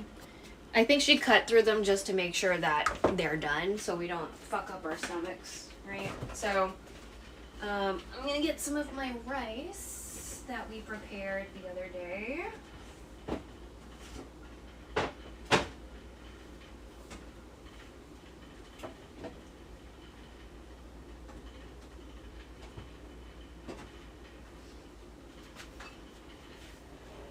I think we made this one off stream too.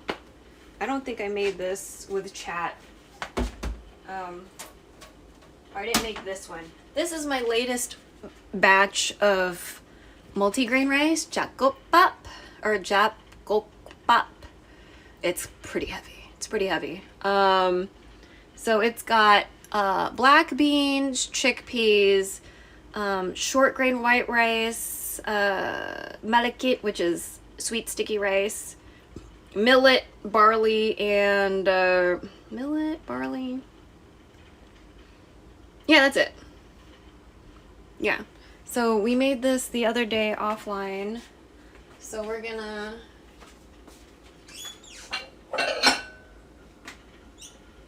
today is one of those I need to eat stuff because there's a lot of stuff in the fridge and I'm cooking. So that's what today is. Today is kind of a fridge clear out. I was hoping to finish the jjajangmyeon. I think after, like, there's maybe one more sitting of jjajangmyeon. I can't eat any more jjajangmyeon. I'm like, that was a lot. So take some of this rice out. So what we did this time is that we cooked the black beans and the chickpeas together before we made the rice. So we cooked the chickpeas and the black. Oh, and there's black rice in here. I was like, there was another thing. And the black beans together the night before. And then we, cooked everything together the next day, but we like soaked everything kind of like overnight. So here we go. Like overnight plus, I guess. Technically. Overnight plus.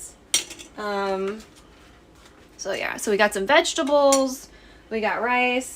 We'll do one longanisa and see how our body feels because this is potentially very, very rich. So let me nuke this.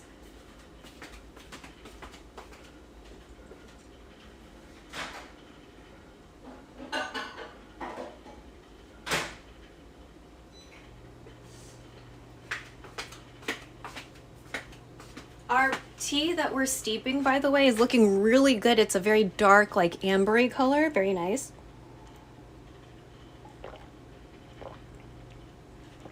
But still not necessarily gonna drink it yet. Might wait towards the end of the stream. I think I'd want to wait at least 6 hours before we kind of mess around with it.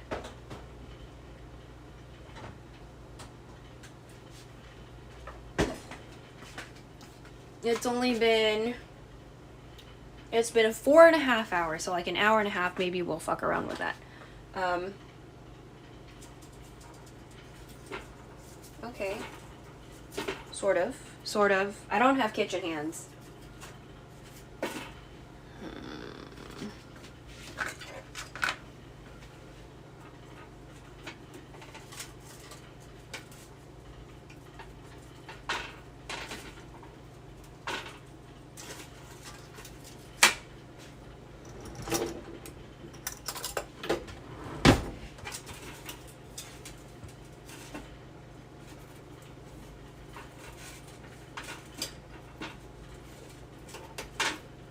Okay.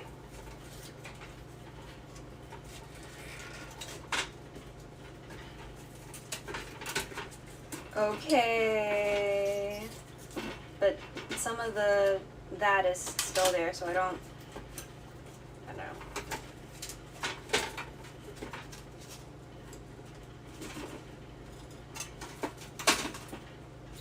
Okay. You're gonna go in the compost pile.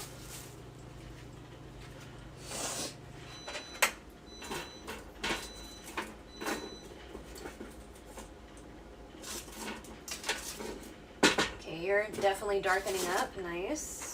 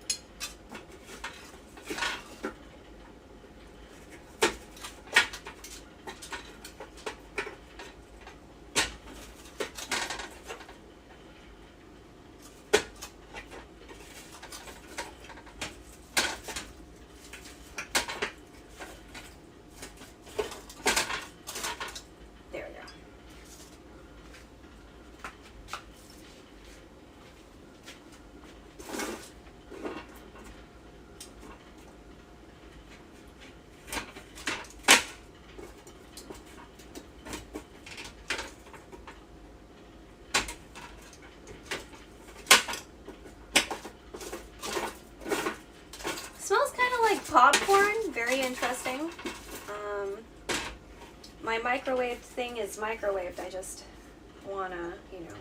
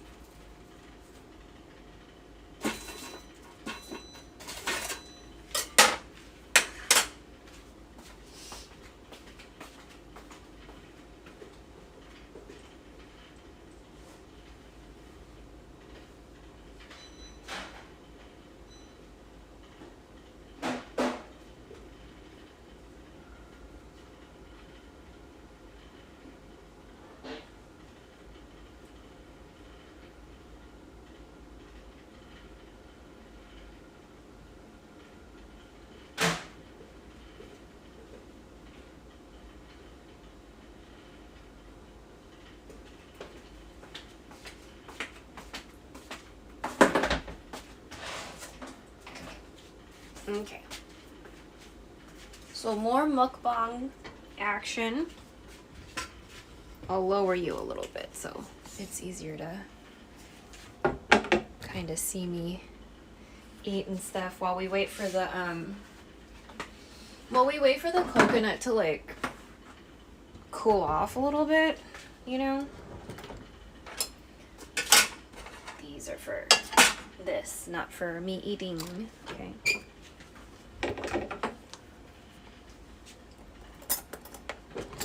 Oh, we're just washing so many dishes. My hands are always so motherfucking dry.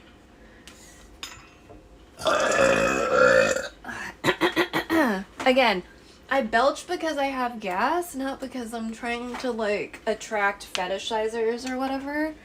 So if you're one of the weirdos that are fetishizing me because I fucking belch and shit, get the fuck over it and go somewhere else, because I don't like or welcome your attention. Like, that shit needs to stop. So, because every once in a while people are like, oh my god, blah blah blah, and I'm like, bitch, that's not what we're here for. That's not what we're here for. Please don't be a fucking weirdo like that. It's gross. So, that's part of why that's part of why my fucking profile is the way it is right now.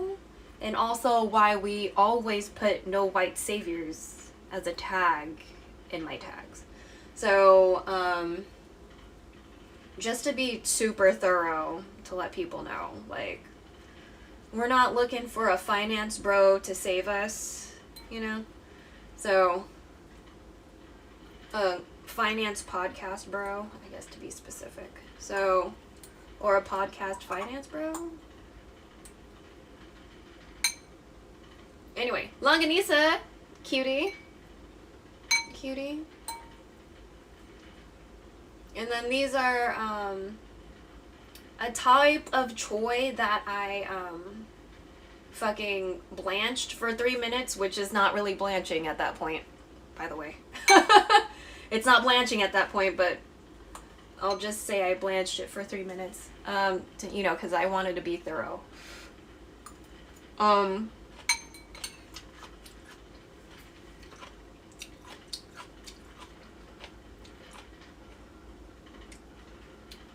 There is like a sauce I could have done with it, but I like never really want to make the sauce because I'm lazy. So I just eat it like this. But it's like I think it's like hoisin and oyster sauce and soy sauce. And you like cook it on the stove for a while and then you like pour it over or something. Or maybe it's like oyster and soy. I don't know. Anyway, it's something like that. You cook it on the stove, you pour it over. It's like the dim sum vegetables you get, you know? But yeah. Tomorrow we'll probably finish our jjajangmyeon, you know?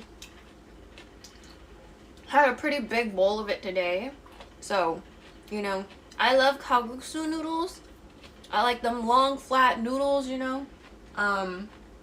What else? We still have a little bit of leftover pho that I did not make this time. Mom wanted pho takeaway yesterday, so we got pho. I got a side of tendon, and I got a side of, they had like heart gizzard, chicken heart, gizzard, and liver, and I was like, that sounds fascinating. I'll take this. I'll take these two sides.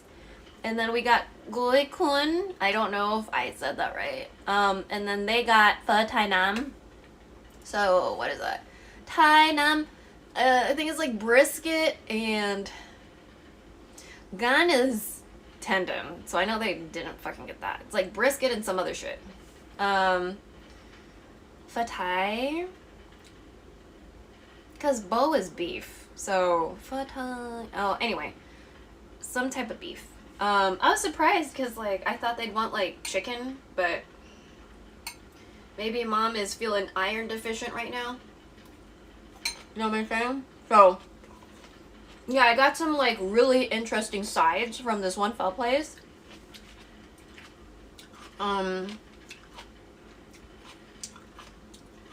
They're, like, kind of hyped up on social media, so, like, I don't want to talk about who they are because I don't like buying into hype. And they were really busy on Sunday, and I hated it. And there was somebody I knew, but I figured they wouldn't recognize me. because I cover my whole fucking face. But they were like standing around like with a baby in their arms, and like there were 2 whole ass families in like a little waiting area that didn't offer her a seat. Like 2 whole ass families with like 2 seats that were obviously not being sat in properly, but because like the children were using as a toy, or no one was sitting in there, and no one offered her the seat. Her hands were literally full with another human being in them, right? So, I was like, why are these... I, like, waited a little bit to see if these assholes would offer her a seat, and none of these bitches did. And the thing is, I knew that they knew she was Vietnamese, and I knew these bitches were Vietnamese. And I knew that they knew that I was not, because me and my mom were sitting in 2 chairs, and then all of a sudden those 2 chairs were gone, and they were split off to these 2 families. And one family was using it as a toy, or, like, the kids were using it as a toy. And the other family didn't have another motherfucker sitting in a seat. And I was like, okay. Because we went up to do our to-go order and came back, and all of a sudden those seats were gone. But those families were there the whole time while we were sitting in those seats trying to look at the menu. So anyway, I already have feelings about how Vietnamese people treat me in Houston. And I've been treated a certain weird-ass way by Korean people in America, too. And it's not everybody, but I fucking feel it, okay? So, like, I don't want to be gaslit about that shit, but I was so mad. And then I offered her a seat. I was like, you want to sit? Because we were sitting on a bench near one of these, like, families with, like, annoying-ass kids. And I was like, do you want a seat? Because, like, she's standing around, you know? And then at that moment, I noticed she was breastfeeding. So she was breastfeeding. She was standing up with a whole child in her arms, and none of these bitches try to help her. How fucking annoying. And then when they saw me offering her a seat, they were like, oh, can you want to take this chair? Trying to look like they're benevolent or some bullshit like that. Nah, bitch! You were fucking staring at this bitch and not doing a fucking goddamn thing. Don't be coming here trying to act like a motherfucking hero, you dumbass motherfucker. So, you know, I was like, you sure you want to sit down or whatever? And then, like, I know who her husband is. And I was like, hey, there's a seat, because, like, somebody finally offered that seat that they weren't using because their kid was using it as a motherfucking toy. You know, there's a seat if you want to. And he was like, oh, I'm watching the kids. I didn't realize they had a whole ass army now. Like, I knew they had 1, at least, maybe 2. They have, like, including the one in her arms, they had, like, 5 kids. And, like, I don't even think the oldest one is a teenager. You know what I mean? They have a lot of kids. And I was like, holy shit, you guys have so many kids. Like, in my head, I was like, I didn't even realize that happened. So, you know, so she must be tired. But I was like, oh, that's so nice. Like, you know, hands-on parenting. You know what I mean? And I was like, okay, this dude's probably like, why is this strange-ass bitch fucking talking to me? And I was like, I took off my glasses, like, hey, I'm a friend of your twin brother's ex-wife. And he was like, oh, and he was like, oh, so what's your name? And I was like, blah, blah, blah. And he was like, oh, I know blah, blah, blah. He was like, hey, blah, blah, blah. And I was like, yeah. And he was like, oh, you're just taking it? I was like, yeah, I'm just taking it. I was like, I don't know how long the wait is, because, like, these other families have been here for, like, I don't know how long they've been waiting. You know, and so, because, like, I was like, well, she's inside and you're out here, and, like, all, like, you know, it's a lot of people to juggle, right? So, I was concerned, because, like, it was kind of hot outside, you know, and he was like, well, the kids want to play outside, and I was like, oh, okay, the kids want to be, like, that's, okay, because I was like, are y'all outside because there's no room, like, you know, but, because there wasn't, but, you know. And then they soon got seated after. And I was like, oh, thank goodness. Because, like, fuck these other bitches that wouldn't help her when she was, like, standing. Her hands were literally, because, like, the way she was holding the baby. You know. And I figured, you know, maybe sitting down would be a little bit more comfortable, but especially after I realized she was breastfeeding. You know what I mean? Like, I don't think you want to stand up and do that if you had a choice. So, I was like, oh my god, fucking, I hate people so much. Just like, there's a... And then you went, oh, you want to see it? Bitch, get the fuck out of my asshole. Like, you don't get to look like a hero just because somebody else did it first. You were staring in her direction the whole time and you didn't do shit.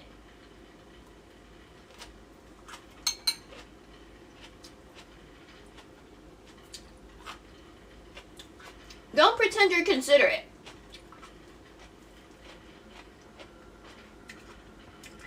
Because sometimes the way Vietnamese people treat me and my mom, it feels like they think that we're beneath them. You know, and I get, like, East Asia. Like, I get that attitude from East Asia a lot, both here and in Asia. Like, I've felt it, you know what I mean? But it's really fucking annoying. You know what I mean? It's just annoying to deal with. So, like, I guess part of the reason why I'm always angry all the time is because everyone's trying to shit on me. Or, like, tell me, oh, you're not Asian, or, you know, when I was growing up, like, a lot of the Filipinos were like, we're Pacific Islander, and I was like, are we? Because I was confused. And I was like, we are islands in an ocean, but then what the fuck is Japan? If we're Pacific Islander but Japan isn't, then explain that shit to me. Because there are a bunch of islands too in the middle of the motherfucking ocean. So if we were Pacific Islander, then why is Japan not? You know? Anyway, we're not Pacific Islander. We're Austronesian, but we're not Pacific Islander. So, yeah, you know, let me see, how, are we still, okay, okay, I can touch you a little bit now.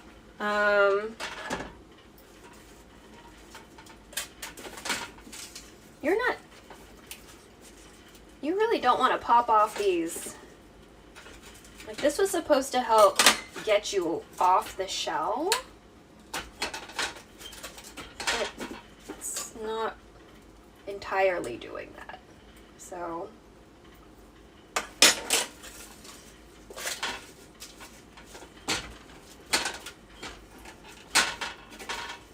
but the point is to kind of blacken and char the coconut.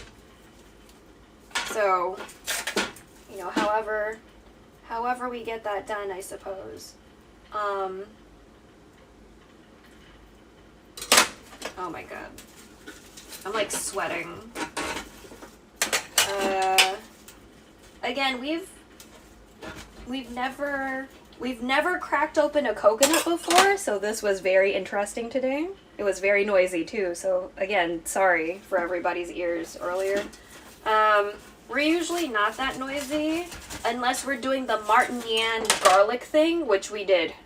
We also did the garlic thing. So, so the garlic thing, yes, we're always gonna be noisy for that. But usually that's the only reason that we're really noisy. Ooh, I'm so sweaty right now. I'm so sweaty right now.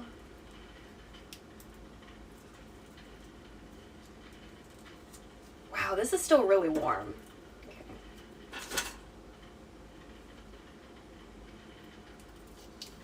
Oh, interesting. Okay.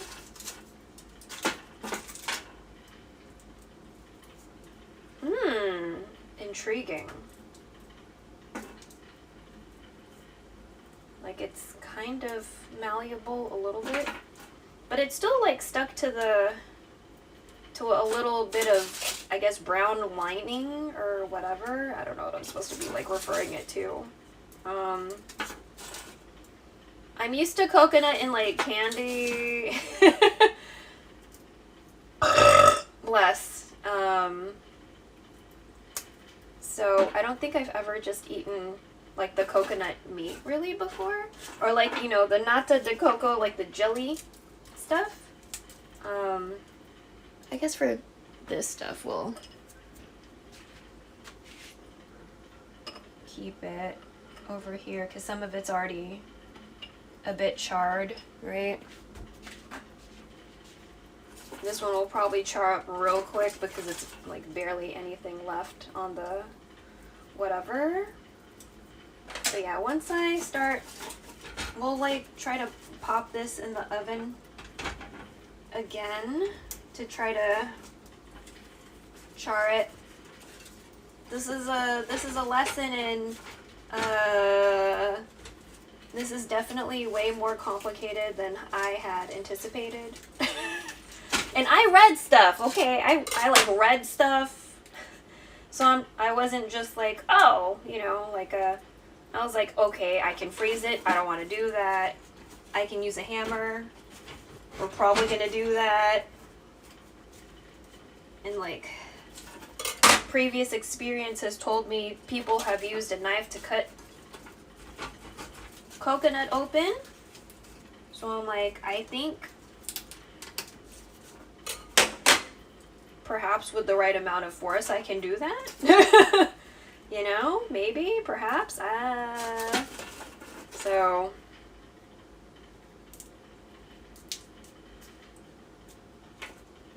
okay. Okay, well, yeah, this is good. We'll take this. We'll take that.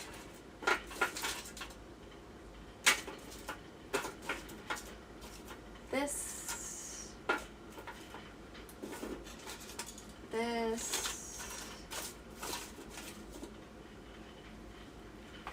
The ones that look already kind of charred or whatever, we'll go ahead and take out.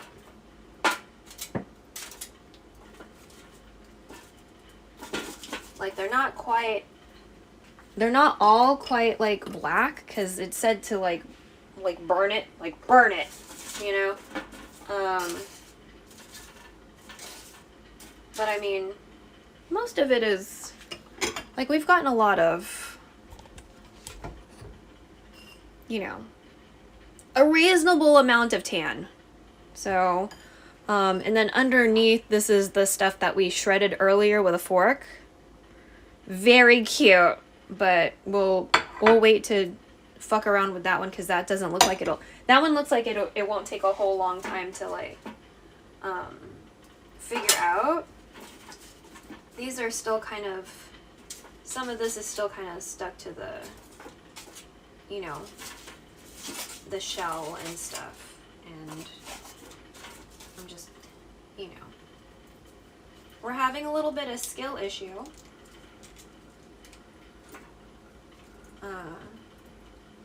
Getting everything off.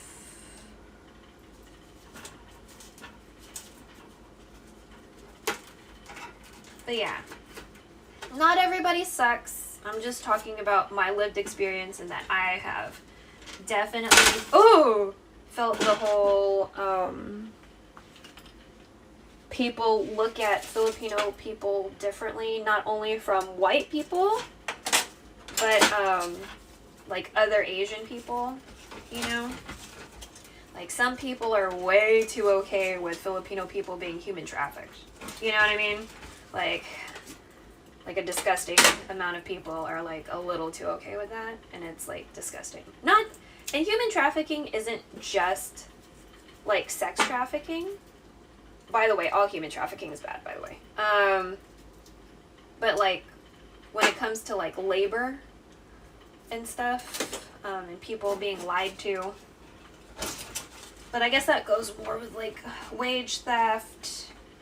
A lot of like stories of wage theft and people lying about visas, or the company lying and saying that they'll get paid or their visa will be taken care of, or blah blah blah blah blah, and then the overseas worker has to take care of it because they still have to take care of it.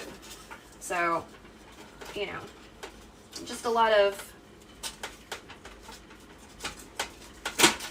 people that are a little too okay with being pricks to Filipino people. So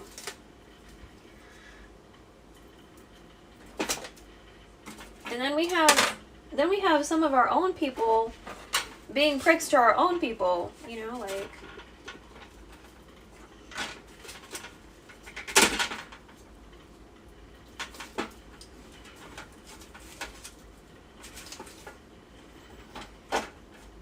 and internalized racism. You know, colorism is a big one. You know, there's lightning lotions everywhere. I know I used to be about that lightning lotion life. There was like a skinny white bottle with like green font and like a green cap.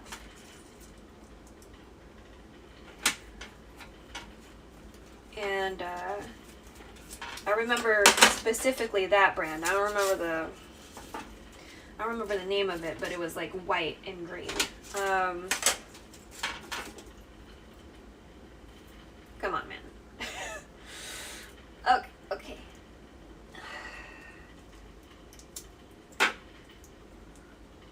Come on. I believe in us. I believe in us. So I'm like cutting into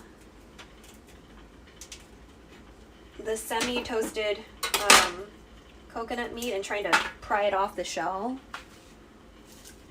I guess it helped a little bit with like the heat and stuff, but like not enough. Not quite enough for me. So we're gonna heat up the oven again, and you know,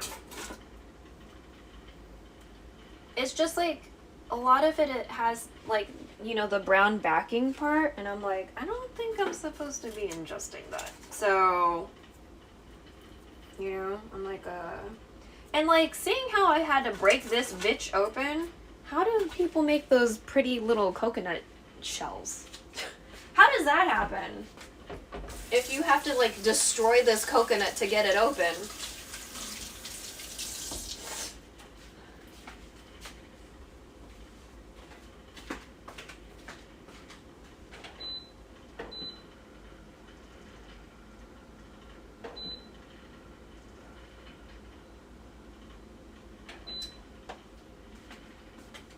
Okay, so we're going to preheat the oven again, and we're going to do this again, and hopefully we'll get a little bit further with everything, because it is 5 o'clock. They usually eat dinner around 6, so they're going to be back in the kitchen again.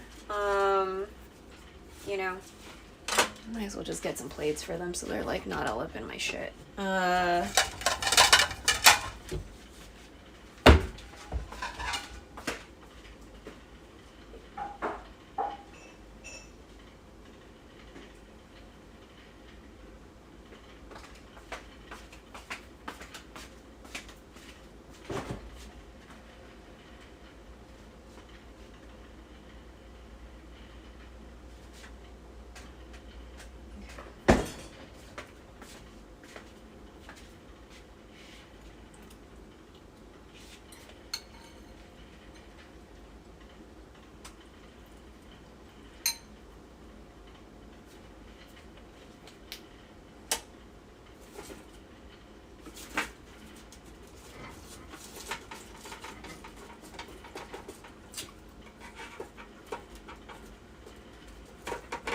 Oh no.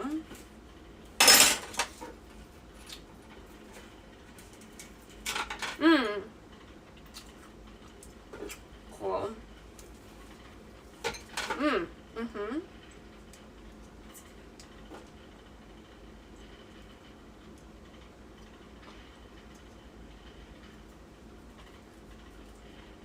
Okay, there we go.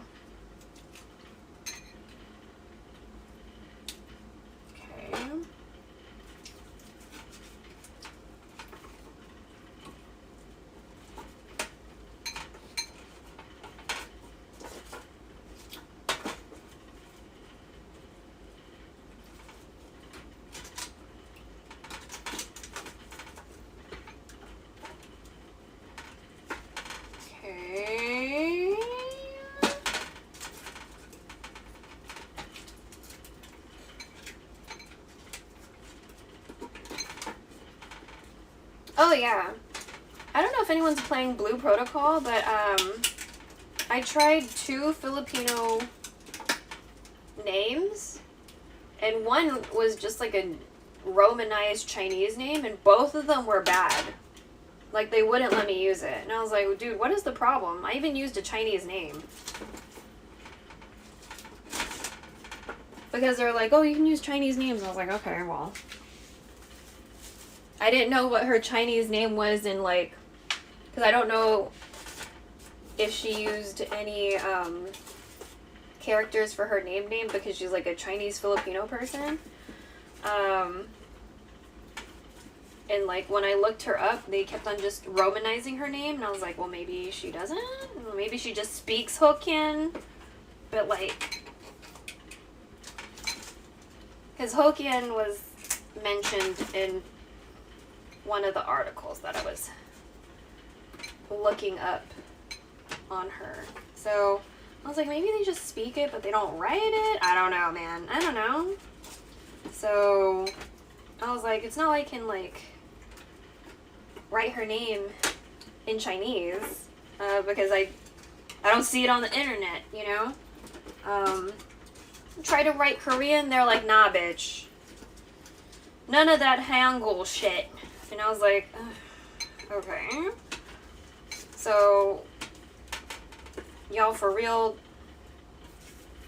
just, I was like, can I change the language? Because, like, I don't want to listen to this in Japanese. You know, oh, shit, almost stabbed my finger. There we go. Alright, so let's spread this out.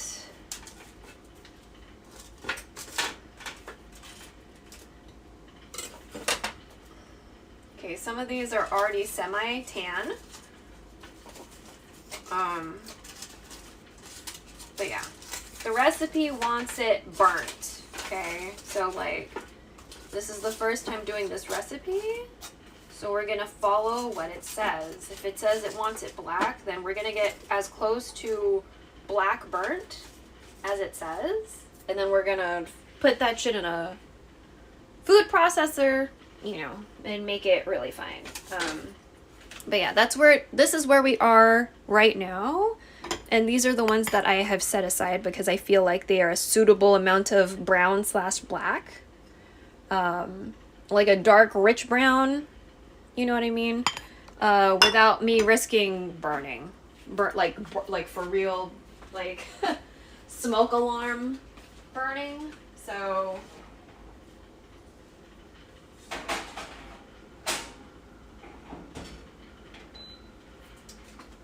because I'm always afraid that I'm gonna just really fuck up some shit in the kitchen. So, but yeah, I'm so sweaty. I'm gonna have like a really nice shower whenever that happens.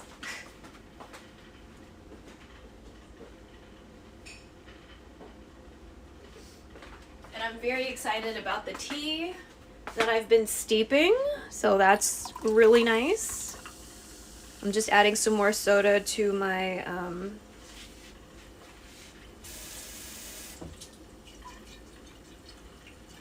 salted plum soda. That definitely has a lot of citrus going on for a salted plum soda. Maybe they thought I got confused, which I can probably understand.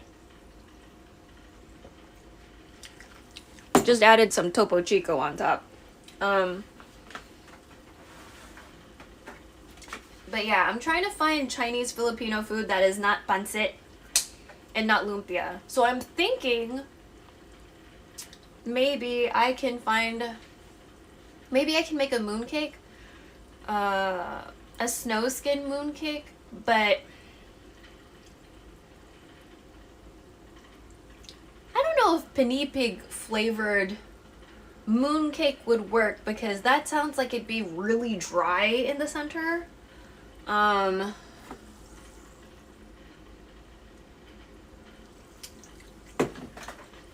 But when I was looking for Chinese Filipino food that is not fucking pancit or lumpia,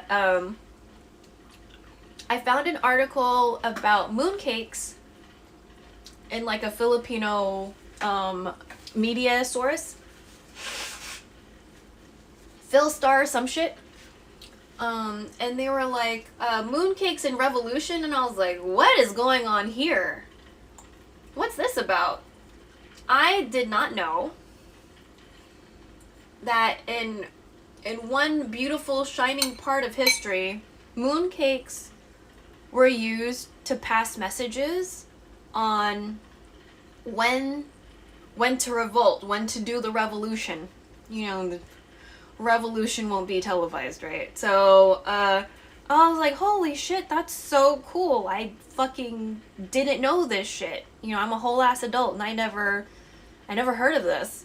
And it was funny. It was super funny because this article had also mentioned, since no one's chatting, I'm gonna just read the article to you. I think it's funny. Because they mentioned the ghost projects. Where is it? Mooncakes. Mooncake. There we go. So, Mooncakes and Rebellion, Asia's Night of Magic and Revolt, by Wilson Lee Flores of the Philippine Star, published October 5th of this year. Okay. In the luminous heart of autumn, when the moon swells with a perfect pearl against a velvet sky, Asia pauses. On October 6th, the celestial spectacle will ignite the ancient Mid-Autumn Festival, sometimes called, quote, Mooncake Festival, end quote. Or, for some folks, they were celebrating Tausug, right?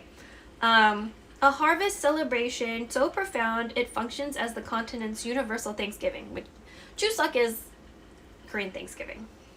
Beneath the luminous orb, families gather, poetic souls compose verses, and children parade with glowing lanterns, all while quietly nibbling on mooncake pastry that once orchestrated revolutions. And then it's got, like, the moon goddess, right? By the way, congratulations to Quezon City Mayor Joy Belmonte for recently hosting the city's first ever mooncake festival celebration in the Banawe district in Chinatown. My finger feels like not great. The festival, organized by the Quezon City Tourism Department, featured a 39-inch giant mooncake weighing 100 kilograms, holy motherfucker, a mooncake dice game, a vibrant lantern parade, and live performances by actors Richard Yap and McCoy De Leon. I don't know who they are. There's a subtle, unspoken consensus that the festival's brilliance is magnified by what it displaces. It arrives as the definitive curtain call on the 7th lunar month, the dreaded, quote, ghost month, end quote, when restless spirits are said to walk the earth. Then there's a picture of the mayor. As the full moon rises, it banishes not only the literal darkness, but also the spectral unease, restoring order to the universe.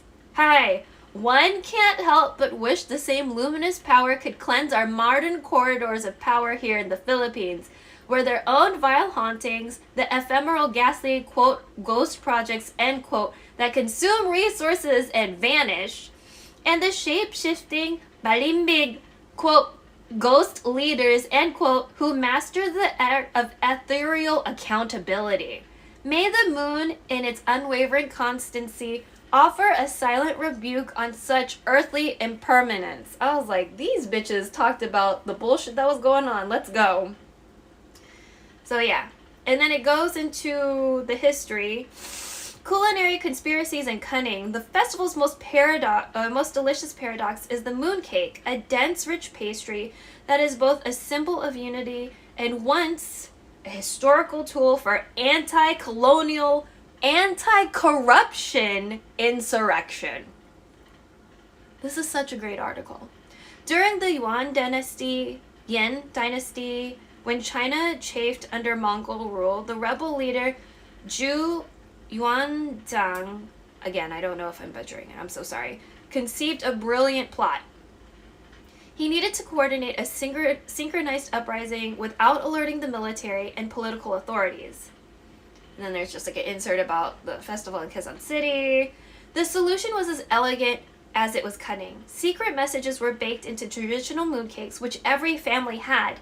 These unsuspected pastries, exchanged freely as gifts during the festival, carried the call to revolt, specifying the date and time. Isn't that fucking cool? When the mid-autumn night arrived, the rebels, acting as one, launched a successful attack that helped topple the world's biggest ever empire. The very pastries we now slice with ceremonial delicacy, or not, because I just eat them, were once encrypted texts of national liberation. Elsewhere, another revolutionary mind weaponized the festival for morale. The Japanese-born Chinese national hero and Ming Dynasty loyalist warlord Zheng Chenggong, again, I'm so sorry, whom the late tycoon John L. Go Kong Wei Jr. told me was known as Ko Xinga was preparing to liberate Taiwan from Dutch colonizers in the 1600s. Stationed with his troops in coastal Xiamen city of Fujian province, he saw their morale waning with homesickness as the annual mid-autumn festival approached. His response was not stern lecture, but a colorful game.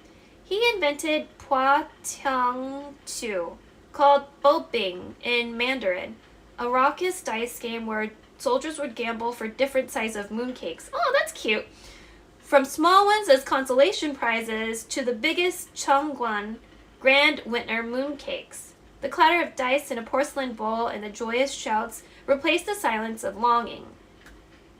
Ko Xinga understood a profound truth. Sometimes the path to revolution is paved with lightheartedness.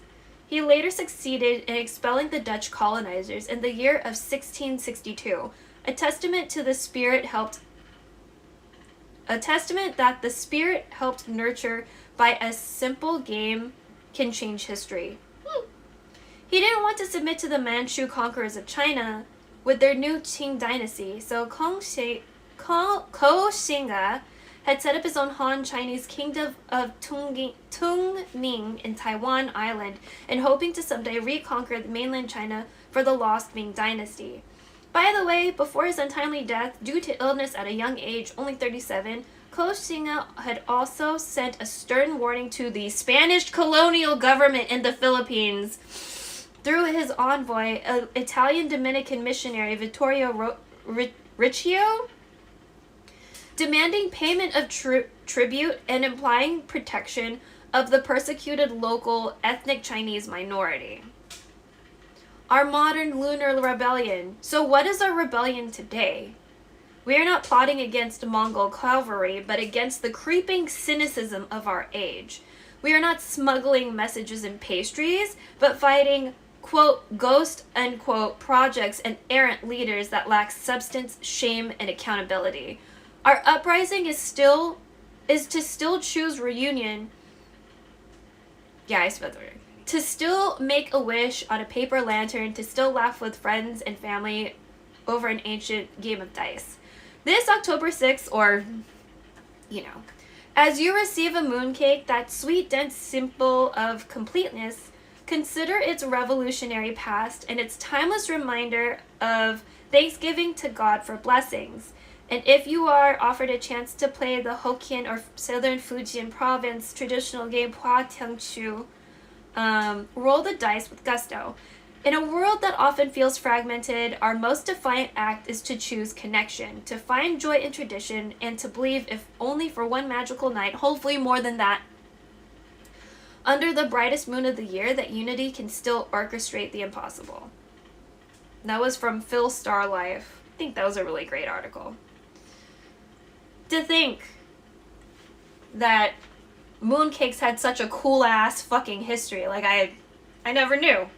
I never knew that. That was such a cool thing I learned this week, Like I didn't know that before this week. I was just like, oh, what kind of Chinese Filipino food can we figure out, But that is not lumpia or pancit. So I'm thinking a mooncake. Especially now now that I know, it is a tool that was used against colonialism. Like, that just makes mooncakes that much cooler, you know? I had no idea. So, we're probably gonna try to think of a flavor, not necessarily ube, you know. Maybe like pandan? I think pandan would be really nice for a mooncake. Because I remember there are these mooncakes that are available year round. And they were white. They weren't transparent, but they were definitely snowskin before people called them snowskin. And, or I guess before snowskin was a really popular term that people used. And I loved them. They had a yellow center. I think it was mung bean. And they smelled like perfume. And I just fucking loved these mooncakes. They're so good. So maybe it was pandan, but maybe it just wasn't green. I don't know. They smelled so fucking nice. So I'm thinking like maybe we could do that. You know? I feel like I really want to make a mooncake now. Knowing what I know about the history of mooncakes. Because that just makes it, especially in this climate right now, this political climate that we're living in, that is such a cool fucking, like, I don't know what would be an equivalent thing that we could do now. Like, what, like, let's say if the internet died, what would all of us bitches do? I know I am chronically on Twitch. If the internet was somehow yanked away by the government, which I can see as something that may happen, I wouldn't put it past them. It's kind of like, how are we going to keep in touch with each other? Even if it was, like, if we had no internet, then that means no email either. You know what I mean? Like, I haven't really thought beyond how I would be able to contact people outside of Signal, you know. And I only have 2 friends on Signal right now, so I am on WhatsApp, but, you know, I don't really trust WhatsApp all the way, you know, but I just, it's just a lot to think about, you know. There's a lot of information to try to learn and also retain. Like, what happens if you get racially profiled and somebody tries to detain you? You know? My mom almost opened the door for a fucking stranger the other day. I was like, why the fuck are you opening the door for people? Right now is not the time to open the door for strangers. Like, I know you have to build community somehow. Right now is not the time to open doors for strangers. We shouldn't be fucking around with any of that. So,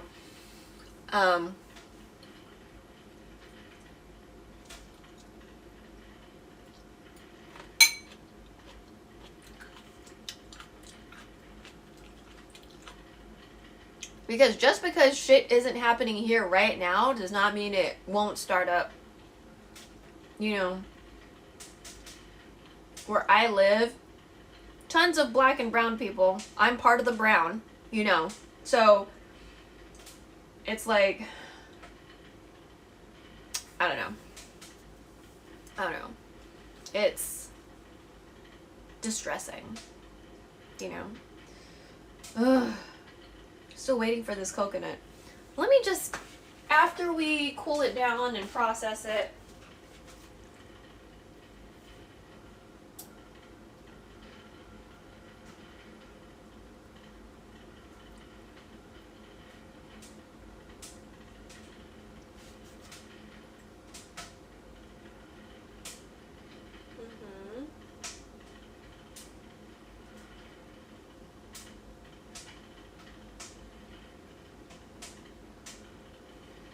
Okay, you know what? Let's start cooking the beef. Let's just start cooking the beef. It should be fine. We'll pull the coconut like off to the side over here. Let me just move some of this stuff. Yeah, we'll go ahead and start cooking the beef a little bit. We'll do it in batches.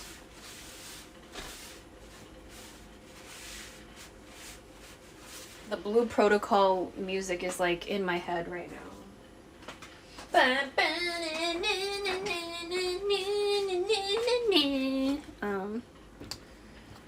Oh, I can float now.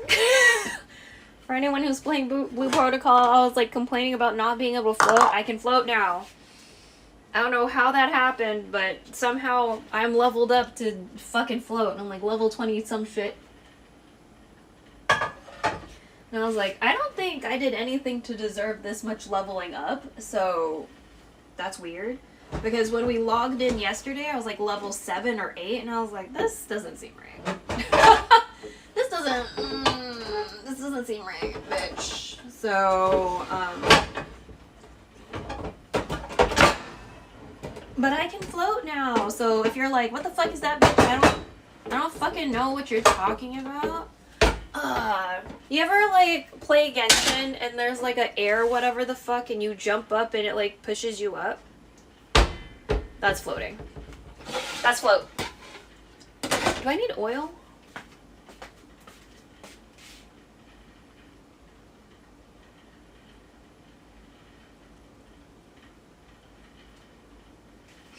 Okay. So usually when I need to heat oil in a pot, what I do is I heat the pot first and then add the oil. That's what I do. If you don't like that, that's okay. You can do what you do, you know? So we're gonna just do that. I'm gonna move some stuff around so, you know.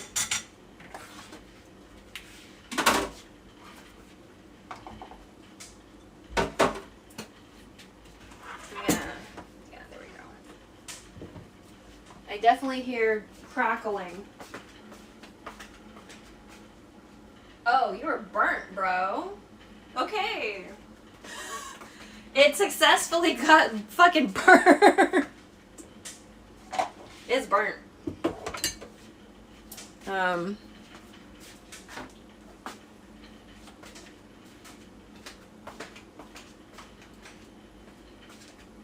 Okay, I need to make sure we don't burn any plastic on accident while we set this shit off to the side.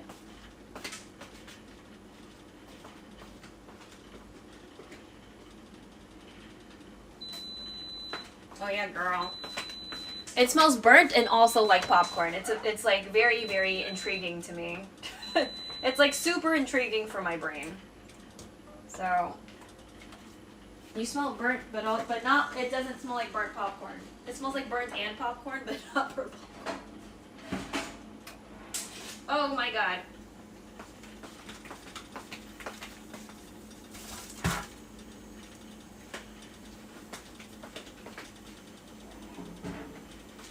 And then when this batch cools down, we will burn up the other,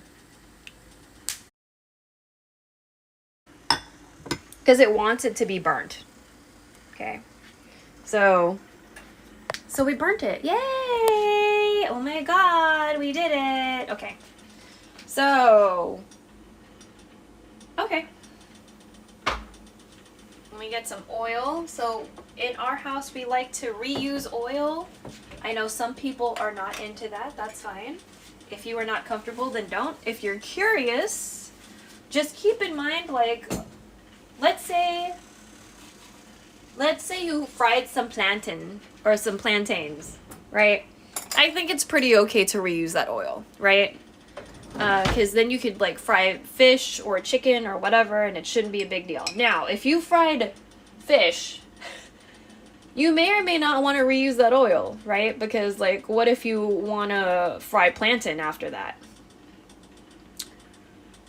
You might not want essence de poisson, you know?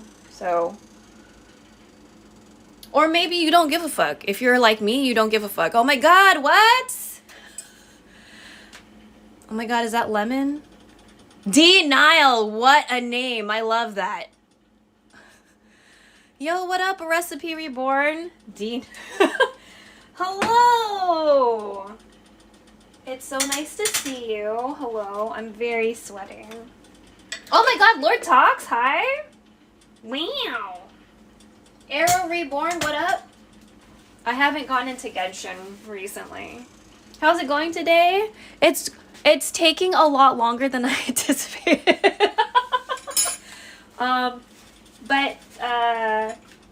What up, everybody? My name's Belle for all intensive purposes. I mostly cook on stream, but I also do co-working streams, and sometimes we play stuff like Genshin, or now we have started Blue Protocol. That's good because then I can raid you. I thought you might be finished. Yeah, we're not done. Yeah, we're like so not done. I'm proud of people seeing my name and be like, oops, I need to play Genshin. Oh my gosh, thanks for the follow. I appreciate it. So, real quick, this is on purpose. We're making a recipe today. It is Filipino American History Month. I am Filipino. What up? Hello. Mabuhay.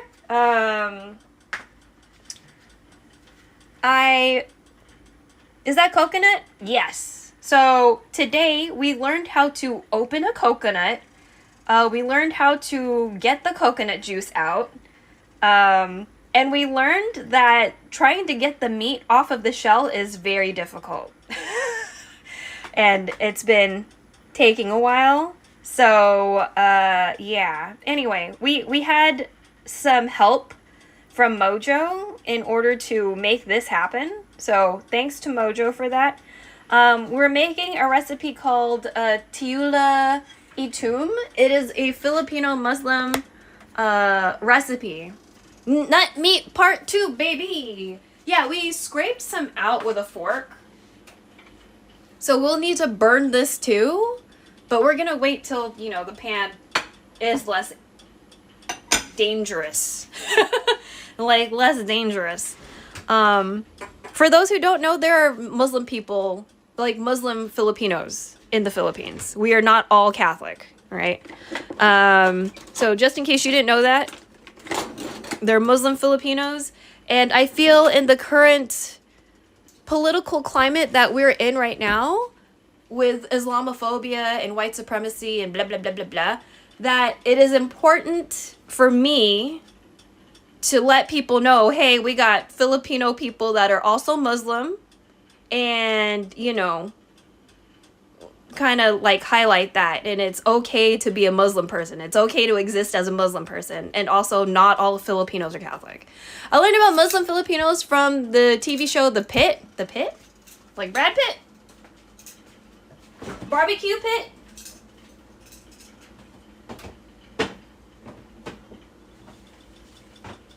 Oof. There we go. The new Doctor show? The new Noah Wiley doc? Oh. Noah Wiley has a documentary? So, we first time cutting brisket. So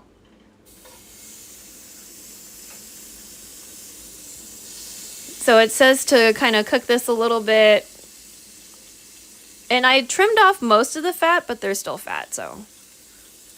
If we were making brisket like barbecue, then I would not cut off all this fat, okay?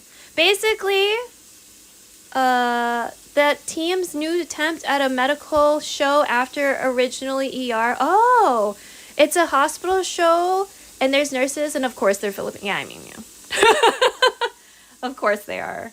So, I hope there's some South Indian nurses all up in that show because, you know, when my dad was in the hospital, the nurses were either Filipino or South Asian. So I hope there's some South Asian representation in that. One of them's hijabi! Oh, I love that. I love hijabi representation.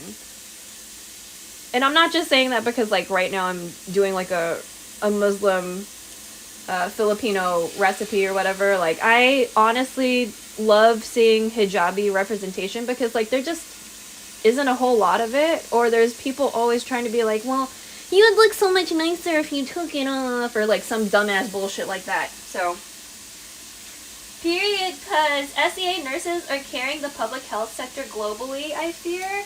I think there's South Asian people in the pit for sure. Oh, that's fantastic. That's fantastic. Types of representation I love. Hijabi, South Asian, tan Filipino people, tan Asian people in general. Because we exist. A lot of people just don't think we do. And, you know. Oh yeah, I guess I need two types of tongs because, like, for cooked and then raw.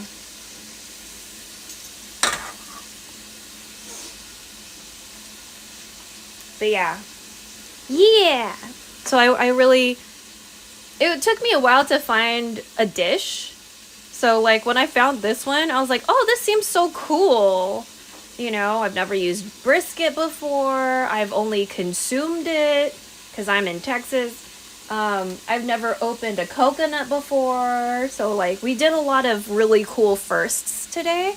I do remember seeing a nurse with hijabi in the clip from the show in a YouTube video that was discussing the pitch show.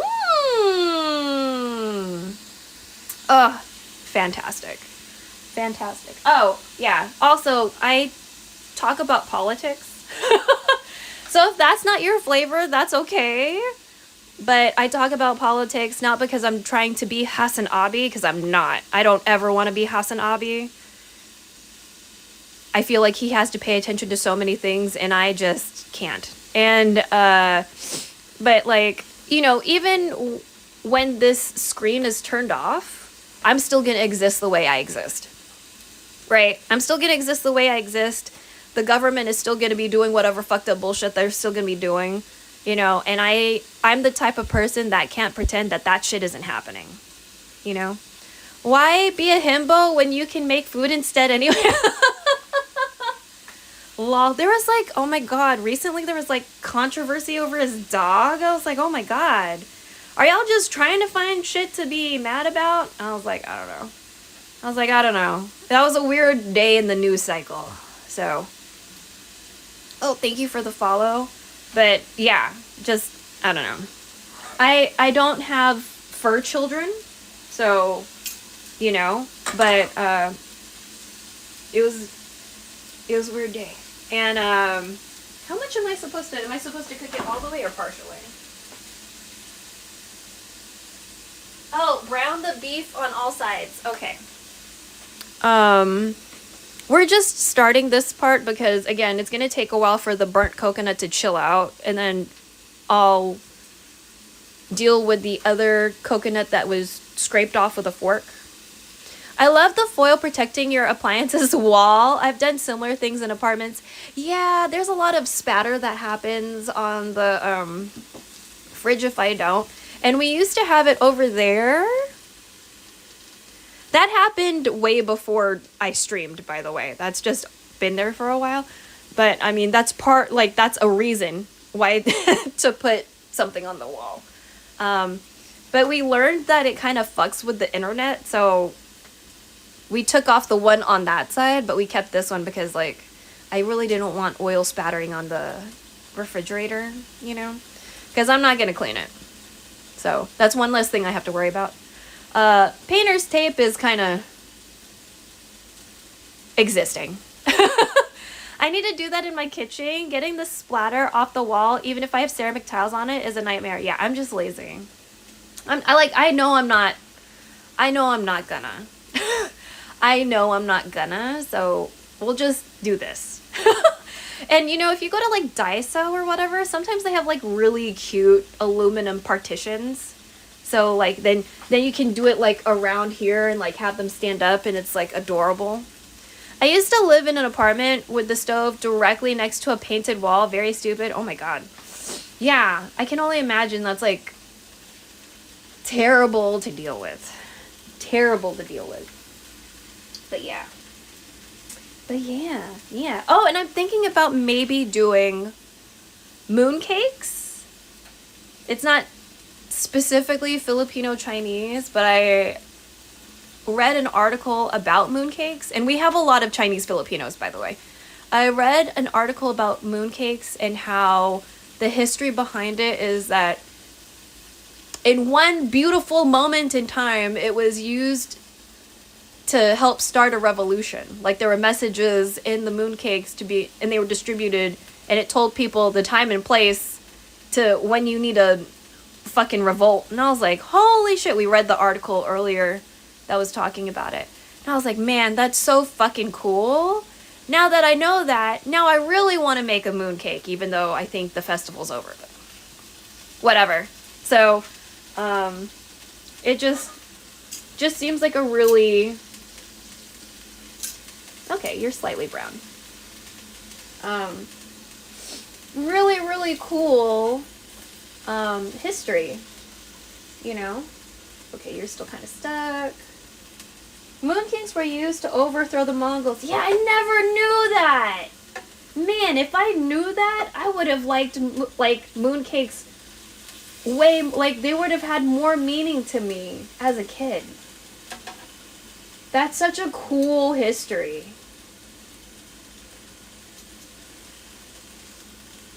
Everyone's so creative. Lamau. I was like, yeah, the revolution won't be televised, you know, before they had TV. So.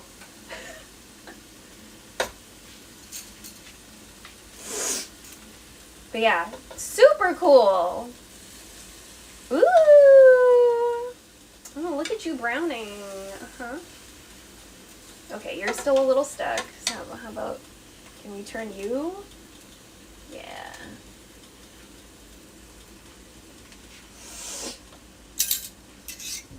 Nice brown meat. Yeah, brown is delicious and beautiful.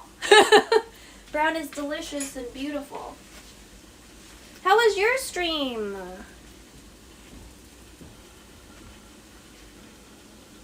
Today is a very low production value stream. There's no captions or anything, which I feel bad about. Usually we do have some level of accessibility, but today is kind of not it.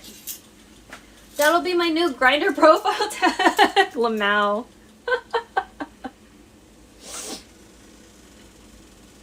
Whoop.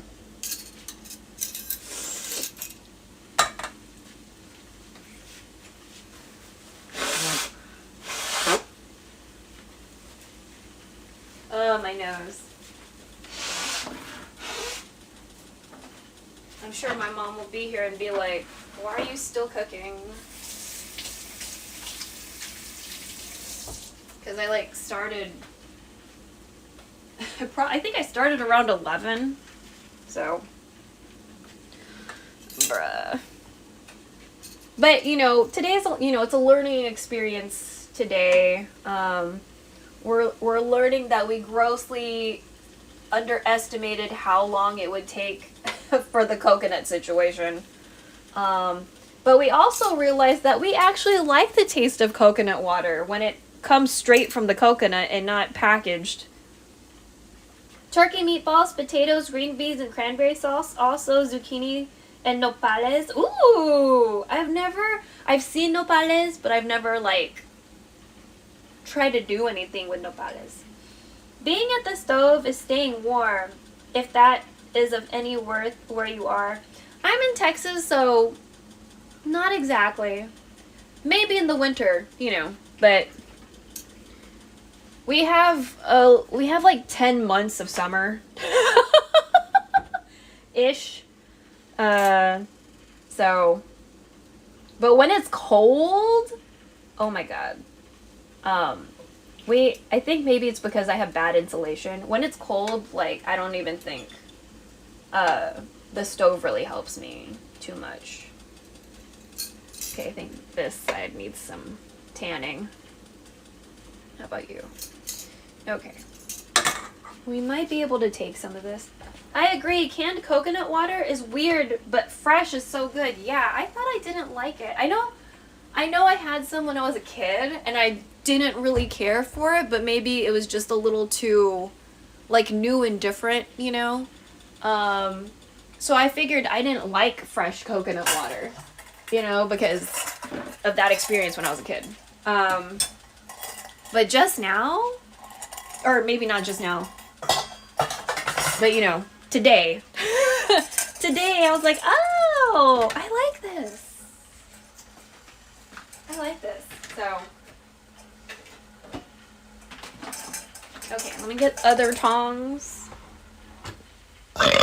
Oh, also I belch a lot. I don't do it so people can fetishize me because I'm very anti-fetishization. I'm just a tiny person with a lot of gas. Okay, so I just wanna put that out there. Tiny person, lots of gas. If you have misophonia, you might not want to be here because of the belching thing. So, because I think misophonia has to deal with like loud sounds or whatever. They were dropped. They were. I dropped my Pokemon cards, by the way. Sorry. Oh, there it is. It's over here. Okay. We got some like new tongs, like silicone ones. So, not really good for like fine movements or this apparently, but okay, maybe you need a little bit more color.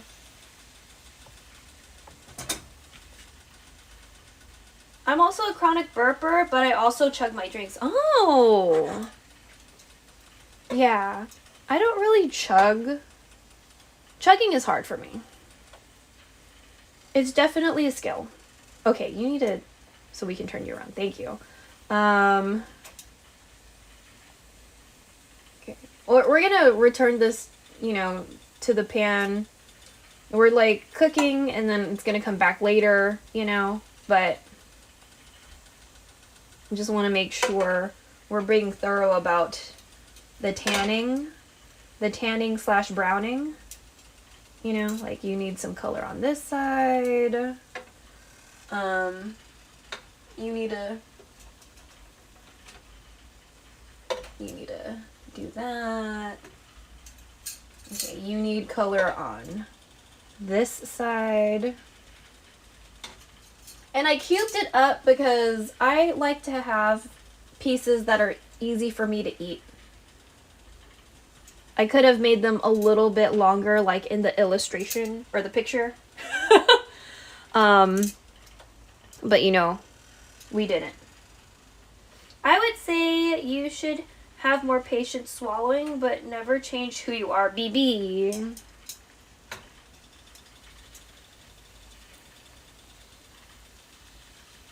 Yeah, I was told I'm not supposed to eat or drink really fast because something about like the pressure that happens from that or whatever. And I eat really fucking slow. Just so painfully slow for most people. So like if you want to go to Hot Pot with me, you better not have a schedule. Because I'm gonna fuck up your whole schedule. You know? But if you don't have a schedule, it should be fine.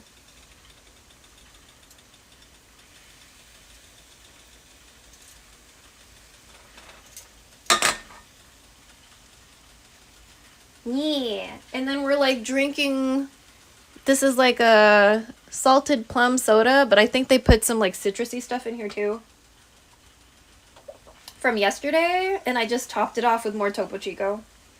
Eating slow as Hot Pot is the key to getting your money's worth. Chewing and being patient equals less work for your stomach.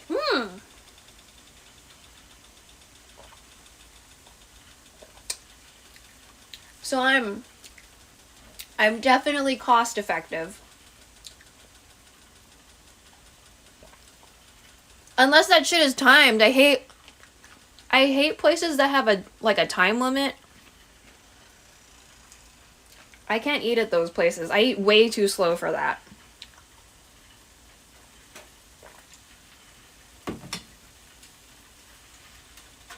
Oh, can I touch the coconut now? Ooh. Oh, okay. We can touch the coconut now. Fantastic. I was worried.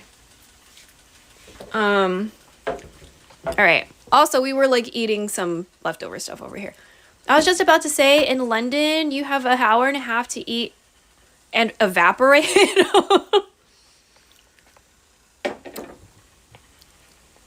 Is that like a capitalism work break situation or whatever? Okay, let's see. Okay.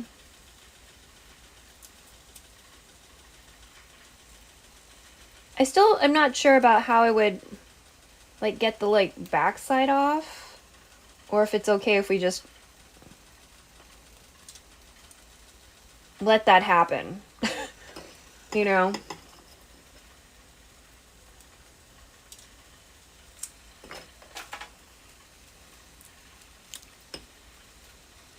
Because I did get like the main shell part off, but it's like still got kind of like a lining or whatever, so that's kind of one of my main concerns. But it like wants me to burn it up, so bless. At the same time, I'm just like, I don't know, man.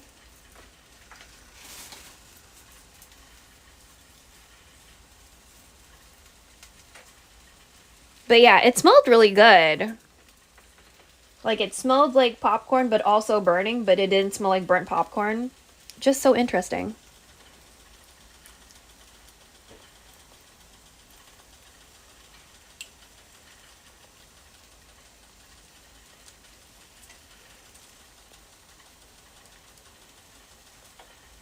So interesting. Whoop. There we go. Okay. Definitely dropped my phone. Oh, okay. I don't know if I was like missing out on some like pop culture thing or...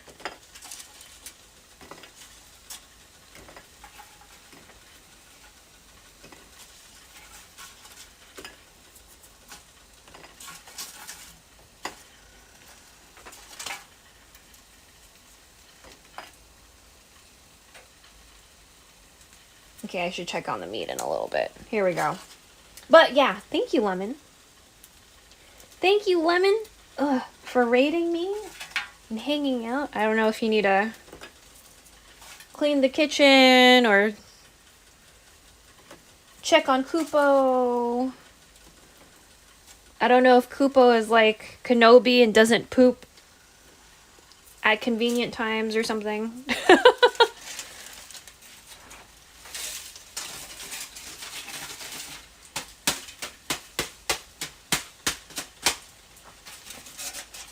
I managed to do all my dishes, so I'm chilling. Ooh, nice. Bless. I hate doing dishes. I hate doing dishes so much. Okay, now we can... Now we can burn this.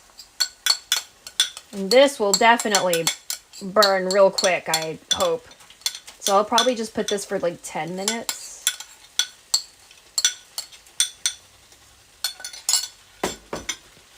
Kupo did not poop this morning, so a little unusual, but she did poop twice yesterday, so I think she's fine. Oh, nice.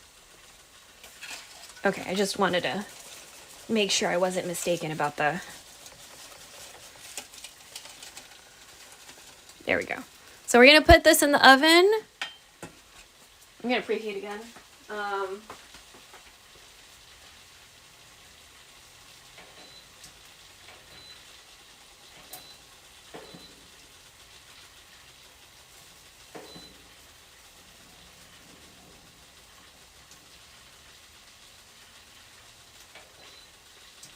You know what? Maybe we'll just do it for 5 minutes because I think it's gonna do it quick. I feel so. Okay.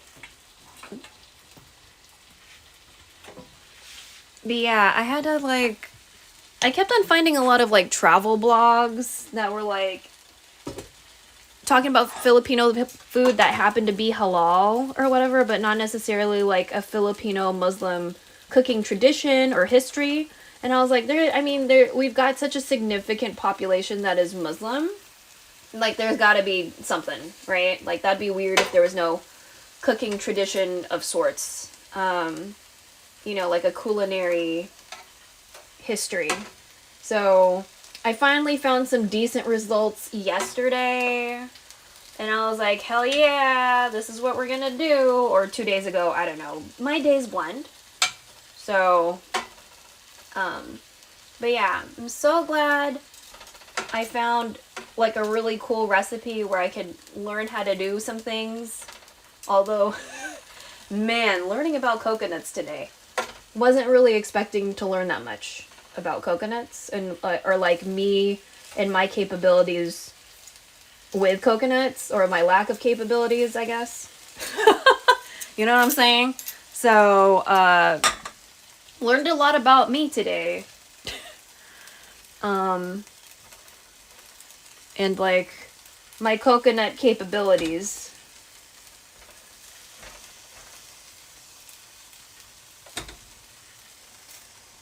Smelling delicious. Oh shit, I almost dropped that. Oh.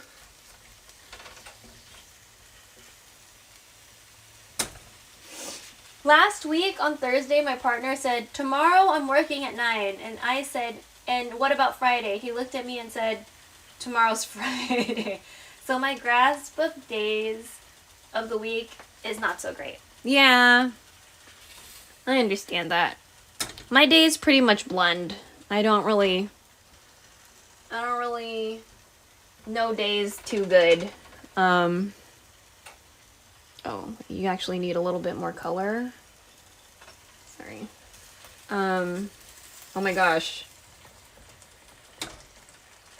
How about you? You're good. You should be good. You're thin. Okay.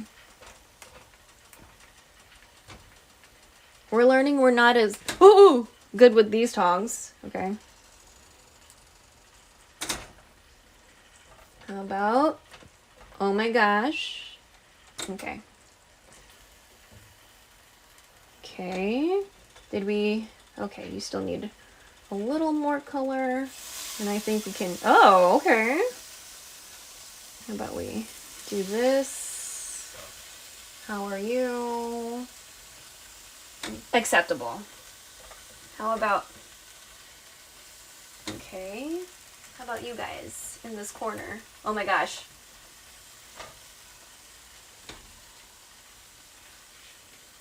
Yeah, knocking open some coconuts, man. That was a lot of work. So, feel like my arms will feel kind of sore for a little bit. Oh. My arms are tired. So I figure they will eventually be sore.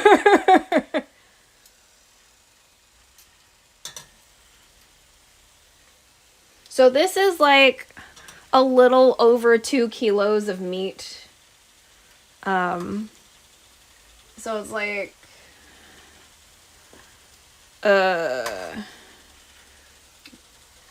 right? No, wait. How much was it? Okay, well I threw the bag away. I don't remember anymore. Oh shit. I was about to set the thing, but I didn't put the tray inside. Okay, hold on. I was about to be like, oh, shut the fuck up, oven. Like,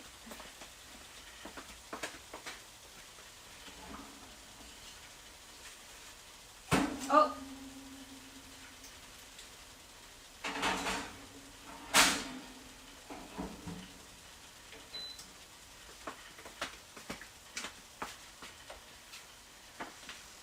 That was silly.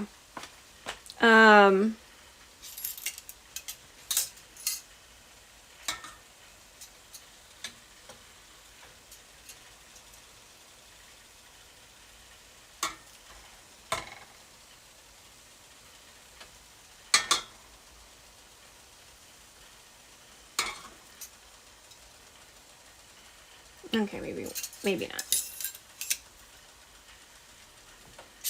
Okay, and then you need to get tan on this side. You need a tan on this side. You need a tan on this side, please. Thank you.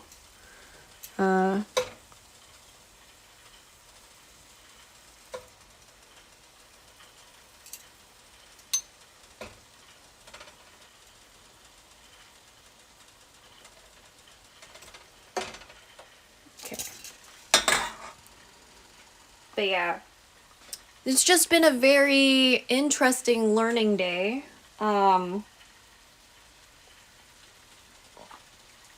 We ate some jjajangmyeon earlier that we made off stream. And right now we're snacking on some longanisa that my mom made.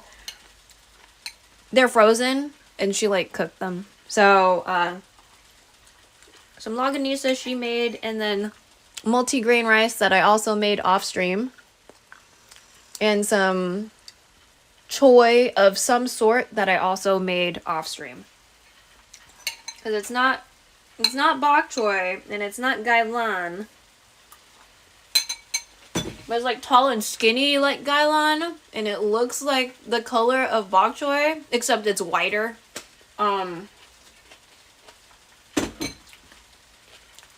I don't think it was choy some. Anyway, some type of choy. And cuz it was on sale. And I usually get like a bundle of choy. Like once a week, so I can have like, you know, some green leafy vegetables in my body throughout the week, you know. Oh my gosh, please turn around. Please.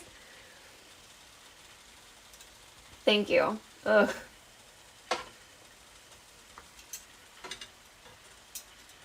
But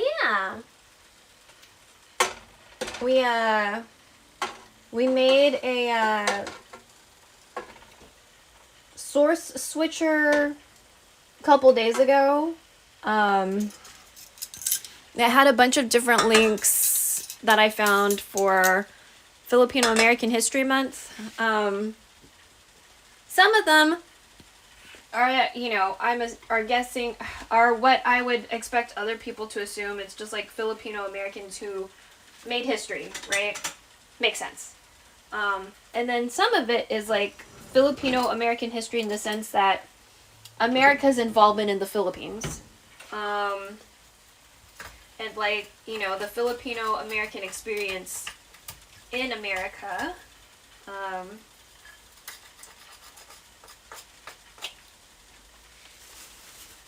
For better or for worse. Because some of it's like, yay! And some of it's like, you know. Like,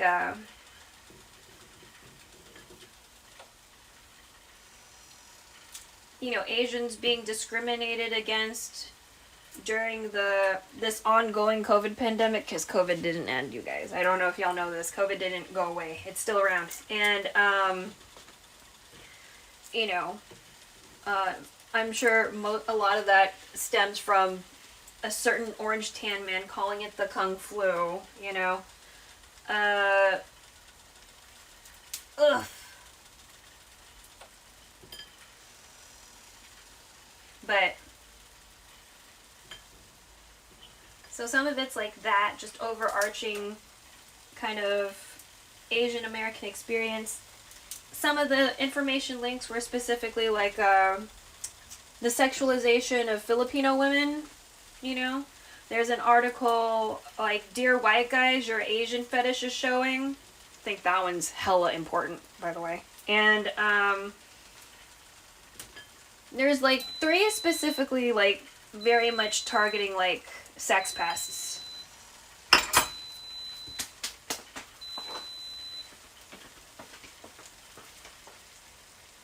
Oh wow, that was not enough time.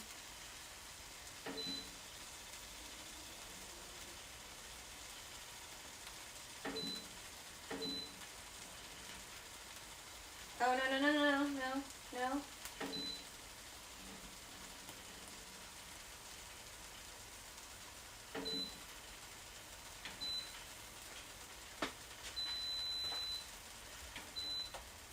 It like crisped up the edges, but it didn't really work on the like center part. So, all right. So after we cook up this beef and like take it out, we're gonna cook up some of the other stuff. So we chopped up some shallots, or we sliced up some shallots. We sliced up some actual turmeric. We have some ginger that we had previously prepared and stored in the freezer that we were using for this. We also used some of that for some tea that we are steeping on the dining room table. So we're kind of like, it's kind of like cold brew, but I'm not putting it in the fridge. I just kept it outside. So it is a tea with toasted fennel seeds, some beat up lemongrass, what else is in there? Ginger, peppermint, we didn't have peppermint tea, but we have mint tea. So like a mint tea bag, and what else did I fucking... Lemongrass, ginger, fennel seeds, peppermint. I think that's it. Yeah. So we have that hanging out on the kitchen. So again, we just, we do a lot of multitasking usually over here. So if you just need to like lurk or whatever, outside of today, we're usually a pretty good lurk stream.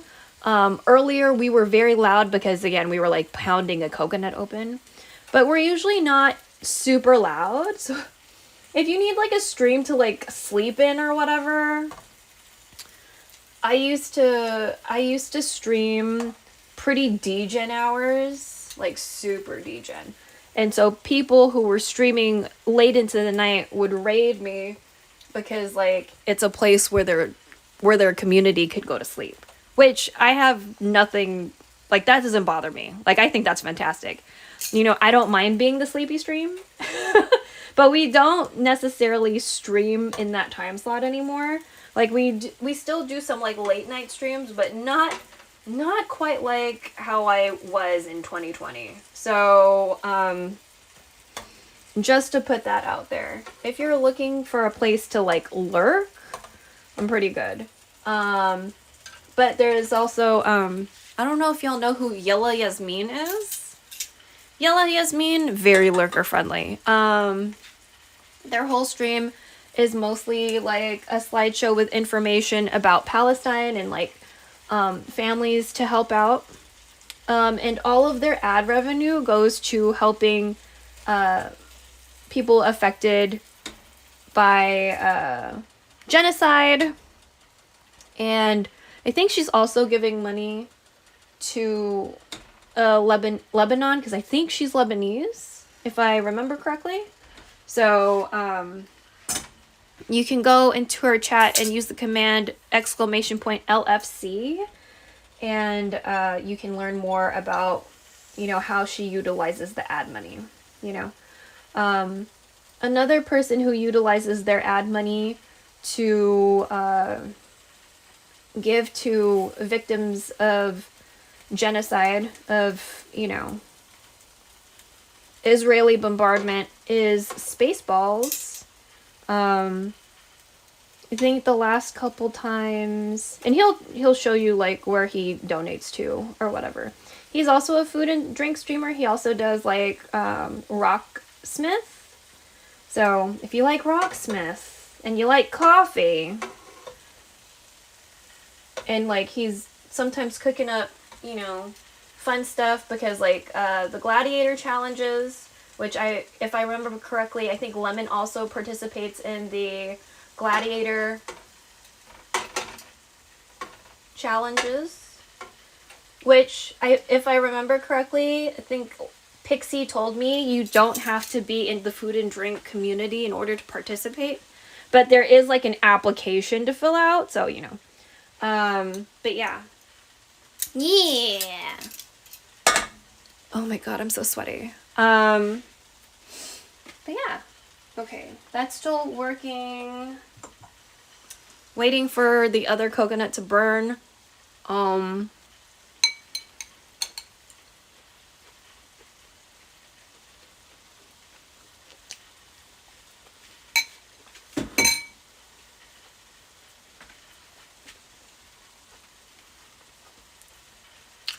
But yeah, yellow is mean. Super cool.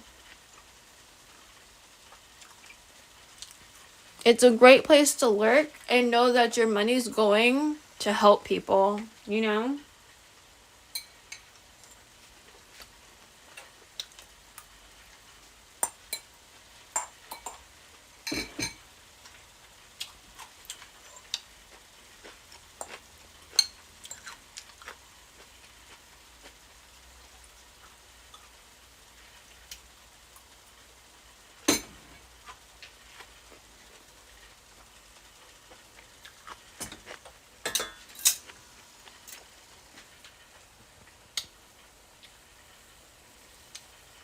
Okay, there we go. Just making sure there's brown on all sides, you know?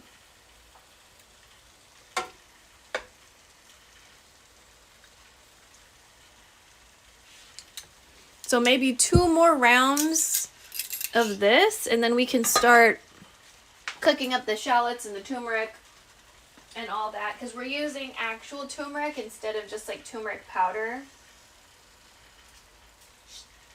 Garlic, shallot, ginger, turmeric. We're not adding chilies. And the burnt coconut powder. So by then, most likely, we will have, you know, processed the coconut.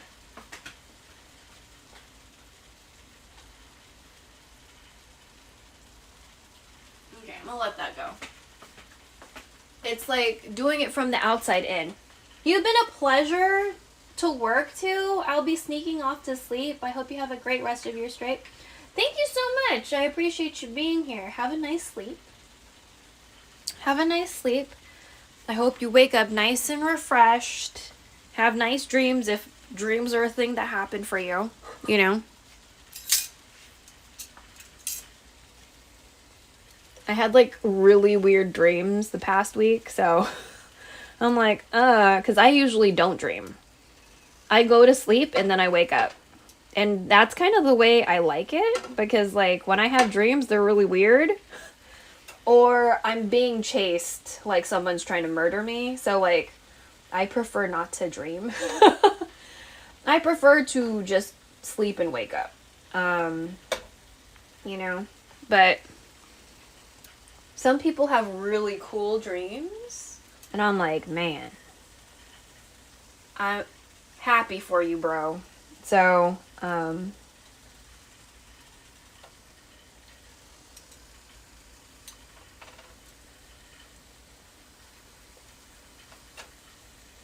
or lady, or non-binary friend, you know.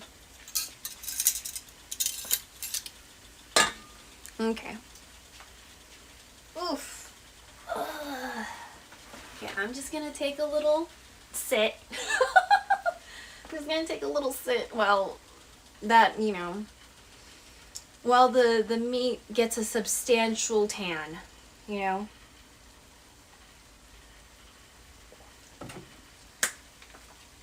I think another Muslim Filipino dish I'm thinking about is there's this yellow rice that seems very promising because it's rice. I don't think my mom is gonna give me too much pushback on rice, you know. There's a yellow rice that involves turmeric and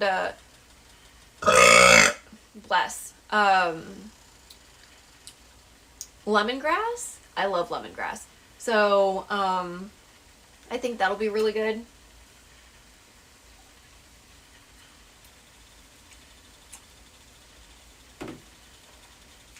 And I've seen like a vegan mooncake using tapioca as like the dough.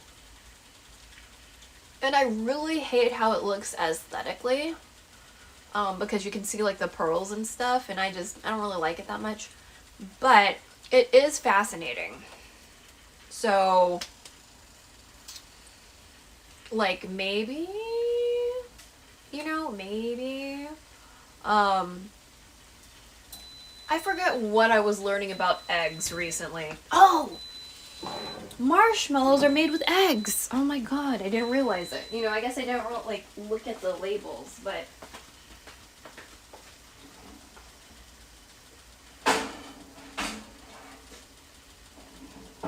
fantastic.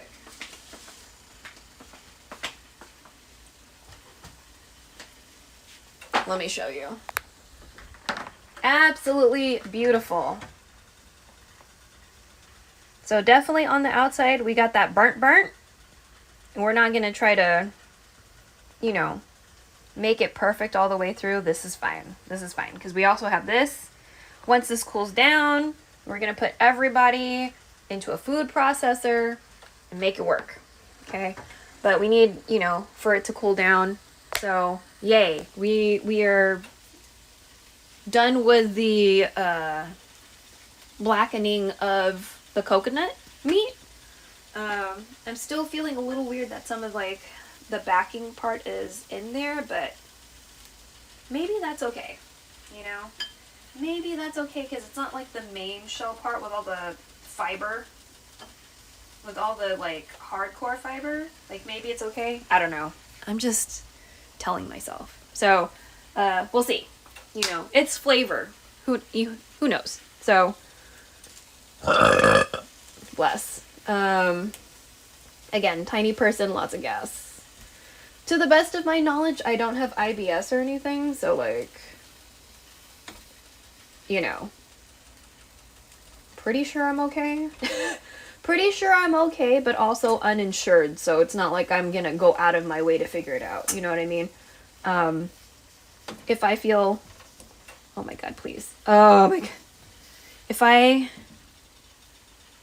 feel gassy or uncomfortable, bloaty, you know, I'll just figure another way to deal with it, right? So, it's not gonna be, okay, you still need.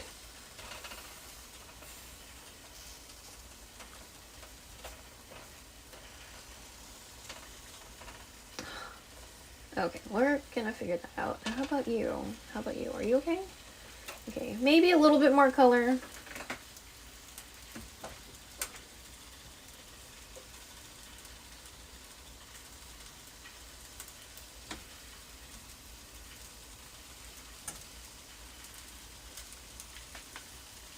And for those of you who are like, the bottom of the pan's looking kind of, I like fond.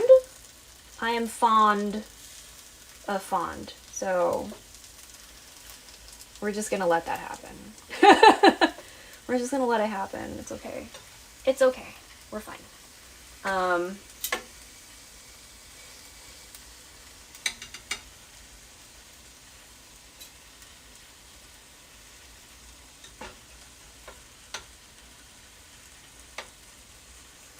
Boo boo doo doo doo doo doo boo doo doo doo doo.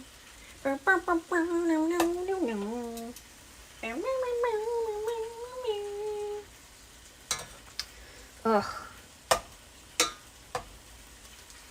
I'm very excited about logging back into Blue Protocol whenever I manage to do that. So.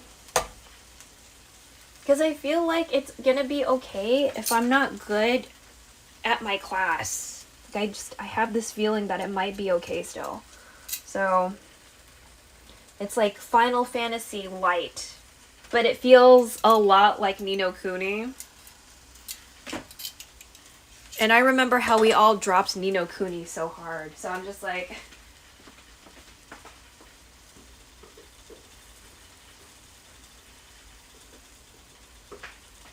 There was like a mobile Ni no Kuni game that came out like a year or two ago? 3 years ago? Pretty sure it was before Key Lime Pie had a kid. And so, like the gacha people, the gacha streamers I typically follow, like all got on Ni no Kuni. And I was like, okay, well, if the big streamers are playing Ni no Kuni, this shit must be good. You know what I mean? Like, I don't think they'd waste their time on some bullshit. So I was like, okay, let me check this out. I've never played any kind of Ni no Kuni franchise, whatever the fuck. And I was like, all right, let me look. And I was like, oh my god, this is cute, you know? But it's just like, I don't know, at some point I was just like, I'm okay. And I said, I'm okay way after all my friends stopped. Like, all my friends were like, they abandoned their guilds. They were like, yeah, I'm over it. And I was like, oh, okay, well, you know. So, like, for a while, I was, like, the only member in a guild or something. And I was like, yeah! Because that means if I'm the only one, then I'm the only one contributing. Then that means, like, I'll get rewards for contributing the most or whatever. And I was like, yeah, bitch. But then I was like, yeah, it's okay. I'll go ahead and drop it, because everybody else did. Because I'd, like, visit their house or whatever. And, like, of course they would never be there because, like, they dropped the fucking game. But yeah. Ni no Kuni. Were, you know, that beautiful little moment in time, you know?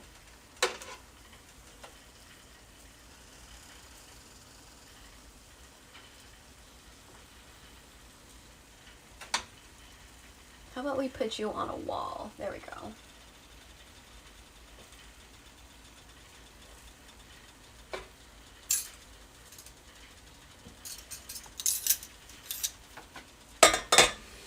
But yeah, thanks so much for lurking. I super appreciate you. Thanks for hanging out. I know this is... We used to do more 8-hour cooking streams, but I was not expecting this to be like a 8+ hour, because I feel like this is going to be an 8+. We're already at 6. So...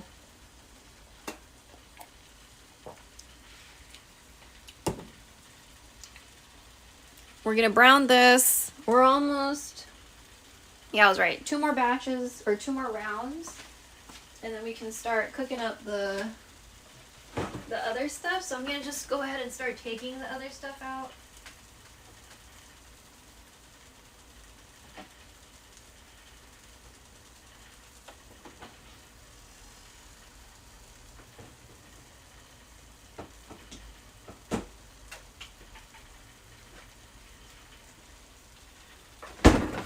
So we've got sliced up turmeric, ginger, banged up fucking lemongrass, 3 shallots, so much shallot, a lot of garlic, because garlic is always a suggestion, not a hardcore answer, right? So, especially if you're LA. LA is of the same kind of mind that garlic is definitely, when it's in a recipe, the written amount of garlic is a suggestion. It's a guideline. You know, but ultimately, it's up to you how much garlic you want or not, you know. If you like garlic, the suggestion is always not enough. It's always a very, like, moderate, you know, conservative amount of garlic that they suggest, so...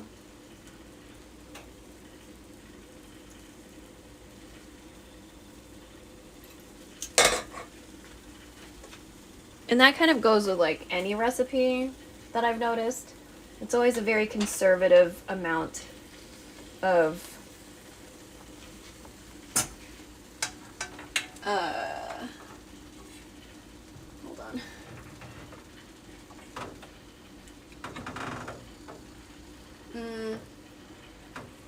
There we go.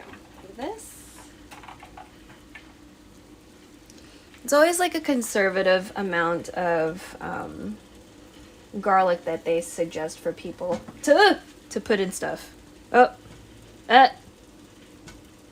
Okay, I'm not good with these particular tongs. How about, are you okay? Yeah, you are. Did you finally get brown on all sides? Okay. How about you? No, you still need... You need... There. Yeah! You need a little on that edge. Oh, come on, man.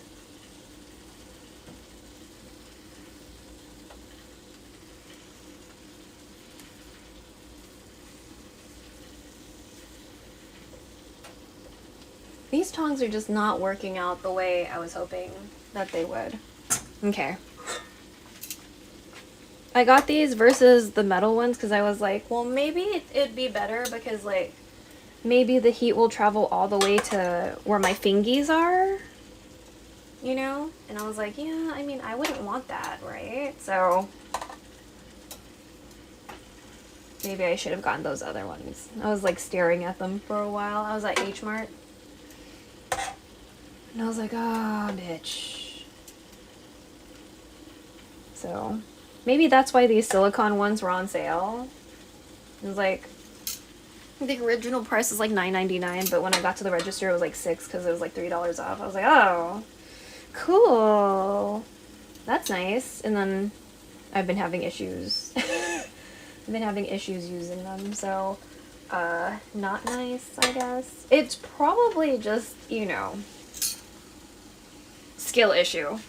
I'm gonna have a lurk and rest up, feeling sleepy. Oh, well, thank you for hanging out so long. Have a nice rest. I appreciate the raid. I hope you wake up refreshed.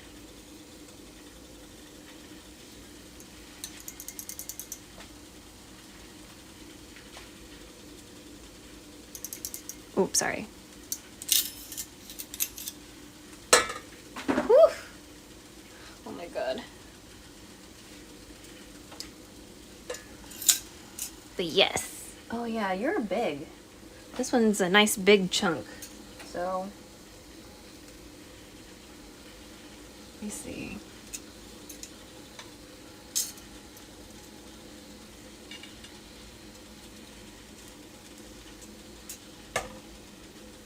Put this big chunk in the corner.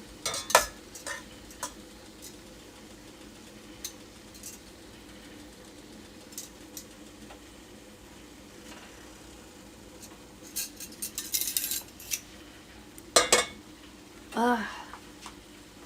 I don't know why they haven't come out to eat yet. Again, they usually eat at like 6, so.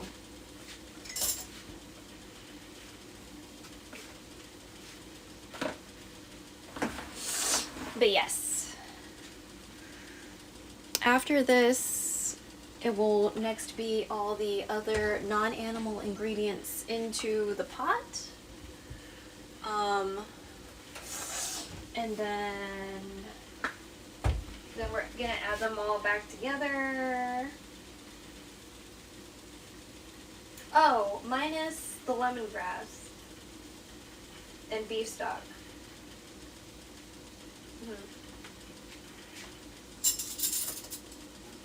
After we get to that point, I'm gonna debate whether or not we stay on stream or not, because it says it wants me to like cook it for like an hour and a half once we get to the adding the broth part. So like we might cut it there, and then the thumbnail will have the end result. So we'll play it by ear and see how we feel by the time we get to that point in the stream. Oop. And it's mostly because, like, oh, I don't know if Arrow is still here. It's mostly because it's like, I just realized, or like, I remembered that the new place has the hot guy. So I'm like, if the new place has the hot guy, then I should play so I can try to get the hot guy, you know? Can't get the hot guy if I don't play. So that's the main thing that I need to remember about Genshin, is that we need to try to get the hot guy. Can I touch this pan? Oh, I can touch this pan? Yes, let's go. Okay. Okay, let me get the food processor.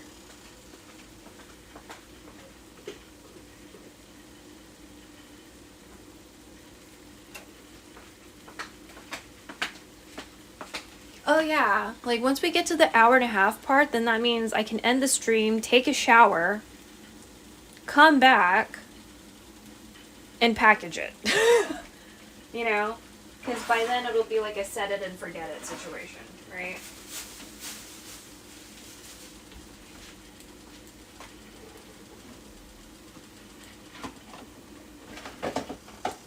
Alright, so this might be another noisy part. So for the people that are sleeping or about to sleep, you may want to mute if you're able to hear me right now. So, my little... Oh, sorry. I'm sorry. Lamp, I'm sorry. Okay.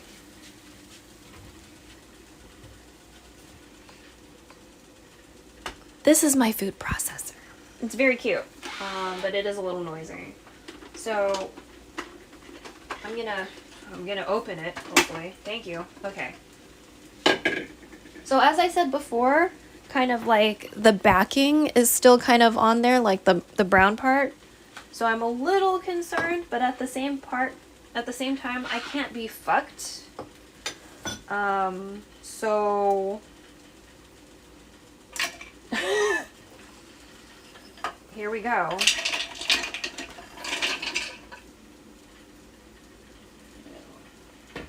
Let that go.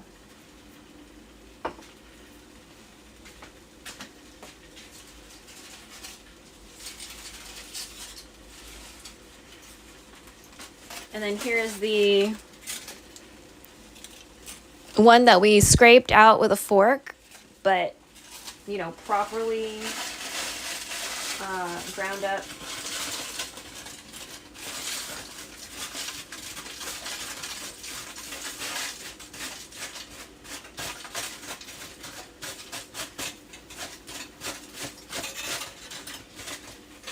You know, when I see people having those like coconut shell bowls, after this experience, I don't know how people make that happen.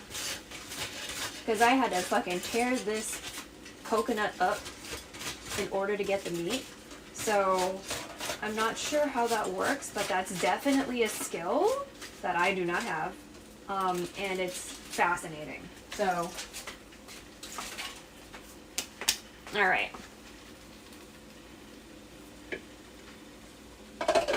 So this might be noisy. I'm just warning the people who are able to do something about that right now, because I have no way of muting my, like, toggling a mute on the stream when I'm like just streaming from the Twitch app, or at least I don't think I do. Oh wait, I do! Okay, hold on.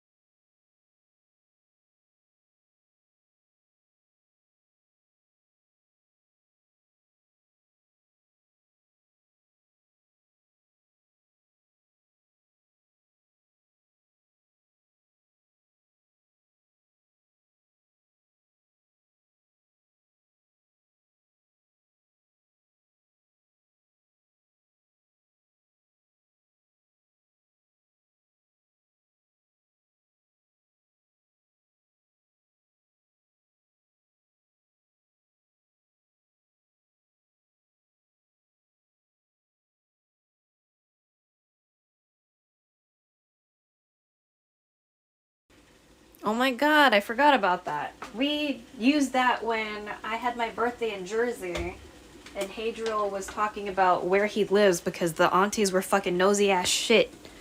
Nosy as shit bitches! Okay. So, let's return to the meat.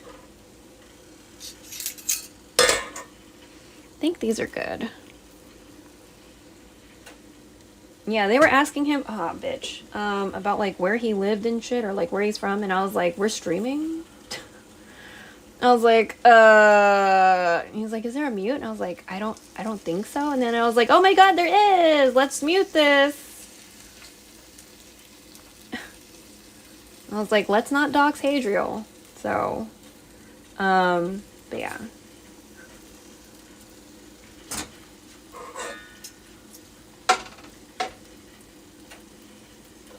Okay, so let me turn these over.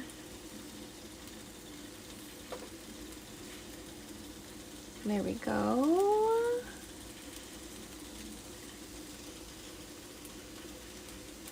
Bam. Oh my god, so sweaty. Okay.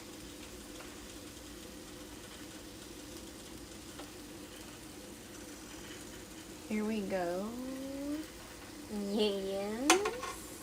Fantastic. Well, I should have muted when I was banging that coconut open. I'm so sorry, chat. I did not realize that was like an option. Or I forgot. I forgot muting was an option that they give us.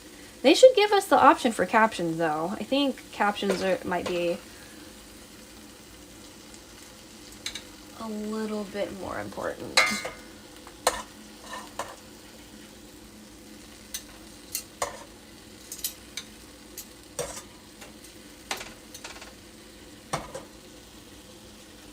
Okay, so let's check this coconut situation.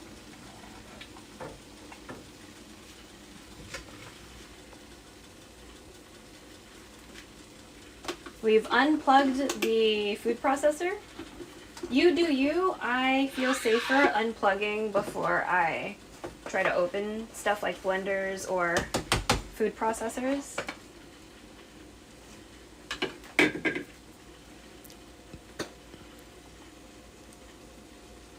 So still a little chunky, but I feel overall, also smells pretty good. Honestly, it smells like coffee to me. I don't know, maybe we should try to get it a little finer. Like some of this is pretty fine, but also not quite.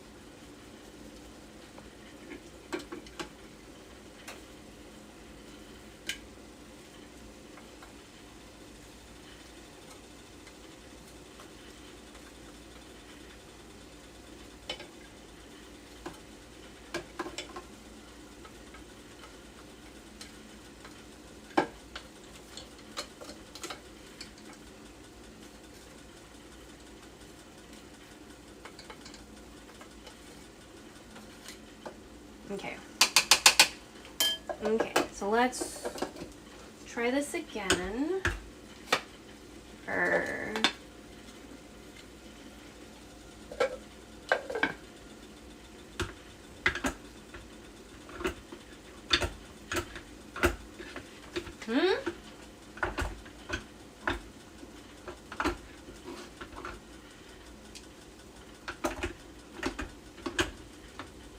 I'm sorry, excuse you? What's...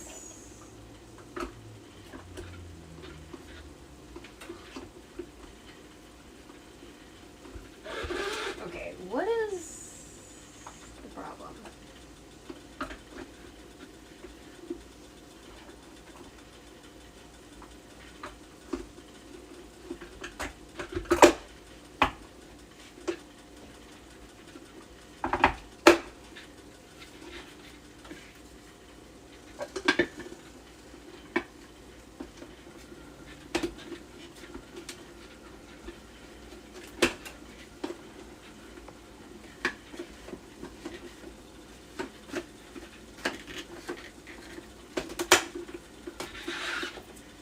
Doesn't feel right, but okay.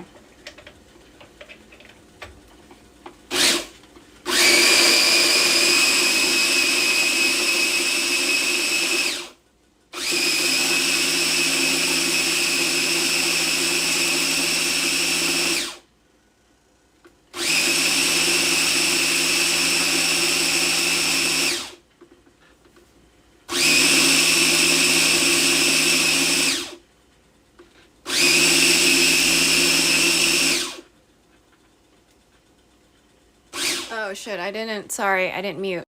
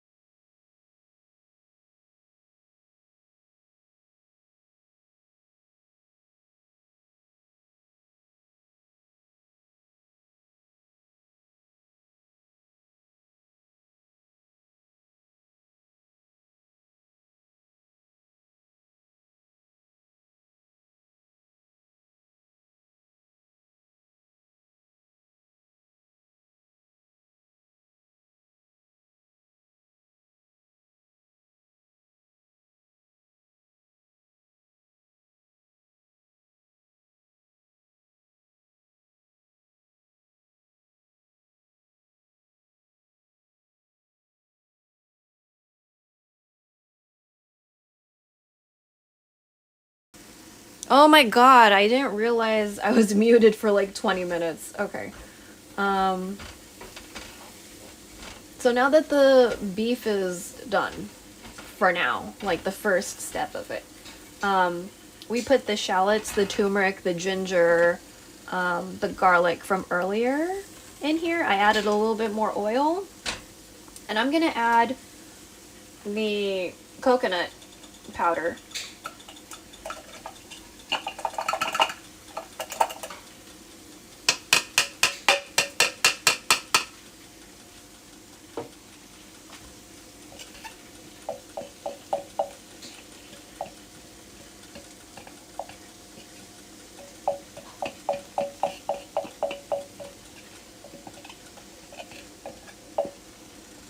Oh, my eyes hurt. My eyes hurt.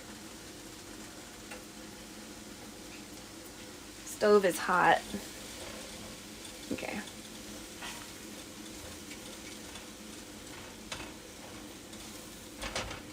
So it's not the finest powder. Okay, so it's a little bit chunky. And I'm sure it would have been finer if I like scraped it all out.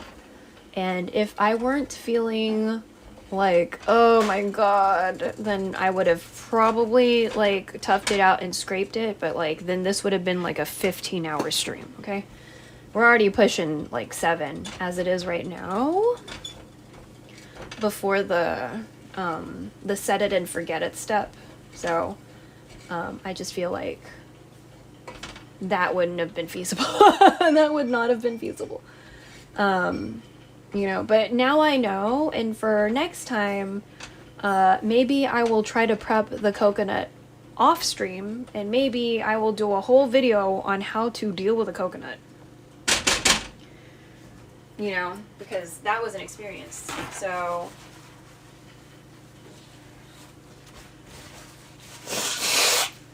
because they really made it sound like it was not going to be that involved, like for real.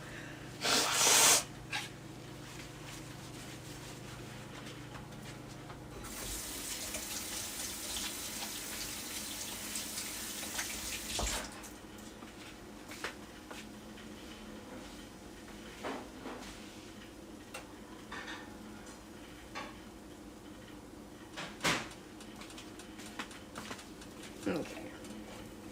It's not saying anything about like do it till like the shallots are translucent or whatever. So this is just me coating everything.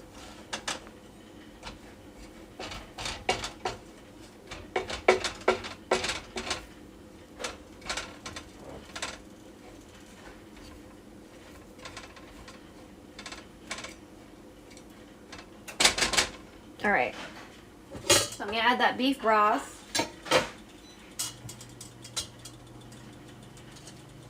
Probably shouldn't have had it just hanging out like that, but you live and you learn, or you live and you don't learn. So I know it's like, why is it milky? We're using a beef bone broth tablet, or we had 4 cups of water, so 4 beef bone broth tablets.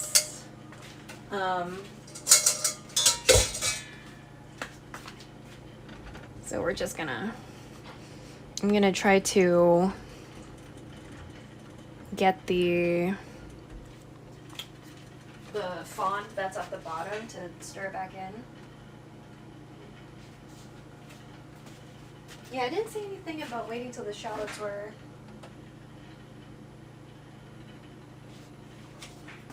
Okay. I need a glove, hold on. Okay, I'm gonna...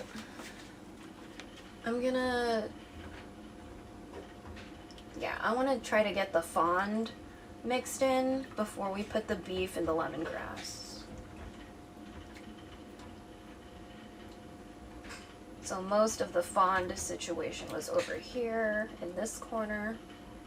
I still like feel some resistance, so there's definitely some stuff over here.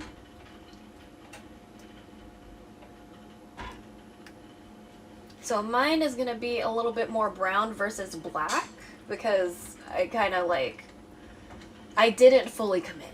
Okay, this is supposed to be a black like soup, stew situation.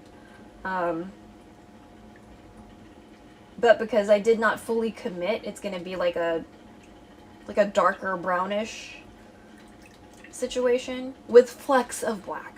So like kind of black, but not really. And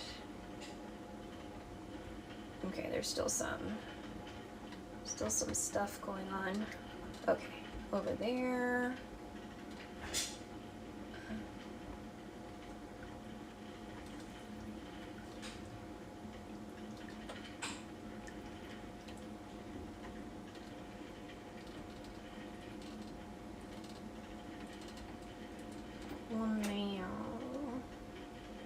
Okay.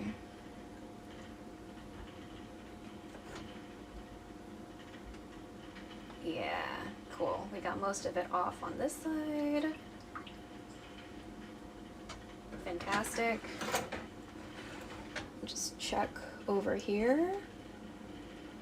Okay, so it's like the center part that we need to kind of worry about, because I still feel some like kind of resistance. Okay. Okay.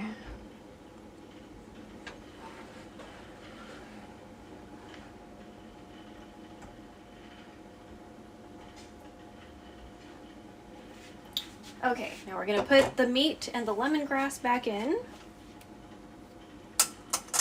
Hopefully without splattering, right? So just take a few pieces at a time.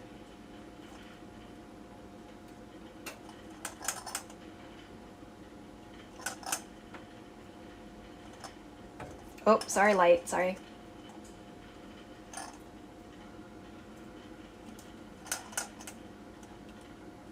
I'm really not good with these silicone tongs. Okay.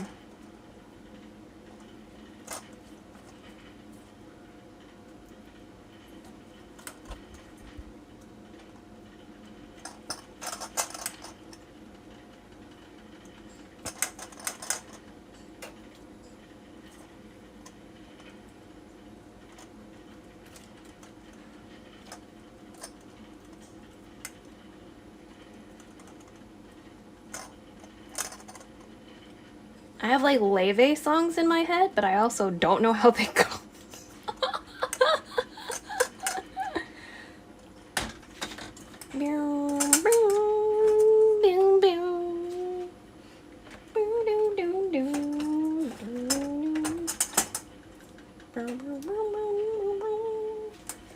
Okay. I'm happy for Leve because her creative director is her sister. I think that's really amazing to have someone you trust with your vision who, like, if they don't immediately get it, you don't have to feel weird about, like, trying to explain it until they get it.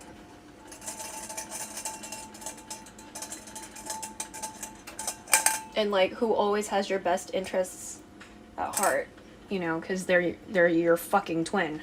So I think that's really fucking amazing that they have that, you know? All right. Fantastic.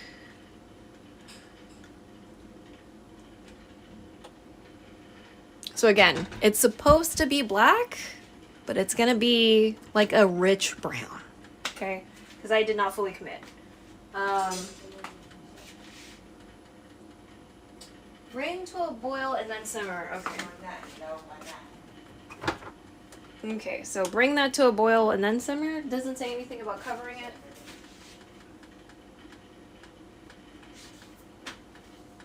Okay. I'll let y'all, like, watch the stove real quick. Just let me know if something happens. And I'm gonna wash some dishes.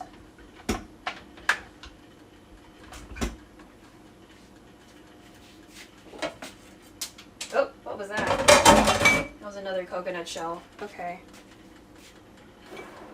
So we have all the mise en place things to wash, some bowls, some oily spoons that we'll just wipe real quick.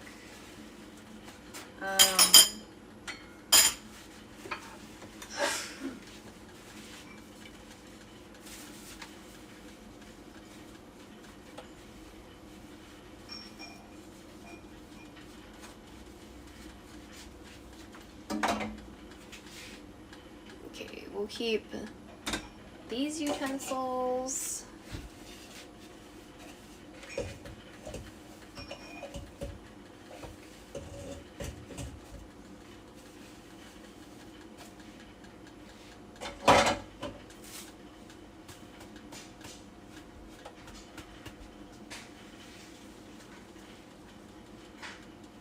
Let's see.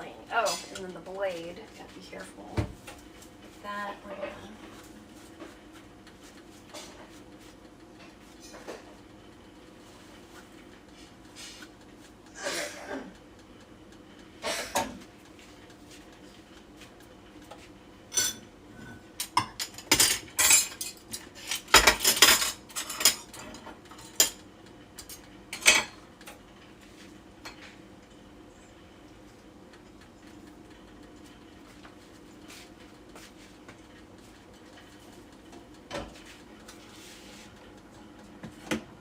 Oh shit.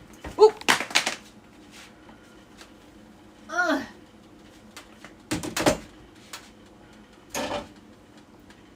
Okay, let's untangle that cord. Okay.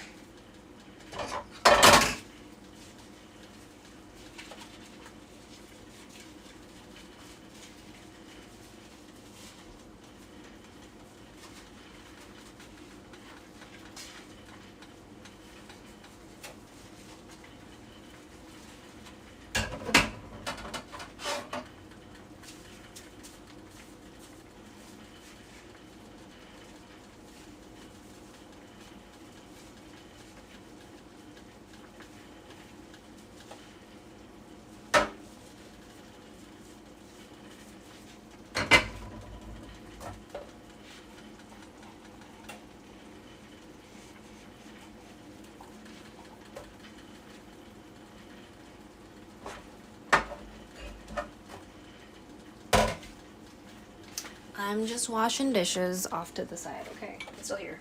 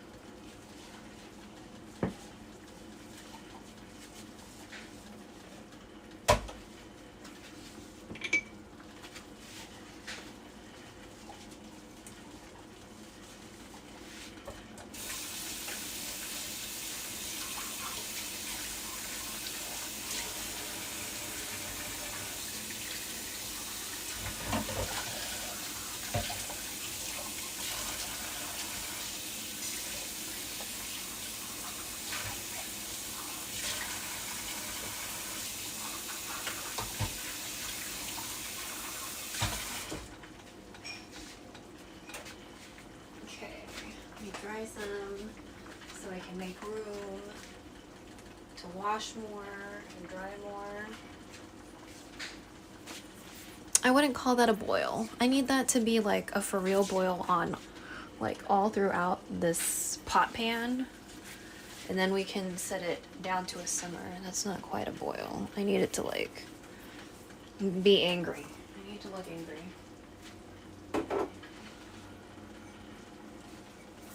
Smells good though.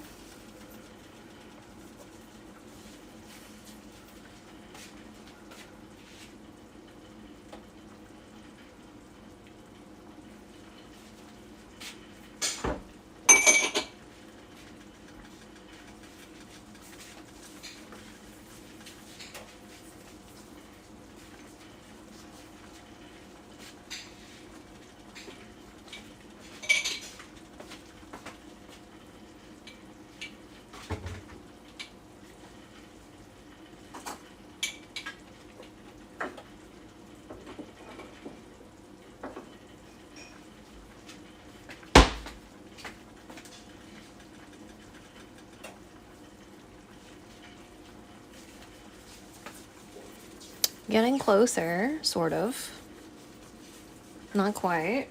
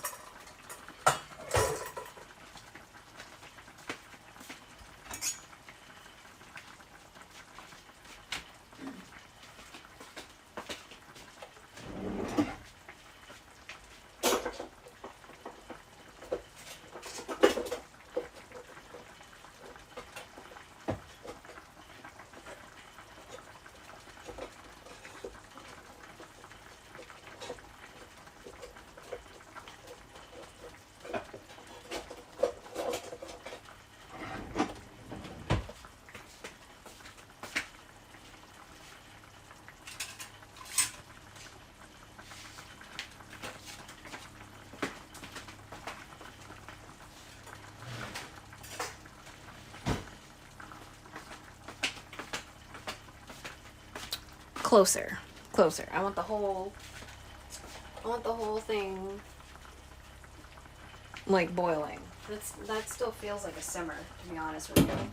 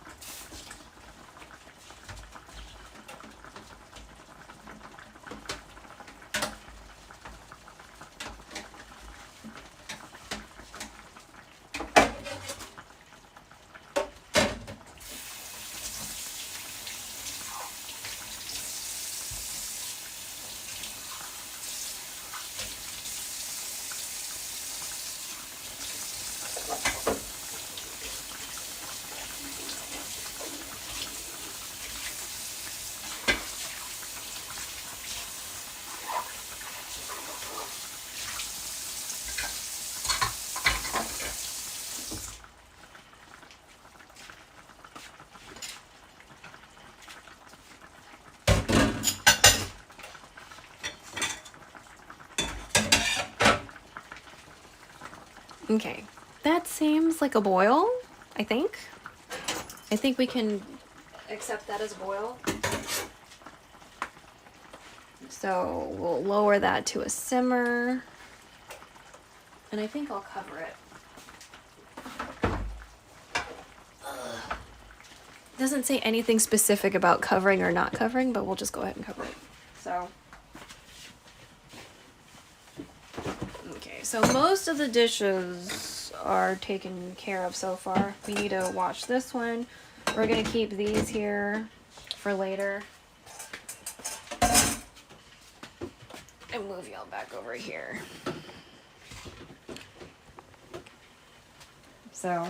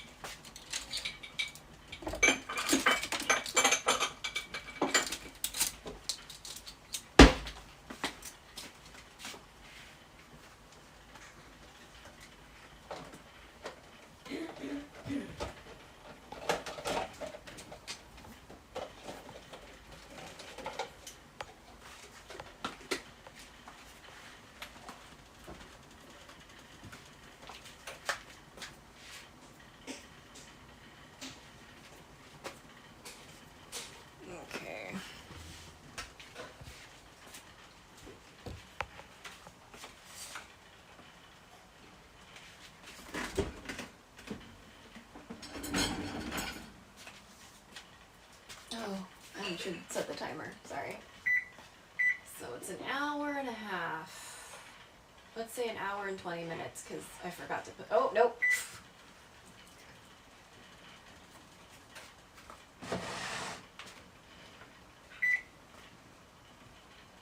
There we go. Okay, so hour and 20 minutes. We're gonna finish the dishes and then we'll probably raid so I can take a shower and skincare, unless we want to do what we did last time when we did food and shower and skincare, and you look at a wall or the floor and then we do skincare together.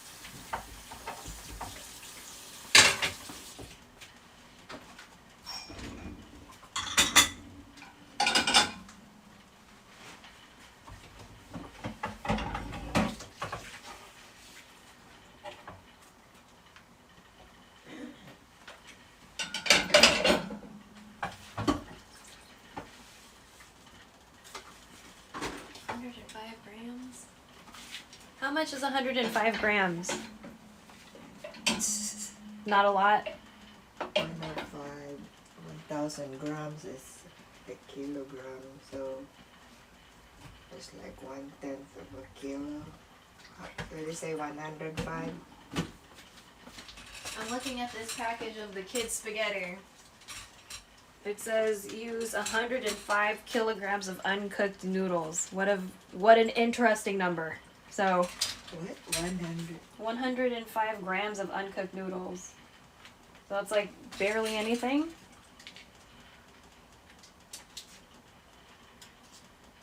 A kilo is 2.2 pounds, so So a tenth of a pound. 1/10 of a kilo, but not a 1/10 of a pound.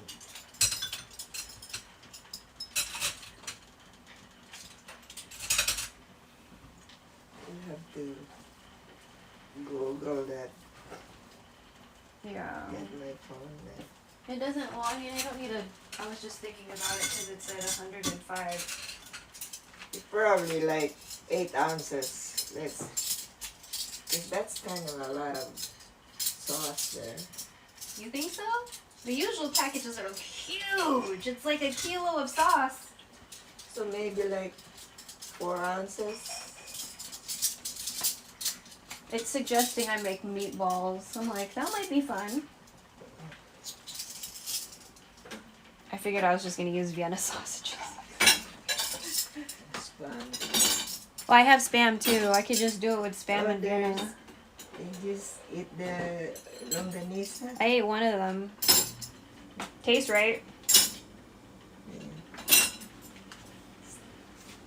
Feels like, I think it's really thin. Because it didn't make your stomach hurt. It didn't, but it's like the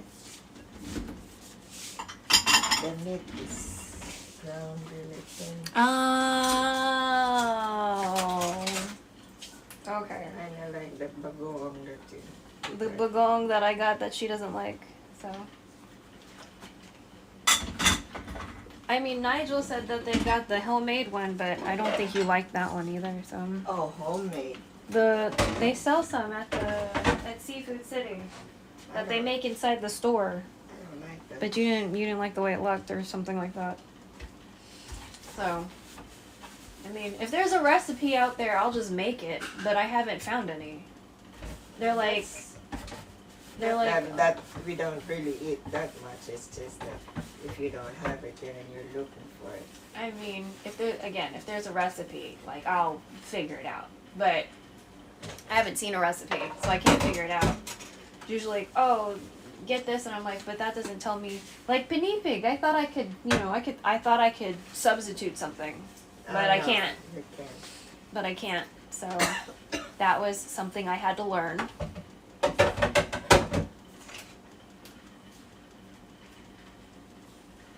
Did y'all have mooncakes in your area? Were there a lot of Chinese people in your area, or no? Oh yeah. But I didn't care much. I don't know. But you had taho. In Davao, that was not as much as in Manila. I think they are into the taho thing. Oh. I never had that before. Oh.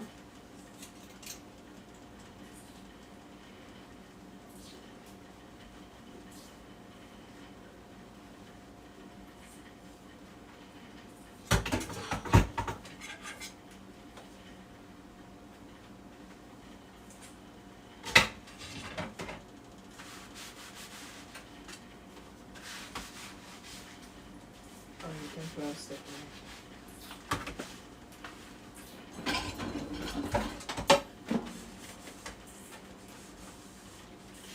It's like an aggressive simmer. I smell the lemongrass from over here. And I don't know if that's just because I put so much or, because I kind of put a lot, actually. So. The recipe asked for 4 stalks banged up. There's probably a little bit more than that, but we had one fresh one, and then everything was like the last time I did something with lemongrass and like had leftovers or whatever. So we have nice green lemongrass now. Lemongrass there at 99 nuts were kind of dry. Like they've been there forever. The ones at Vitla are like yellow. I haven't seen green ones in a while. So I went to Ranch and they were green. So I don't know what's good or not anymore. So because I'm used to seeing yellow ones usually. Because it's dried up. It's been in the store a long time. So then green is okay. Green is still fresh.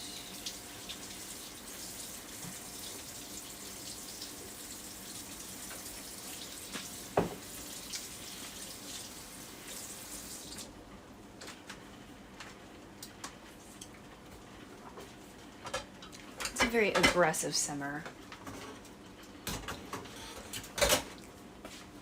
What are you simmering? The thing I'm cooking. The reason why we got the coconut and the brisket. Remember I said I was gonna make Muslim Filipino food? Mm-hmm. That's the thing I've been making all day. And there's meat? There's meat in there. Yes, Muslim people still eat meat, Mom. It's just not pork and it's not blood. So that's why when I chose this, I was like, oh, it looks like dinaguan, but it's clearly not because Muslim people eat this. There ain't no way there's blood. So it's black because of the coconut. What is it called? Tiyula Itum. So the Itum is the black part. It's only black. Yeah. Oh, Tiyula Itum. Tiyula Itum. So it's like it's a dish that's usually served in that AARM part. Arab something Arab American. something forgot what the acronym was. Hold on. Acronym. Saved it in one of these tabs. Autonomous region. Yeah, autonomous region. Muslim Mindanao. Oh, so it's ARMM. Sorry, ARMM.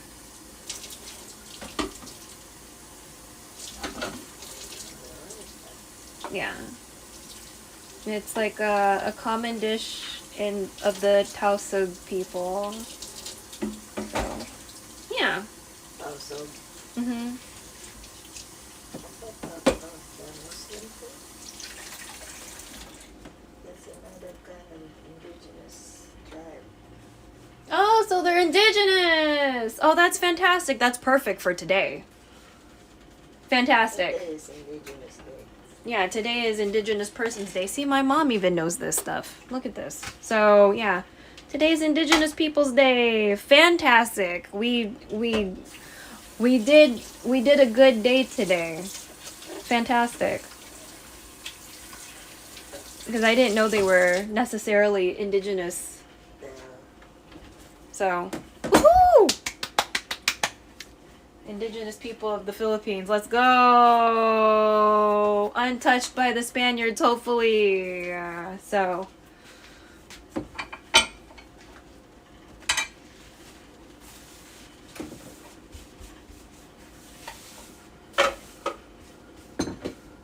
Yeah, there's like a cardinal. And I was talking about the poor treatment of Muslim Filipinos. And I was like, oh, that's nice. It's nice to know. Muslims are not very good people. Mom, They hate Christians. Jesus Christ, Mom, please don't be fucking Islamophobic on stream. You know, like, a lot of people say bad things about Filipino people. That doesn't necessarily mean it's true. Same thing can go for Muslim people, and same thing can go for Jewish people. So, there are bad actors in every bunch. Just like white supremacy sucks and white people suck, it's not all white people suck. But there are a lot of people that suck. So, you know, just like not all Jewish people or bankers are like hog money. Although there are a lot of very powerful Jewish people in entertainment that definitely does not help that stereotype, but that's still a stereotype and not necessarily true. You know?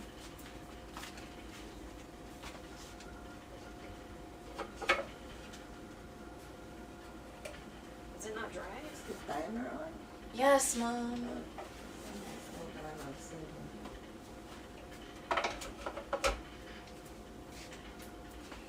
see. Okay. That is an aggressive kind of simmer. Things are still drying or whatever. So now it's either we hang out while I take a shower and then we'll do skincare together and then we'll raid. Because my shower will probably take about an hour, honestly. And so we're at the, like, it's an hour and 6 minutes on the timer. So we could do that. Because we haven't done skincare in a while. So that's definitely an option. Let me finish. I haven't finished my food though.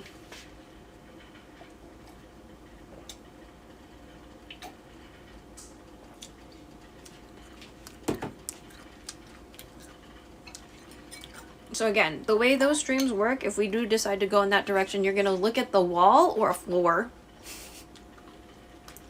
And then we'll do skincare together. So.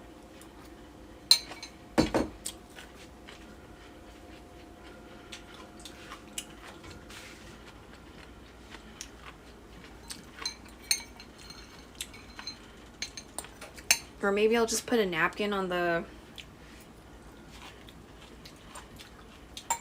camera. I don't know.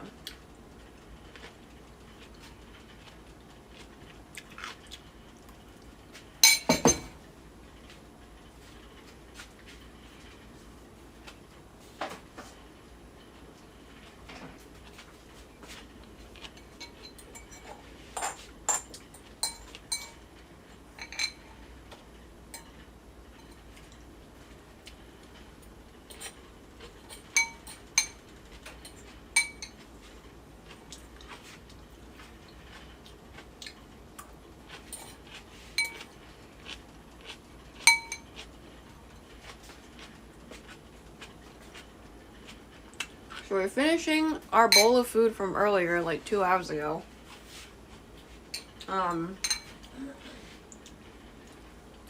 Seems like I cooked the beans and the chickpeas correctly, I think.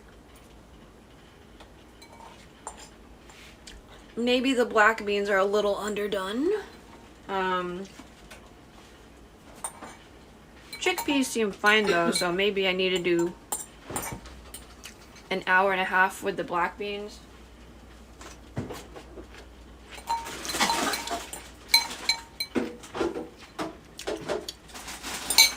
Is this your broccoli?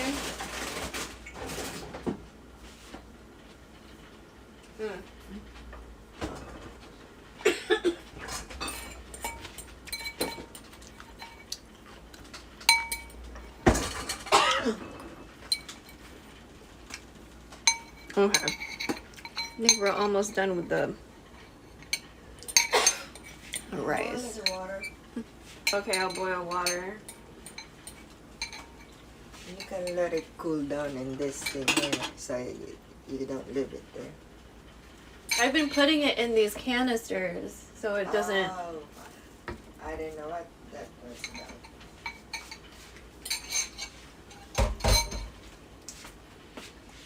Okay, now I'm smelling more of the coconut. The coconut's supposed to do just like gata. So it's supposed to be like a black stew, but because I didn't fully commit to burning the coconut, it's brown. So, if I fully committed, it'd be black. So we got close. It's looking like the guy whose recipe I followed because he also did not fully commit. He got shy like I did. So,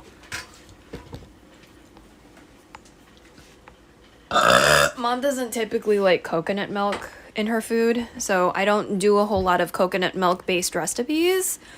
I like coconut milk. I really like coconut milk, but it's impractical to eat, like to make something that only I will eat. So I usually limit that to like small servings of like jjajangmyeon, you know, or if I want to. What was the last specifically me thing I made? I think sometimes I like make soups that are specifically just for me, but you know what I mean? I can't make a bunch of stuff that only I will eat because that is impractical for the house. So we can't be doing that. You know? Man, I just cleaned this thing too.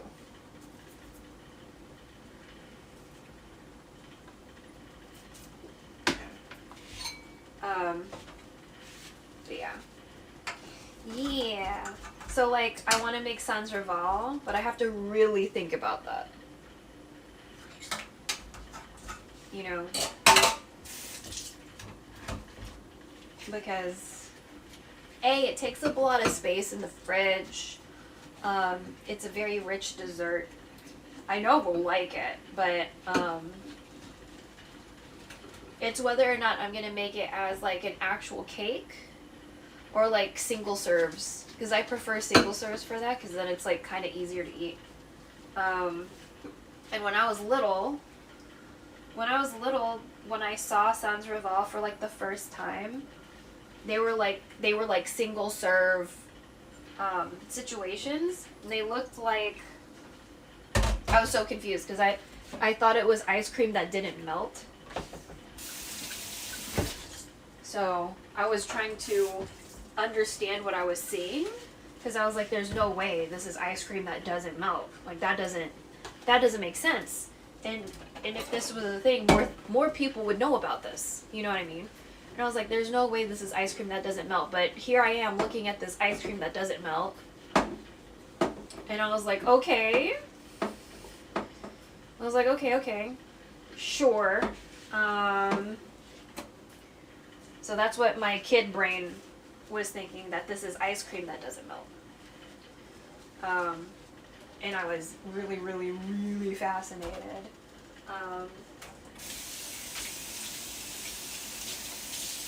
It is not ice cream. just to make sure everybody is on the same page. It is not ice cream.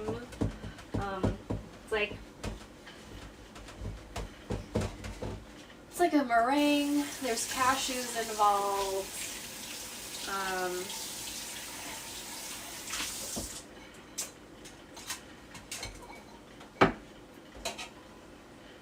This one still has whatever on it. Need to wash this knife and this tiny hammer. And then I'll boil some water and hopefully no one will make toast. So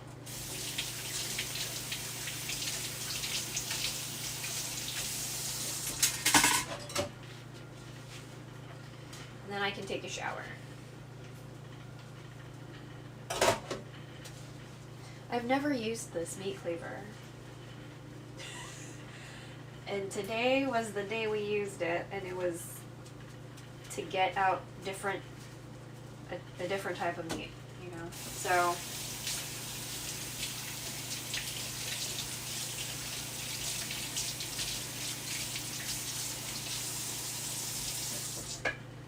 what an interesting day. So woo! Okay, we got 58 minutes. Let me see. Still kind of an aggressive, simmer. I don't know how I'm supposed to feel about that. Okay, let's get some water to boil.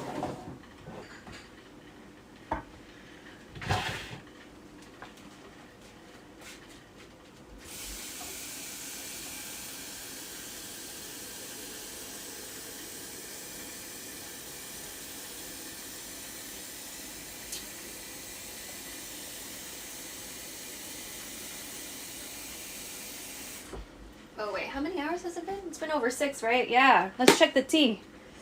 Let's check that tea we were steeping.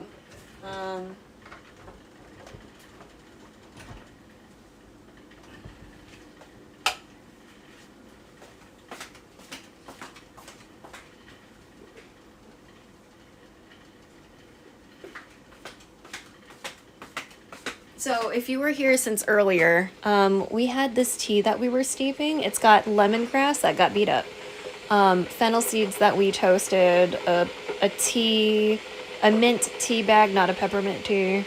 And yeah, so this has been steeping. I think it's got some like coconut debris on it.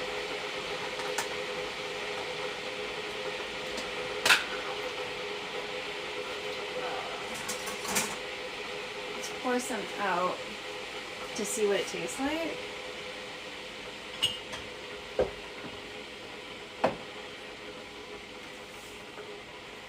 I'm gonna see.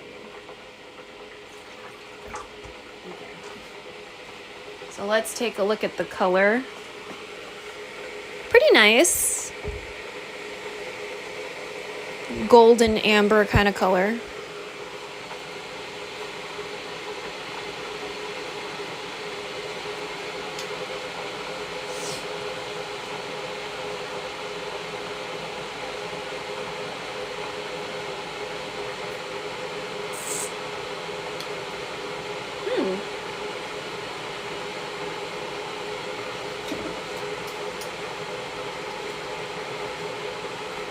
It's definitely a bit more savory than what I'm used to for tea, so.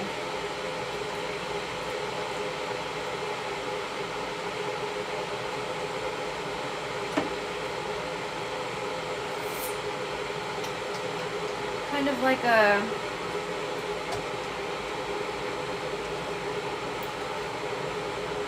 kind of leaves a little bit of like a tannic after feel. Like my tongue feels like it dried up a little bit.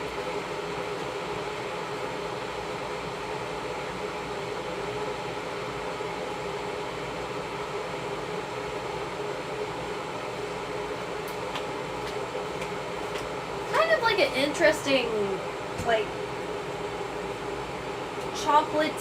chocolate-like, not chocolate, period. Chocolate-like, like aftertaste and kind of mouth feel. You know, it's a weird fucking thing to say, chocolate fucking mouth feel. Yeah, very interesting. Huh. So this tea blend was suggested for people that might have like irritable stomach, blah blah blah, be bloaty, gassy, whatever. Obviously, you've heard me belch all through this stream, so I just wanted to kind of give it a whirl and see what it's like. You know, we'll see how I feel because, like, I have been on and off feeling a little bloaty, but we've also been eating slices of cheese. Should have been doing that. You know, we've been consuming things we shouldn't be consuming. I ate longanisa earlier. Should have been doing that.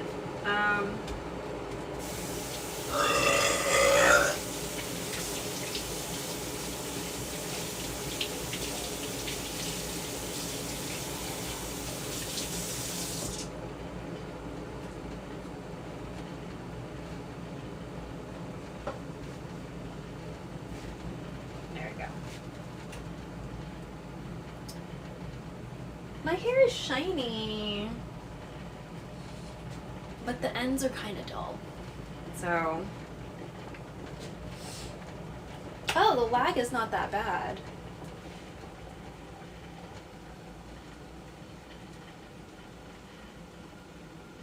Or the delay. Lag delay, sorry. The delay is not that bad. So that's nice. Okay.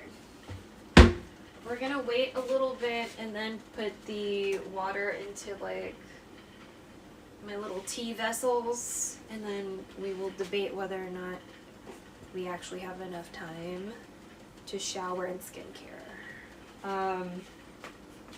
Because like when I shower and skincare, I'm talking about like shower, dry off, put some clothes on, lotion up, skincare, or like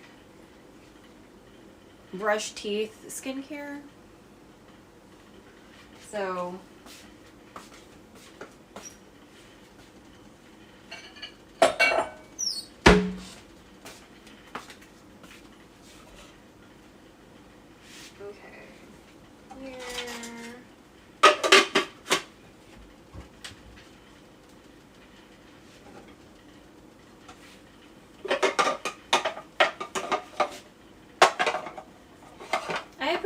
every time I pop in, you're doing dishes, so I'm a procrastinator and put them off till the middle of the night. I honestly hate doing dishes. I'm doing this to show people what responsible adults sometimes look like. Whether or not you want to do them, that's fine. If you don't want to do them, more power to you, because I fucking hate doing dishes. So, like, if you don't want to do dishes, I'm right there with you. I hate doing dishes. So, you know,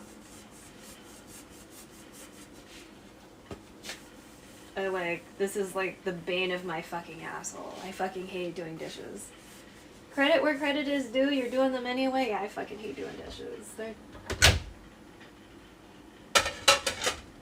They're fucking terrible. So, you know, they're terrible.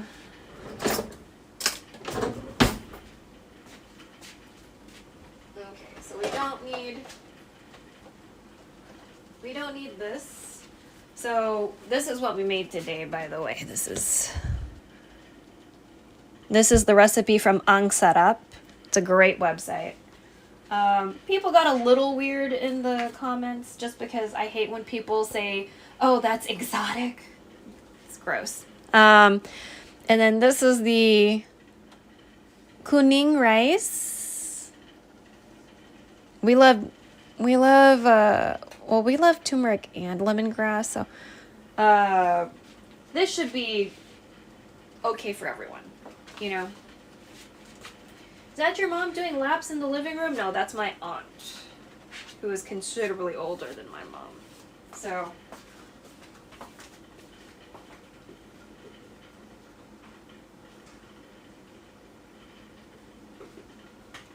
my mom likes to do exercise from the comfort of her room. So, there's some YouTube people she likes following, and she'll like. Okay, I need to watch that again.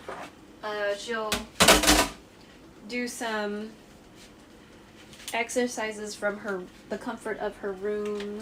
It's like a mom and daughter duo. And they just, just like aerobic stuff. At least she's up and moving. Yeah, I mean,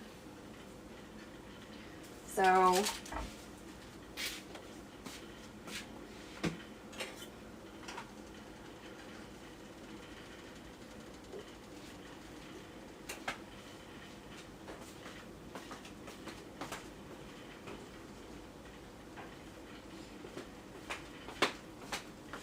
Oh yeah, I need to wash that. I need to wash the pan that we used for fucking up the coconut today.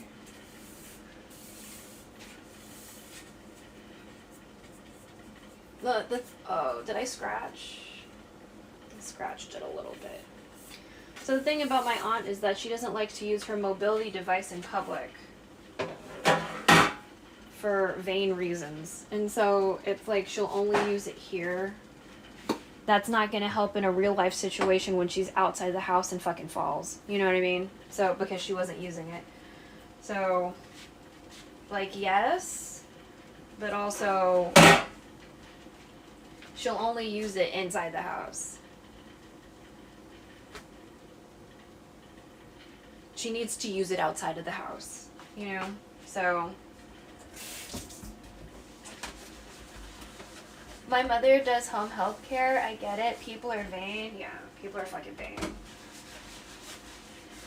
People are like real fucking vain. And it's like, I hear from her all the time.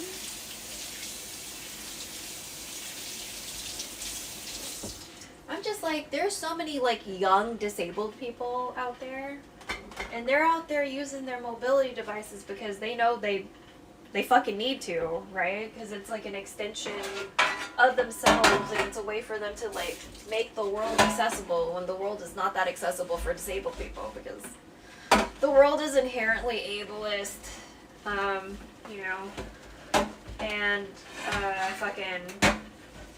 I just think about that. Like, there's so many hot young disabled people. And, like, disability doesn't give a fuck. Disability, chronic illness, immunocompromisedness, cancer, doesn't give a shit if you're young and hot. They're, like, young, hot people that are on palliative care, And palliative care is end-of-life care for any of the chatters that don't know. So, it's like, you're gonna die, you just don't know exactly. Like, maybe you know when, and maybe you don't, but, like, you've got some situation and like you're gonna die, so and you're like super cognizant of it, there's so many hot young people that are out there disabled, and then there's like old people who don't want to use a cane that don't want to use a cane or their other mobility device, and they're like, bitch, oh my god. One lady she works for won't ask for help getting to the bathroom, and she's gotten to a point where she said that she'd rather sit in it than ask for help. That has a lot of faith in those Tibetans. Jesus. Wow. I mean, I know, like, near the end of Dad's life, he didn't, like, say it, he didn't verbalize it, but I know part of that was just, like, he's the dad. He's my dad, he's older than me, and maybe he doesn't want me helping him changing, right? Because that's kind of like a weird embarrassment thing. Not necessarily machismo, which that might be an element for other people, but I don't feel like my dad ever had like a machismo thing going on. Like, his personality wasn't very machismo, but, like, I understand that. And my uncle, too, because, like, one of the times he was hospitalized this year, I was with them while they were, like, changing him, right? He had they were like, nah, it wasn't a stroke, but it was more of a stroke than not a stroke, okay? And so, I was there when they were changing him, and he kind of like made this face, and I'm like, it's okay, like I'm not, you know, like you just need some help. You know, I'm not thinking anything weird or judging or whatever. You know what I mean? Like I'm just here, and they're just doing their job. Like it's okay. You know, don't worry. Stroke it, Jason. Yeah. Like don't. Like I understand you're feeling a certain way, but I want to in some sort of way reassure you, like this is okay. You know, try not to be embarrassed. It's gonna be fine. You know.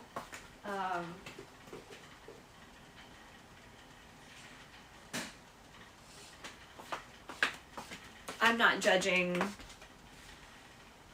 My dad had several strokes. Oh, I'm so sorry.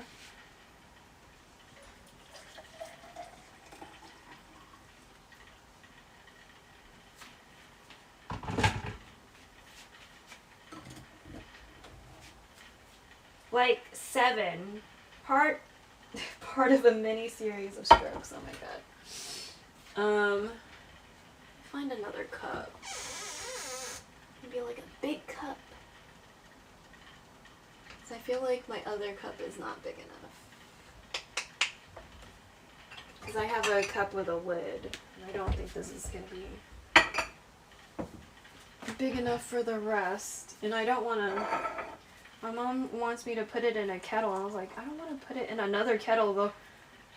Like, I don't want anything to have calcium build up.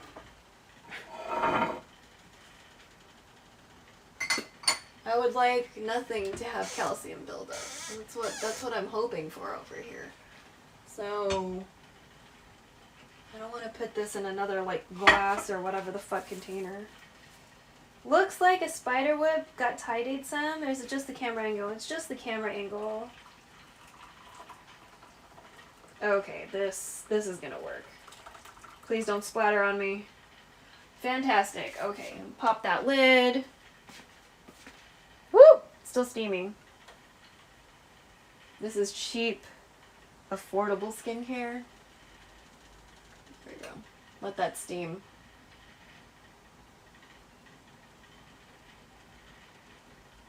Nice. I'm also really sweaty, so like, yes, steam, but also, steam. I really want to shower though, fuck. Was it like 45 minutes? Yeah. I don't know if I'm gonna make it in time before the timer goes off or whatever. Or if the timer is gonna go off and gonna be annoying for like 10 minutes. Let's try to take advantage of this steam though.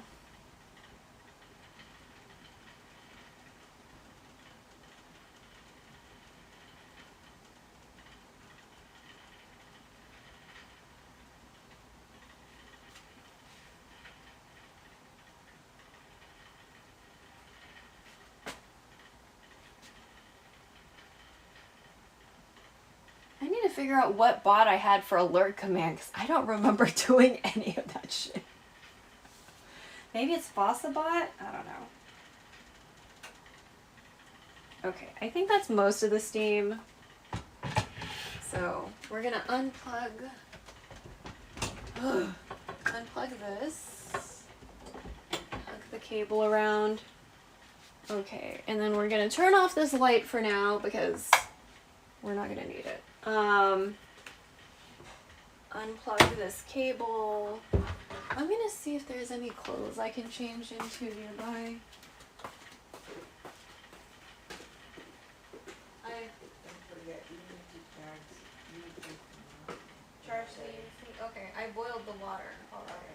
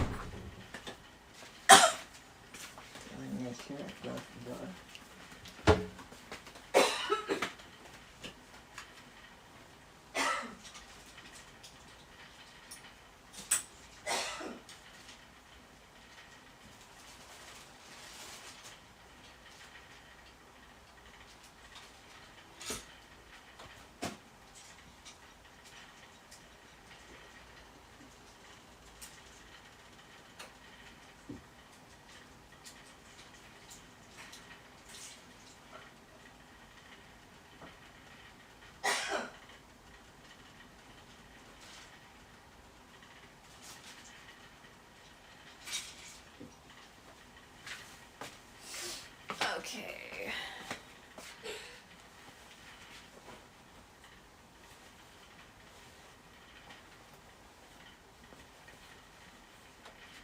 Let's see. Turn off the cables. Hold this.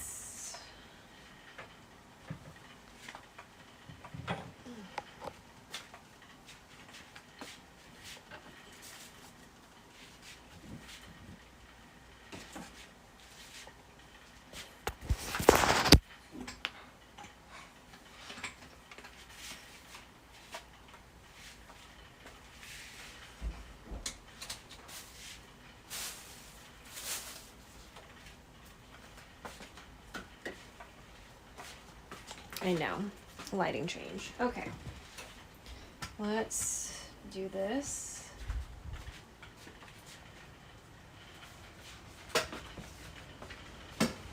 Get to look at my forehead. We're gonna keep that fan on just because we're still cooking.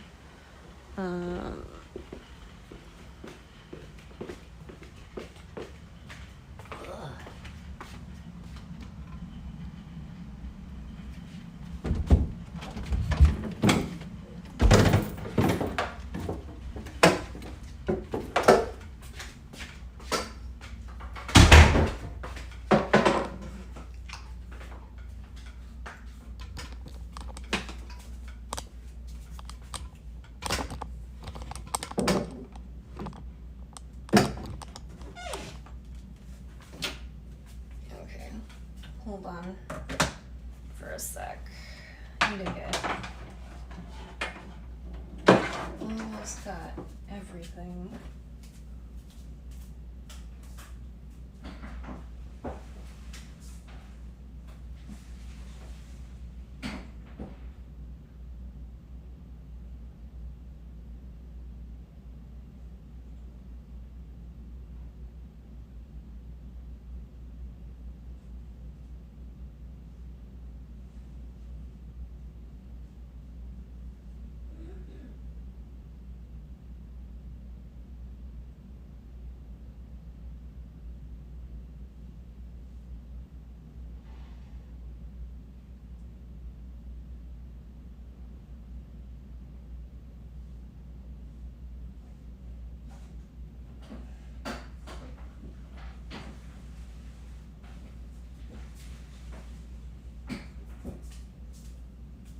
Wow, I can smell it. I can smell the food all the way like in my room. So, yay. Okay. So we'll brush our teeth first. And then kind of work everything else out. Yeah, fantastic. How do you want to do this? Do this. You're too short.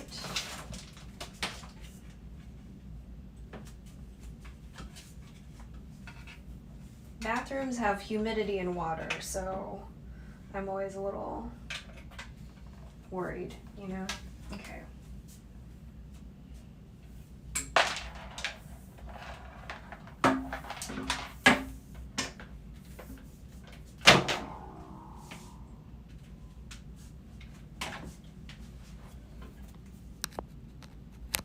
Like right now, I feel like I'm touching water. I don't know why I should be touching that. Okay.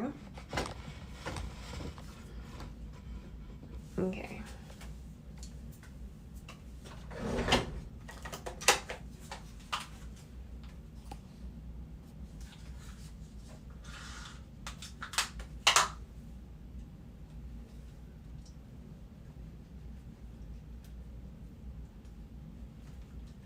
Yeah, the mirror needs cleaning, I know.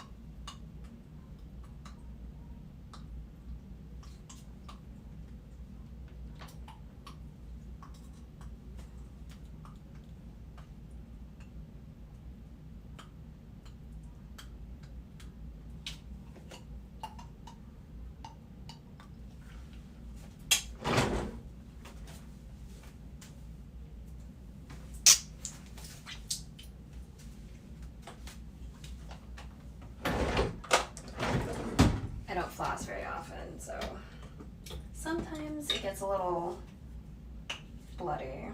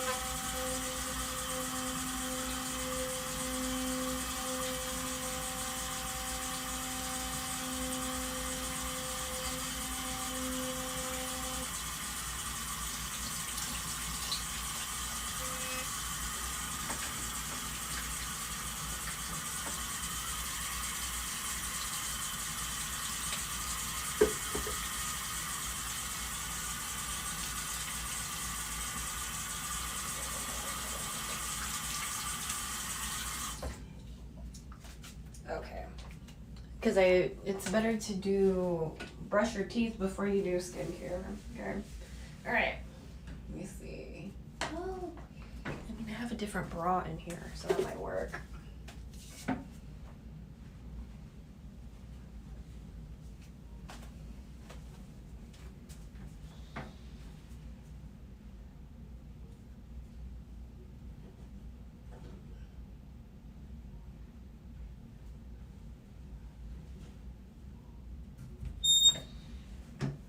Cool. Oh yeah, there was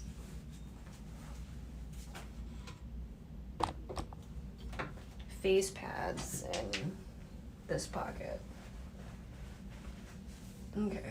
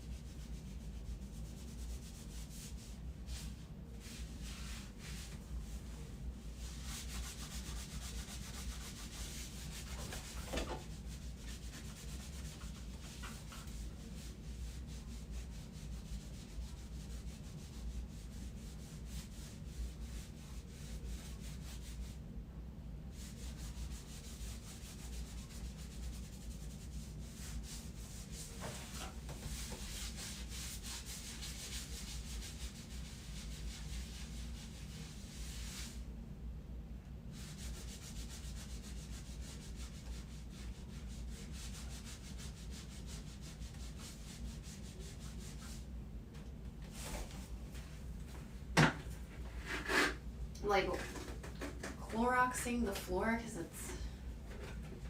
it's been a while, but also like I'm annoyed that it's like this.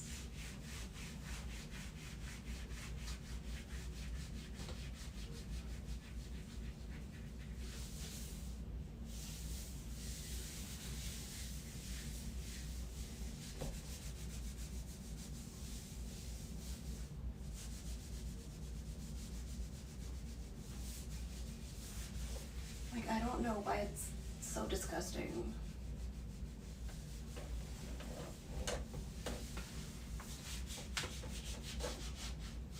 Because I'll tell you, chat, I don't really shower that often. Like, I don't. I shower, like, maybe once a week. So, maybe. And part of that is, like, I'm not going anywhere, and part of it's depression, and part of it is I am very pro be stinky in public because men suck. And I don't want men talking to me, so I'm like, yeah, let's be stinky. Let's be a stinky bitch in public. Like, I don't give a shit. I want these men to not bother me. If I am like the grossest version of myself, then they should leave me the fuck alone, right? So, I haven't had any like weird men just approach me while I'm like doing my business and living my life in public in the past couple years. Minus the time when I was trying to deliver or send a package to Nutty and some dude was trying to talk me up at the fucking post office. But anyway.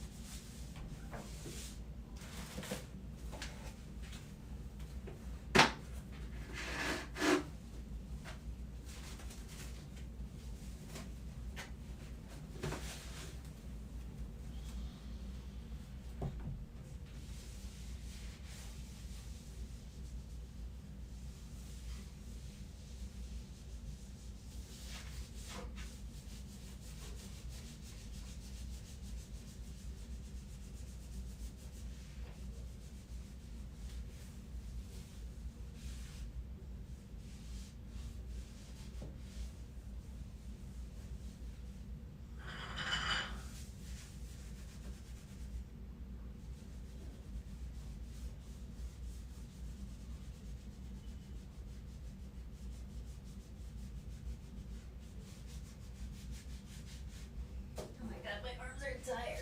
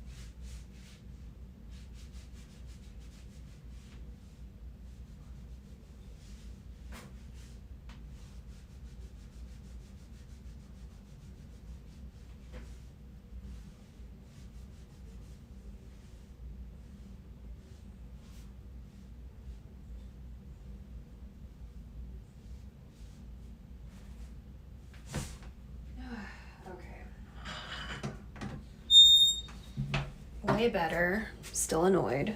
Let me wash my hands. Ugh.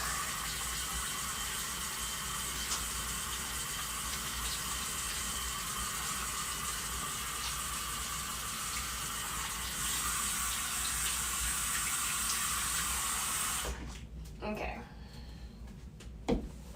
we are gonna take a shower. I came up with an idea. I will put you over here. Somewhere. In one of these pockets. Let me see what you see.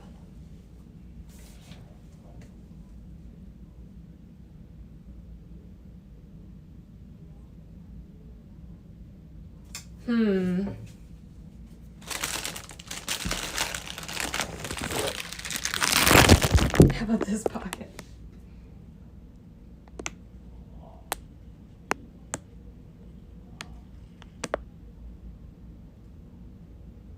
Oh, okay.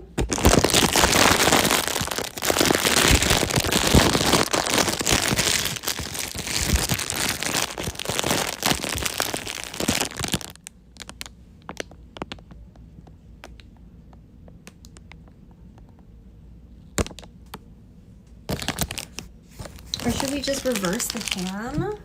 Maybe we should just reverse the cam.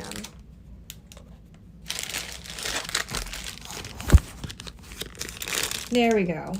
We'll just reverse the cam. Yeah. Okay. So you're gonna be in this pocket for a little bit. Okay, while we shower and stuff. I won't mute. So yeah.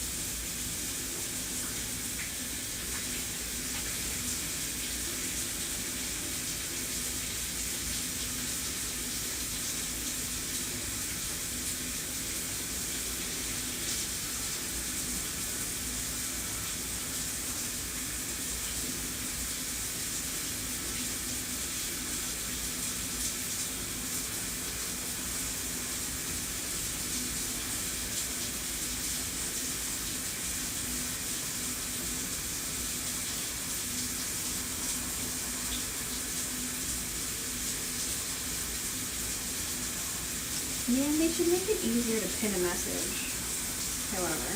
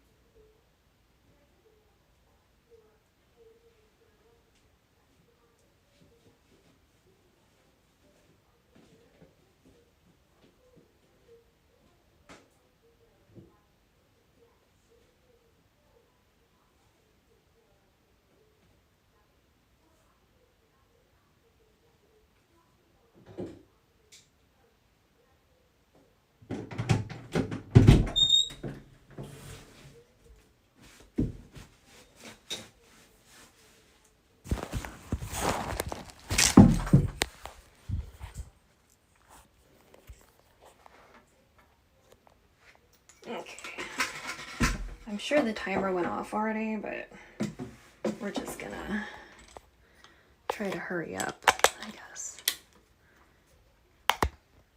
Okay. So first things first, gotta make sure this is tight.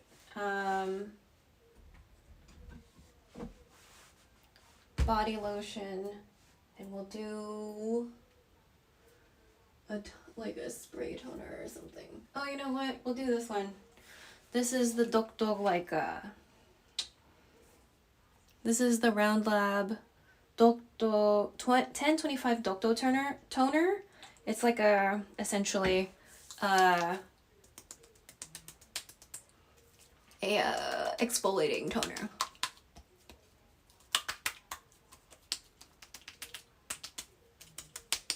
And we did not exfoliate our face. We exfoliated our neck, but not our face. Okay, so we have one layer of toner, so let's go ahead and put on our face or body lotion. So we'll hurry up and put on some body lotion, and then we'll work on face stuff. We don't usually put on lotion while the body is still wet, but it's like better for you to do that or something, so. And if you're seeing armpit hair, that's right. I don't shave my armpits. So if that's something that's offensive, then this stream is not gonna be for you. Just to let you know. I believe that beauty standards, even though I fit somewhere within what is kind of sort of acceptable, are fucking stupid. I think beauty standards are really stupid, and they make all of us feel bad about ourselves. Not just women, but men too. So I think they're really ridiculous and unnecessary and terrible, and it just encourages you to spend money to fix yourself when you didn't need fixing. The way you exist is perfectly okay. So, whether or not you believe what I just said, you know, I think we're all kind of like in different places with how we feel about our bodies, right? You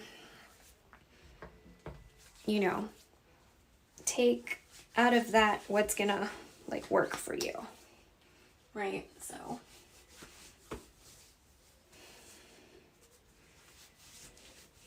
there we go. There we go. Still kind of slippery. Okay, let me put on some deodorant. So I'm using the Salt Air Santal Bloom or Santal Bloom, I don't know. I personally like this one. It's like a, if I remember, it doesn't have any aluminum in it or whatever the fuck. So it's got witch hazel, it's got lactic acid, niacinamide, linalool, benzyl salicylate, limonene, alpha isomethyl ionone, benzoic acid, sodium phytate, citric acid, sodium benzenate, water, propanediol, mandelic acid, polysorbate 20, glycerin, it's witch hazel distillate, gluconolactone, xylatyl sesquipyrrolate, oh my god, anhydroxylitol, wow, potassium hydroxide, fragrance, hydroxy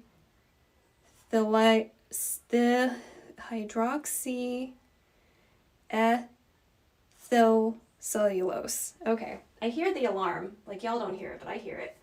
So I need to kind of hurry up.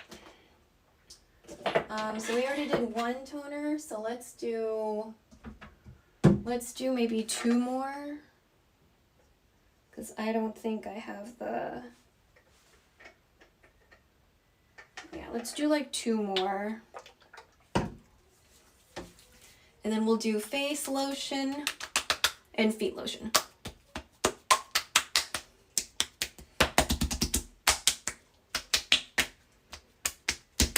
So this toner, even though I put body lotion on my décolleté, we put it down on the décolleté. Okay, so this is the Huxley Secret of the Sahara Conditioning Essence Toner. And then we'll do the Tier Milk Skin Toner. So I like to touch my face and then touch my feet. You know what I mean? So that's why I was like, face then feet. Okay. Let's see. And then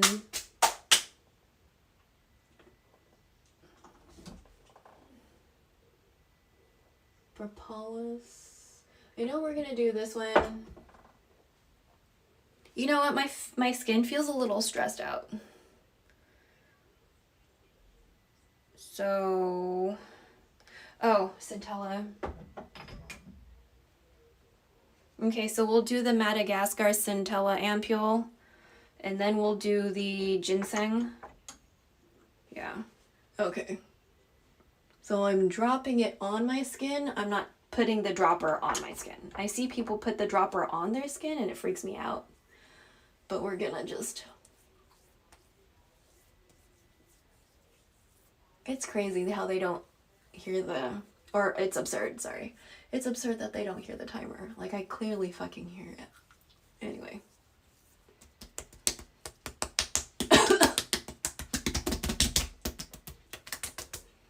Okay. That. And then the ginseng gold silk ampule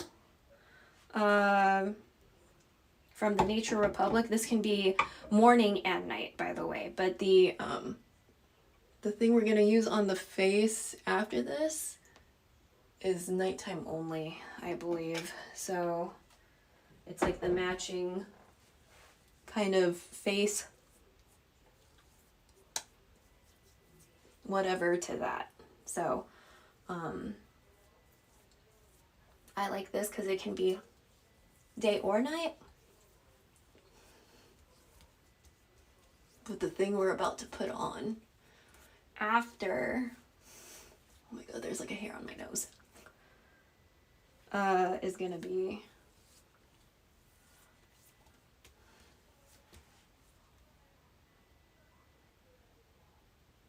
oh, did you turn it off? No, it's still going. Okay.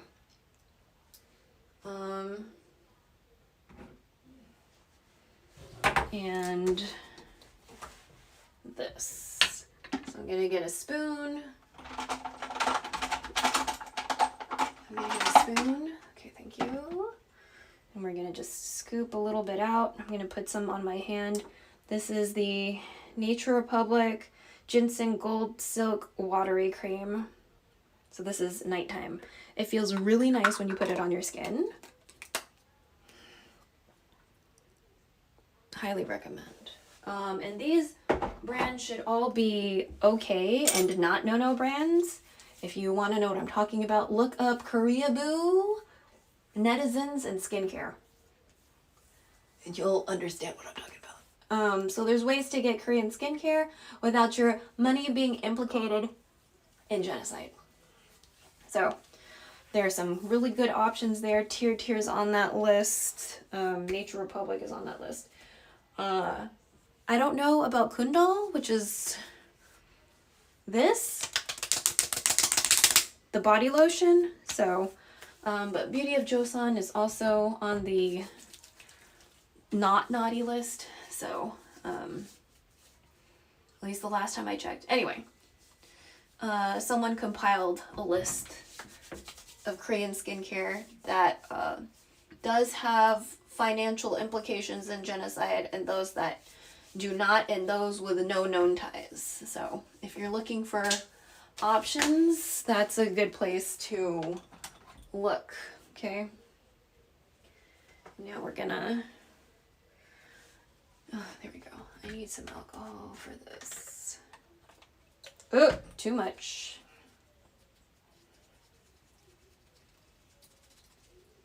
Because I don't think I cleaned it last time. Yeah.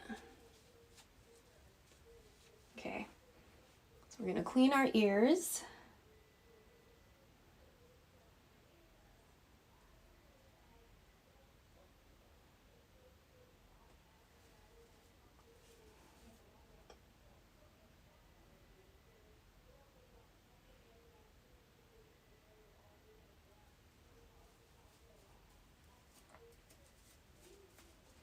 Okay, hold on. Where's my... Oh, I thought I heard you in here. Oh, yeah, you are. Okay.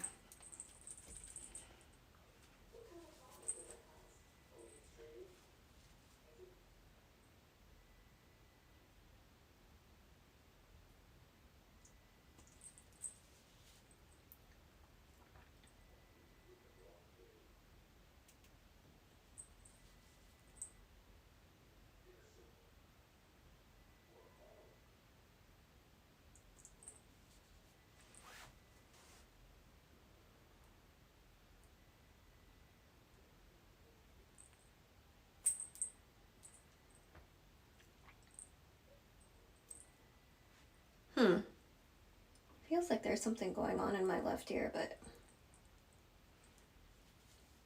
like not. I think it's good to clean your ears after you shower because like the steam will help, you know, loosen shit up or whatever.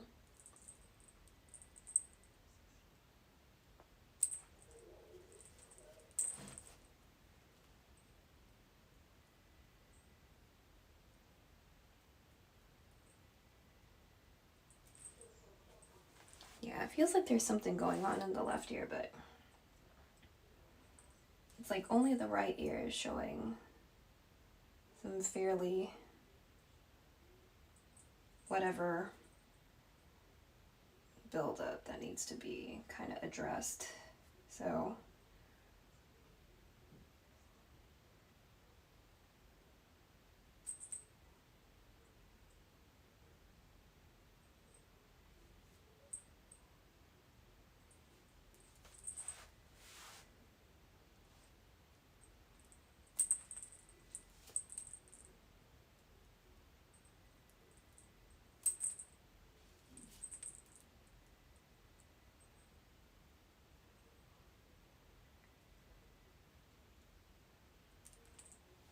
okay.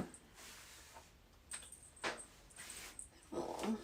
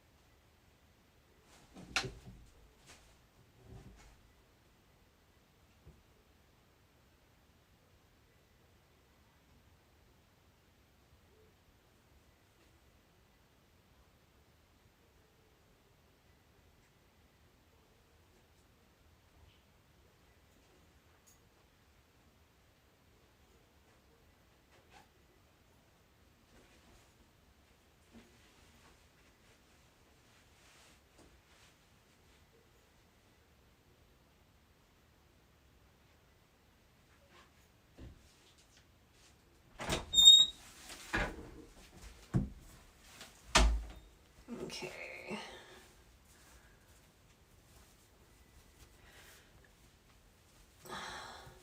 Let's check on the stuff. Hopefully not too much of the liquid has evaporated or whatever. We put on lotion on our feet. So we can put that away. I need to put some kind of oil in my hair, so we're going to do that real quick.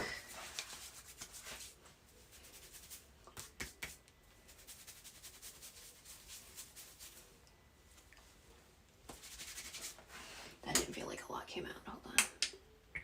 This is a like yuzu oil that I have had. We haven't used it, but we just like had it. Okay.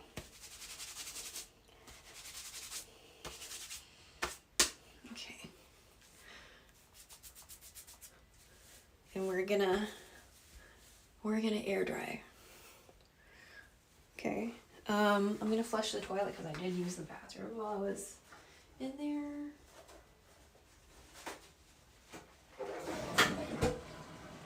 And we're gonna wash our hands because we flushed the toilet.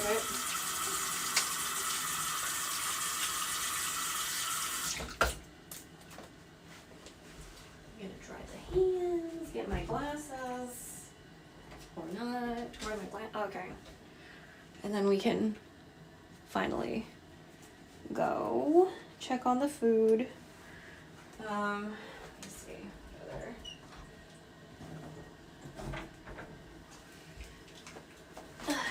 Okay. We need to pack everybody back up.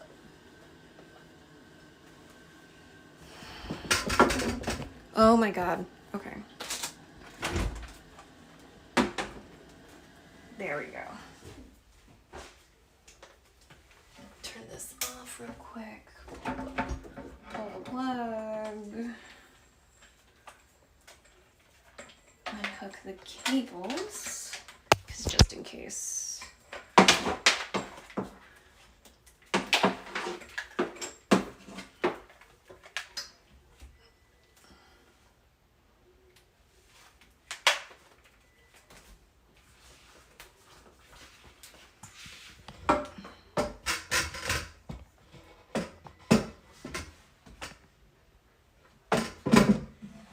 Oh my god. Okay. Why are we looking kind of... Oh, that's just chat. Okay. That's fine.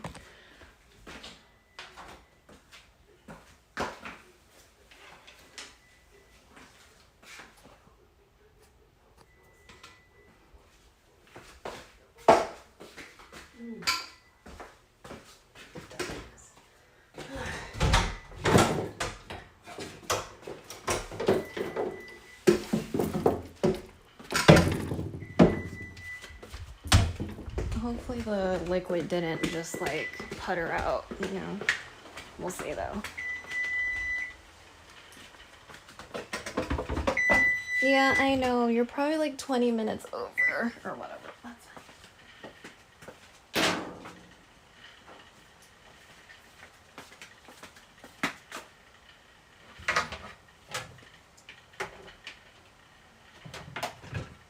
Oh my god. Would it just cooperate with me? There's too much wet stuff here. Okay, so it looks like some of the liquid is definitely...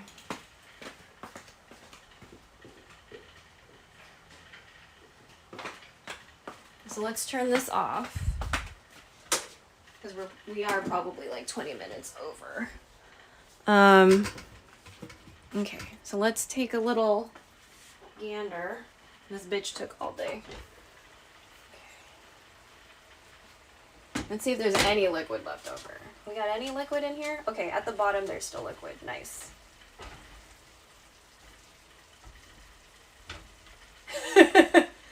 There's not really any liquid left though. But the meat is like moist and stuff. I don't know if I should just make more beef broth at this point or... There's like no, it's like not soup anymore. It's not soup. You know what? Fuck it. Okay, let's look. It's beautiful, but it's not soup. So I think I'm gonna boil some more water for fucking, to make broth. So I'll just make another 4 cups of water.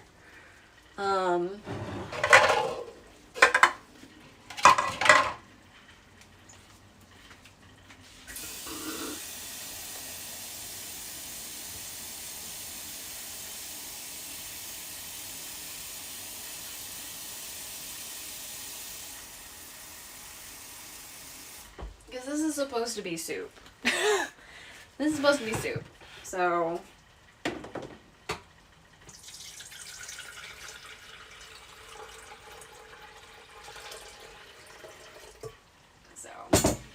So we'll go ahead and just make some more liquid. I'm just gonna go check some of this meat to see how tender it is. Even though I just brushed my teeth not that long ago. But let's go ahead and like take a little piece.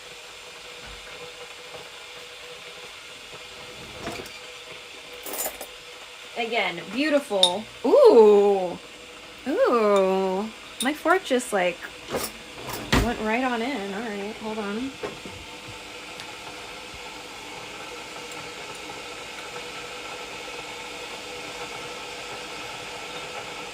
Okay.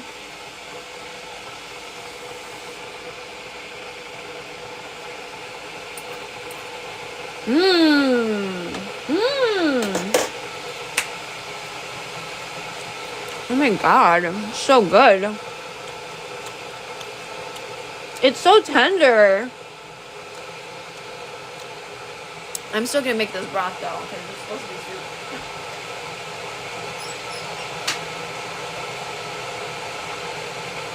Bitch, this is delicious. My goodness. Alright, let's go.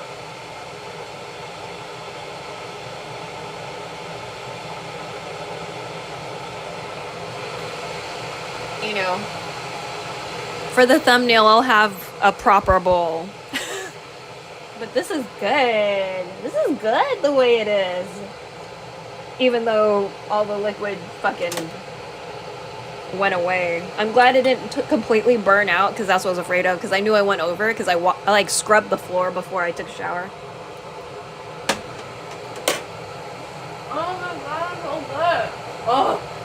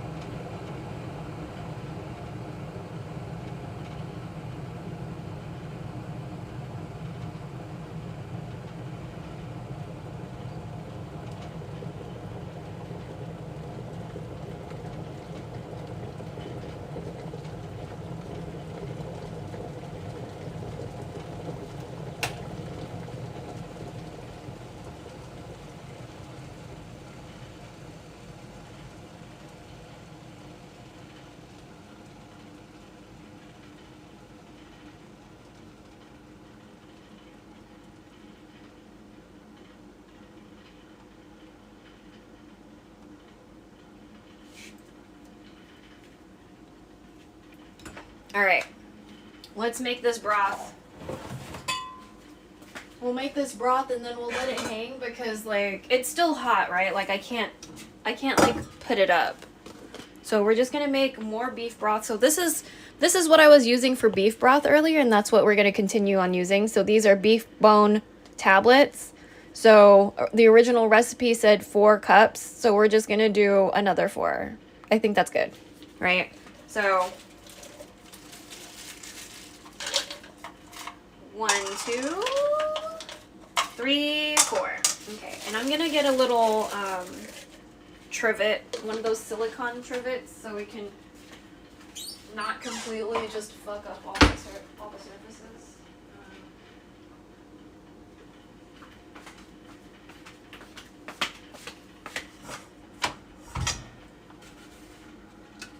All right. Oh, okay, light. Thanks. All right. So we have the 4 tablets in here, right? And so we're gonna pour some hot ass water without hurting ourselves.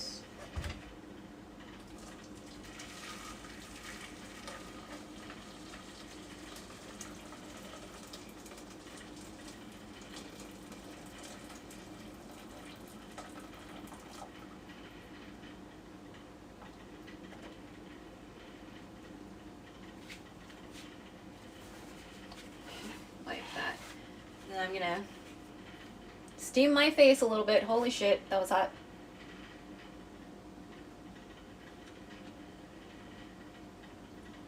Just like a cheap way to steam.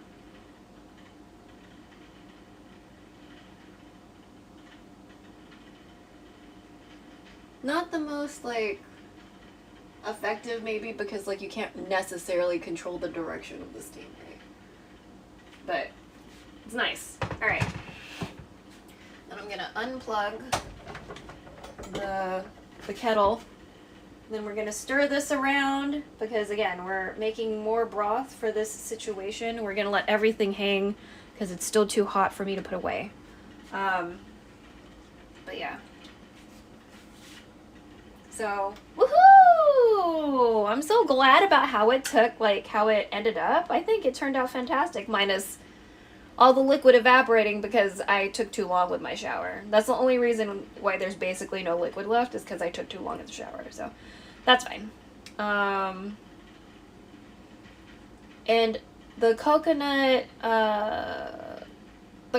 ended up being a little thick so I don't think it would necessarily.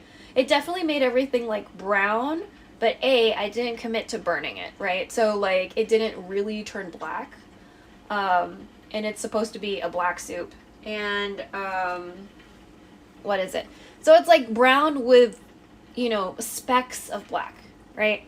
But I feel like the meat turned out really well. And for someone who's never cooked with brisket but only consumed it, I'm very happy about how the brisket turned out because it looks really dry from over here, but it turned out like nice and tender. So we're pretty happy about things, right? Looks are a little deceiving right now because it looks like it's tough, but it's not. So very, very happy. I remember these tablets kind of taking a while to fully dissolve, so we might just be stirring this for a little bit. But yeah, oh my god. Oh, my hair is just. You really get that lemongrass, which is nice because, like, I love lemongrass. Again, lemongrass is for aroma and flavor. You don't necessarily, like, chomp on that and swallow, okay? Like, don't do that. I don't know anyone who eats lemongrass. That is for, lemongrass is for vibes, not your stomach. So, you know what I'm saying? Please don't. Please do not. That would be a terrible fucking idea. But yeah, this is great. We're gonna see how my stomach reacts to it tomorrow, just in case, because like we weren't able to because I didn't commit to just scraping with a fork like Mojo had suggested, which it did work, but I anticipated that would take like 2 hours for me to do, which means we would have ended stream at 11 p.m. This would have been a 12-hour stream. We're already at 10 something, I think. We're almost at 10. So like, you know what I mean? Like this is kind of a really long kitchen stream. If I had committed to scraping out the coconut as suggested by Mojo, then maybe the coconut would have been way finer and not as like, it's like pretty chunky over here. So, there's that too. But I mean, I'm definitely eating some of it and it's not a problem. We will find out if it is a problem tomorrow. We'll see if my stomach tells me some shit like, bitch. Bitch, what are you doing? So, are we dissolved yet? Because I feel like there's still bits of tablet hanging out. Yeah. Oh my god, please dissolve faster. But yeah, I'm so happy. So when we have more like room in the fridge, maybe we will make the yellow rice. Because I think the yellow rice is definitely something my mom and my aunt will be able to eat without complaining. Like they might say some shit about this, but like the meat is fantastic. The meat's fan-fucking-tastic. So, like, it looks a little dry, but it's tender. So very, very happy how this turned out. Very exciting.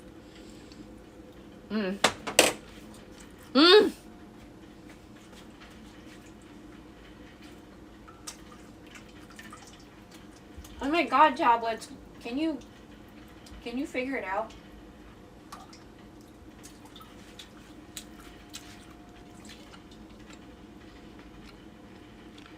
But yeah, to make sure that they indeed do not dry out,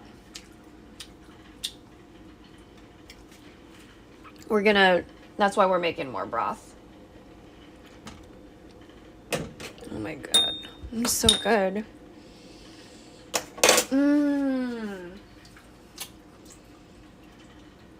I love it.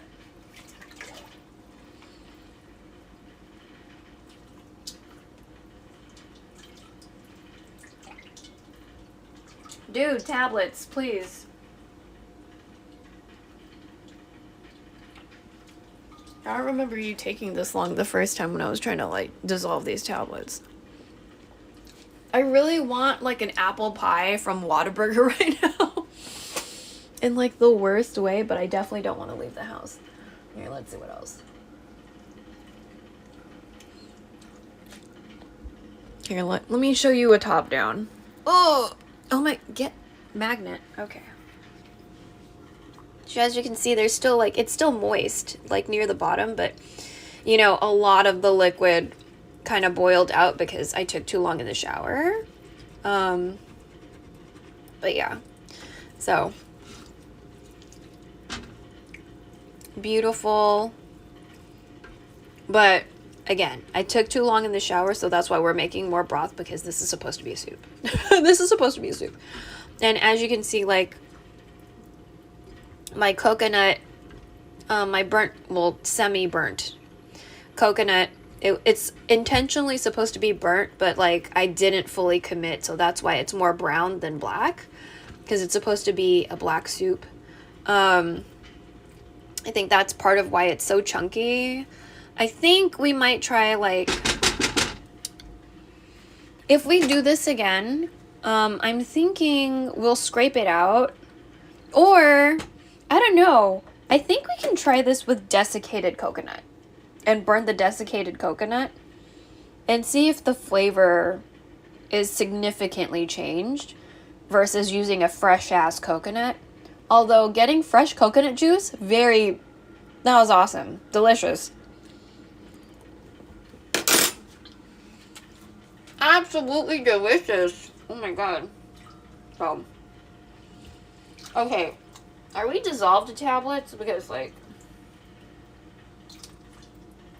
I'm sure chat's got places to go. Okay. So, okay, I think it's dissolved now. So again,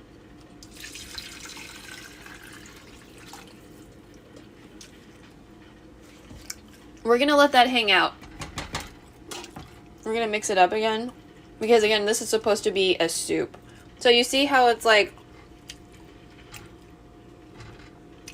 not black. It's got specks of black because some of them straight up burned properly. Like some of the ones that I did do with the fork, but like a lot of these are still pretty big flakes. So I had like bigger pieces of coconut that we charred, like the edges charred really good, you know, but not necessarily like the whole thing. I'm gonna take some of this. I'm gonna take some of this broth.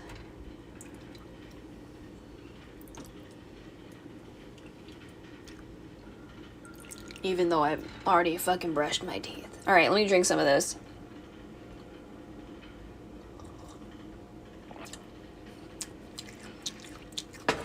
Yeah, still pretty chunky. But I'm sure it'll be fine. It will probably tell me something about it. You really get the lemongrass in the broth. I just poured some new broth, you know?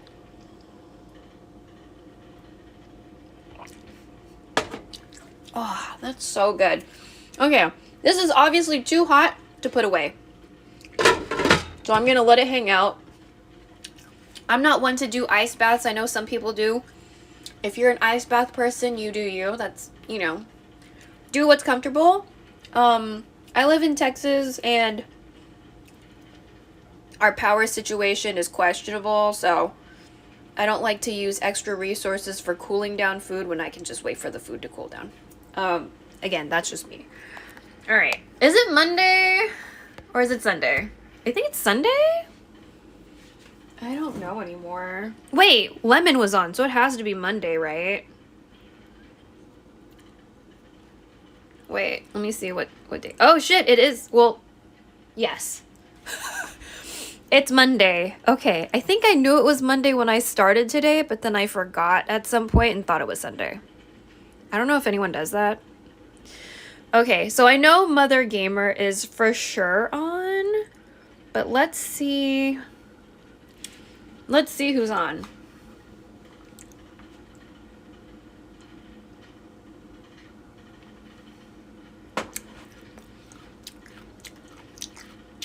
Oh, wow. I haven't seen him on in forever. Oh, wait. Is it called Platinum Trophy?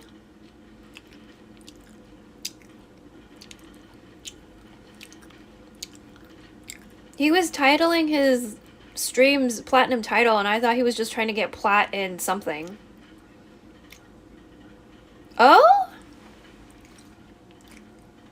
What? Oh, he's... Oh, okay.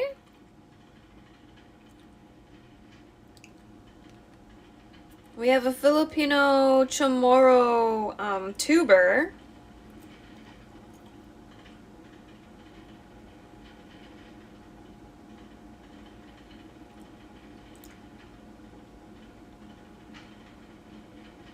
I don't know them though, so like, I don't know if we might lurk there to like see what their vibe is another time. But I want to go with like a definite person I know that is also like a good vibe. Okay, I think she's gonna be doing Ghosts of Yote, so I hope everybody likes Ghosts of Yote. I think this will be a good place to sleep if some of you are like sleepy, okay? Mother Gamer is a Filipino American streamer as well. We found each other on like a Twitter list when people were looking for other Filipinos in like 2020. So we've stayed in touch since then. She's very nice. Her husband almost died from COVID because somebody at work was being a dirty ass bitch. And they fired her husband but kept that asshole. But then something happened and like, I don't know, the asshole isn't there anymore, but like the damage is done. You know, like he's laid off. They're both disabled.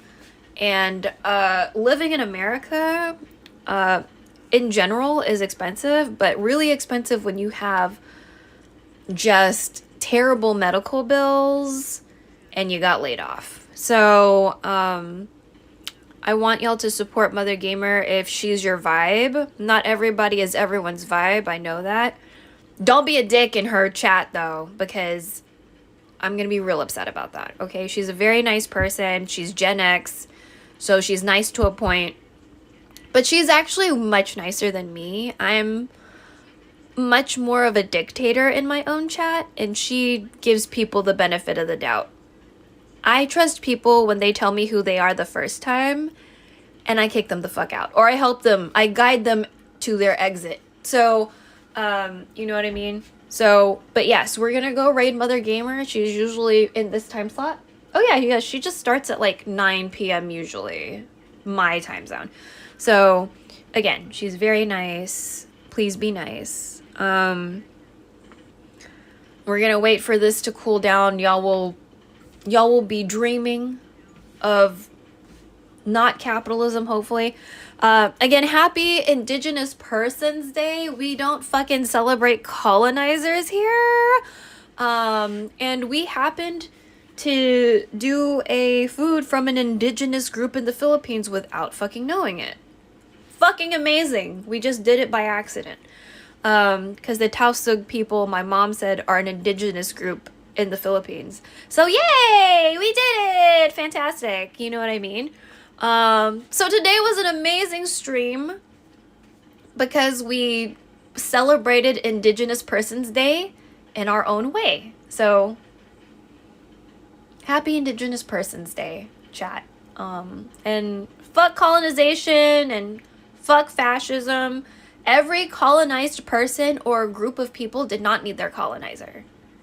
The colonizer made it seem like they needed them. Nobody needs that paternalism bullshit, okay? Like, no one needs that. They were existing just fine before the colonizer got lost and discovered a place, okay? Like, nobody needed their colonizer, you know? So, long live revolution, you know what I'm saying? But I'll see you guys later. Okay. Bye-bye. I don't know if the raid happened, so hopefully it did. Did it? I don't know. Hold on. There's only one real way for me to check out. I need to go to her stream.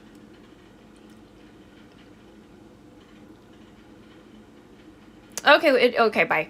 Bye!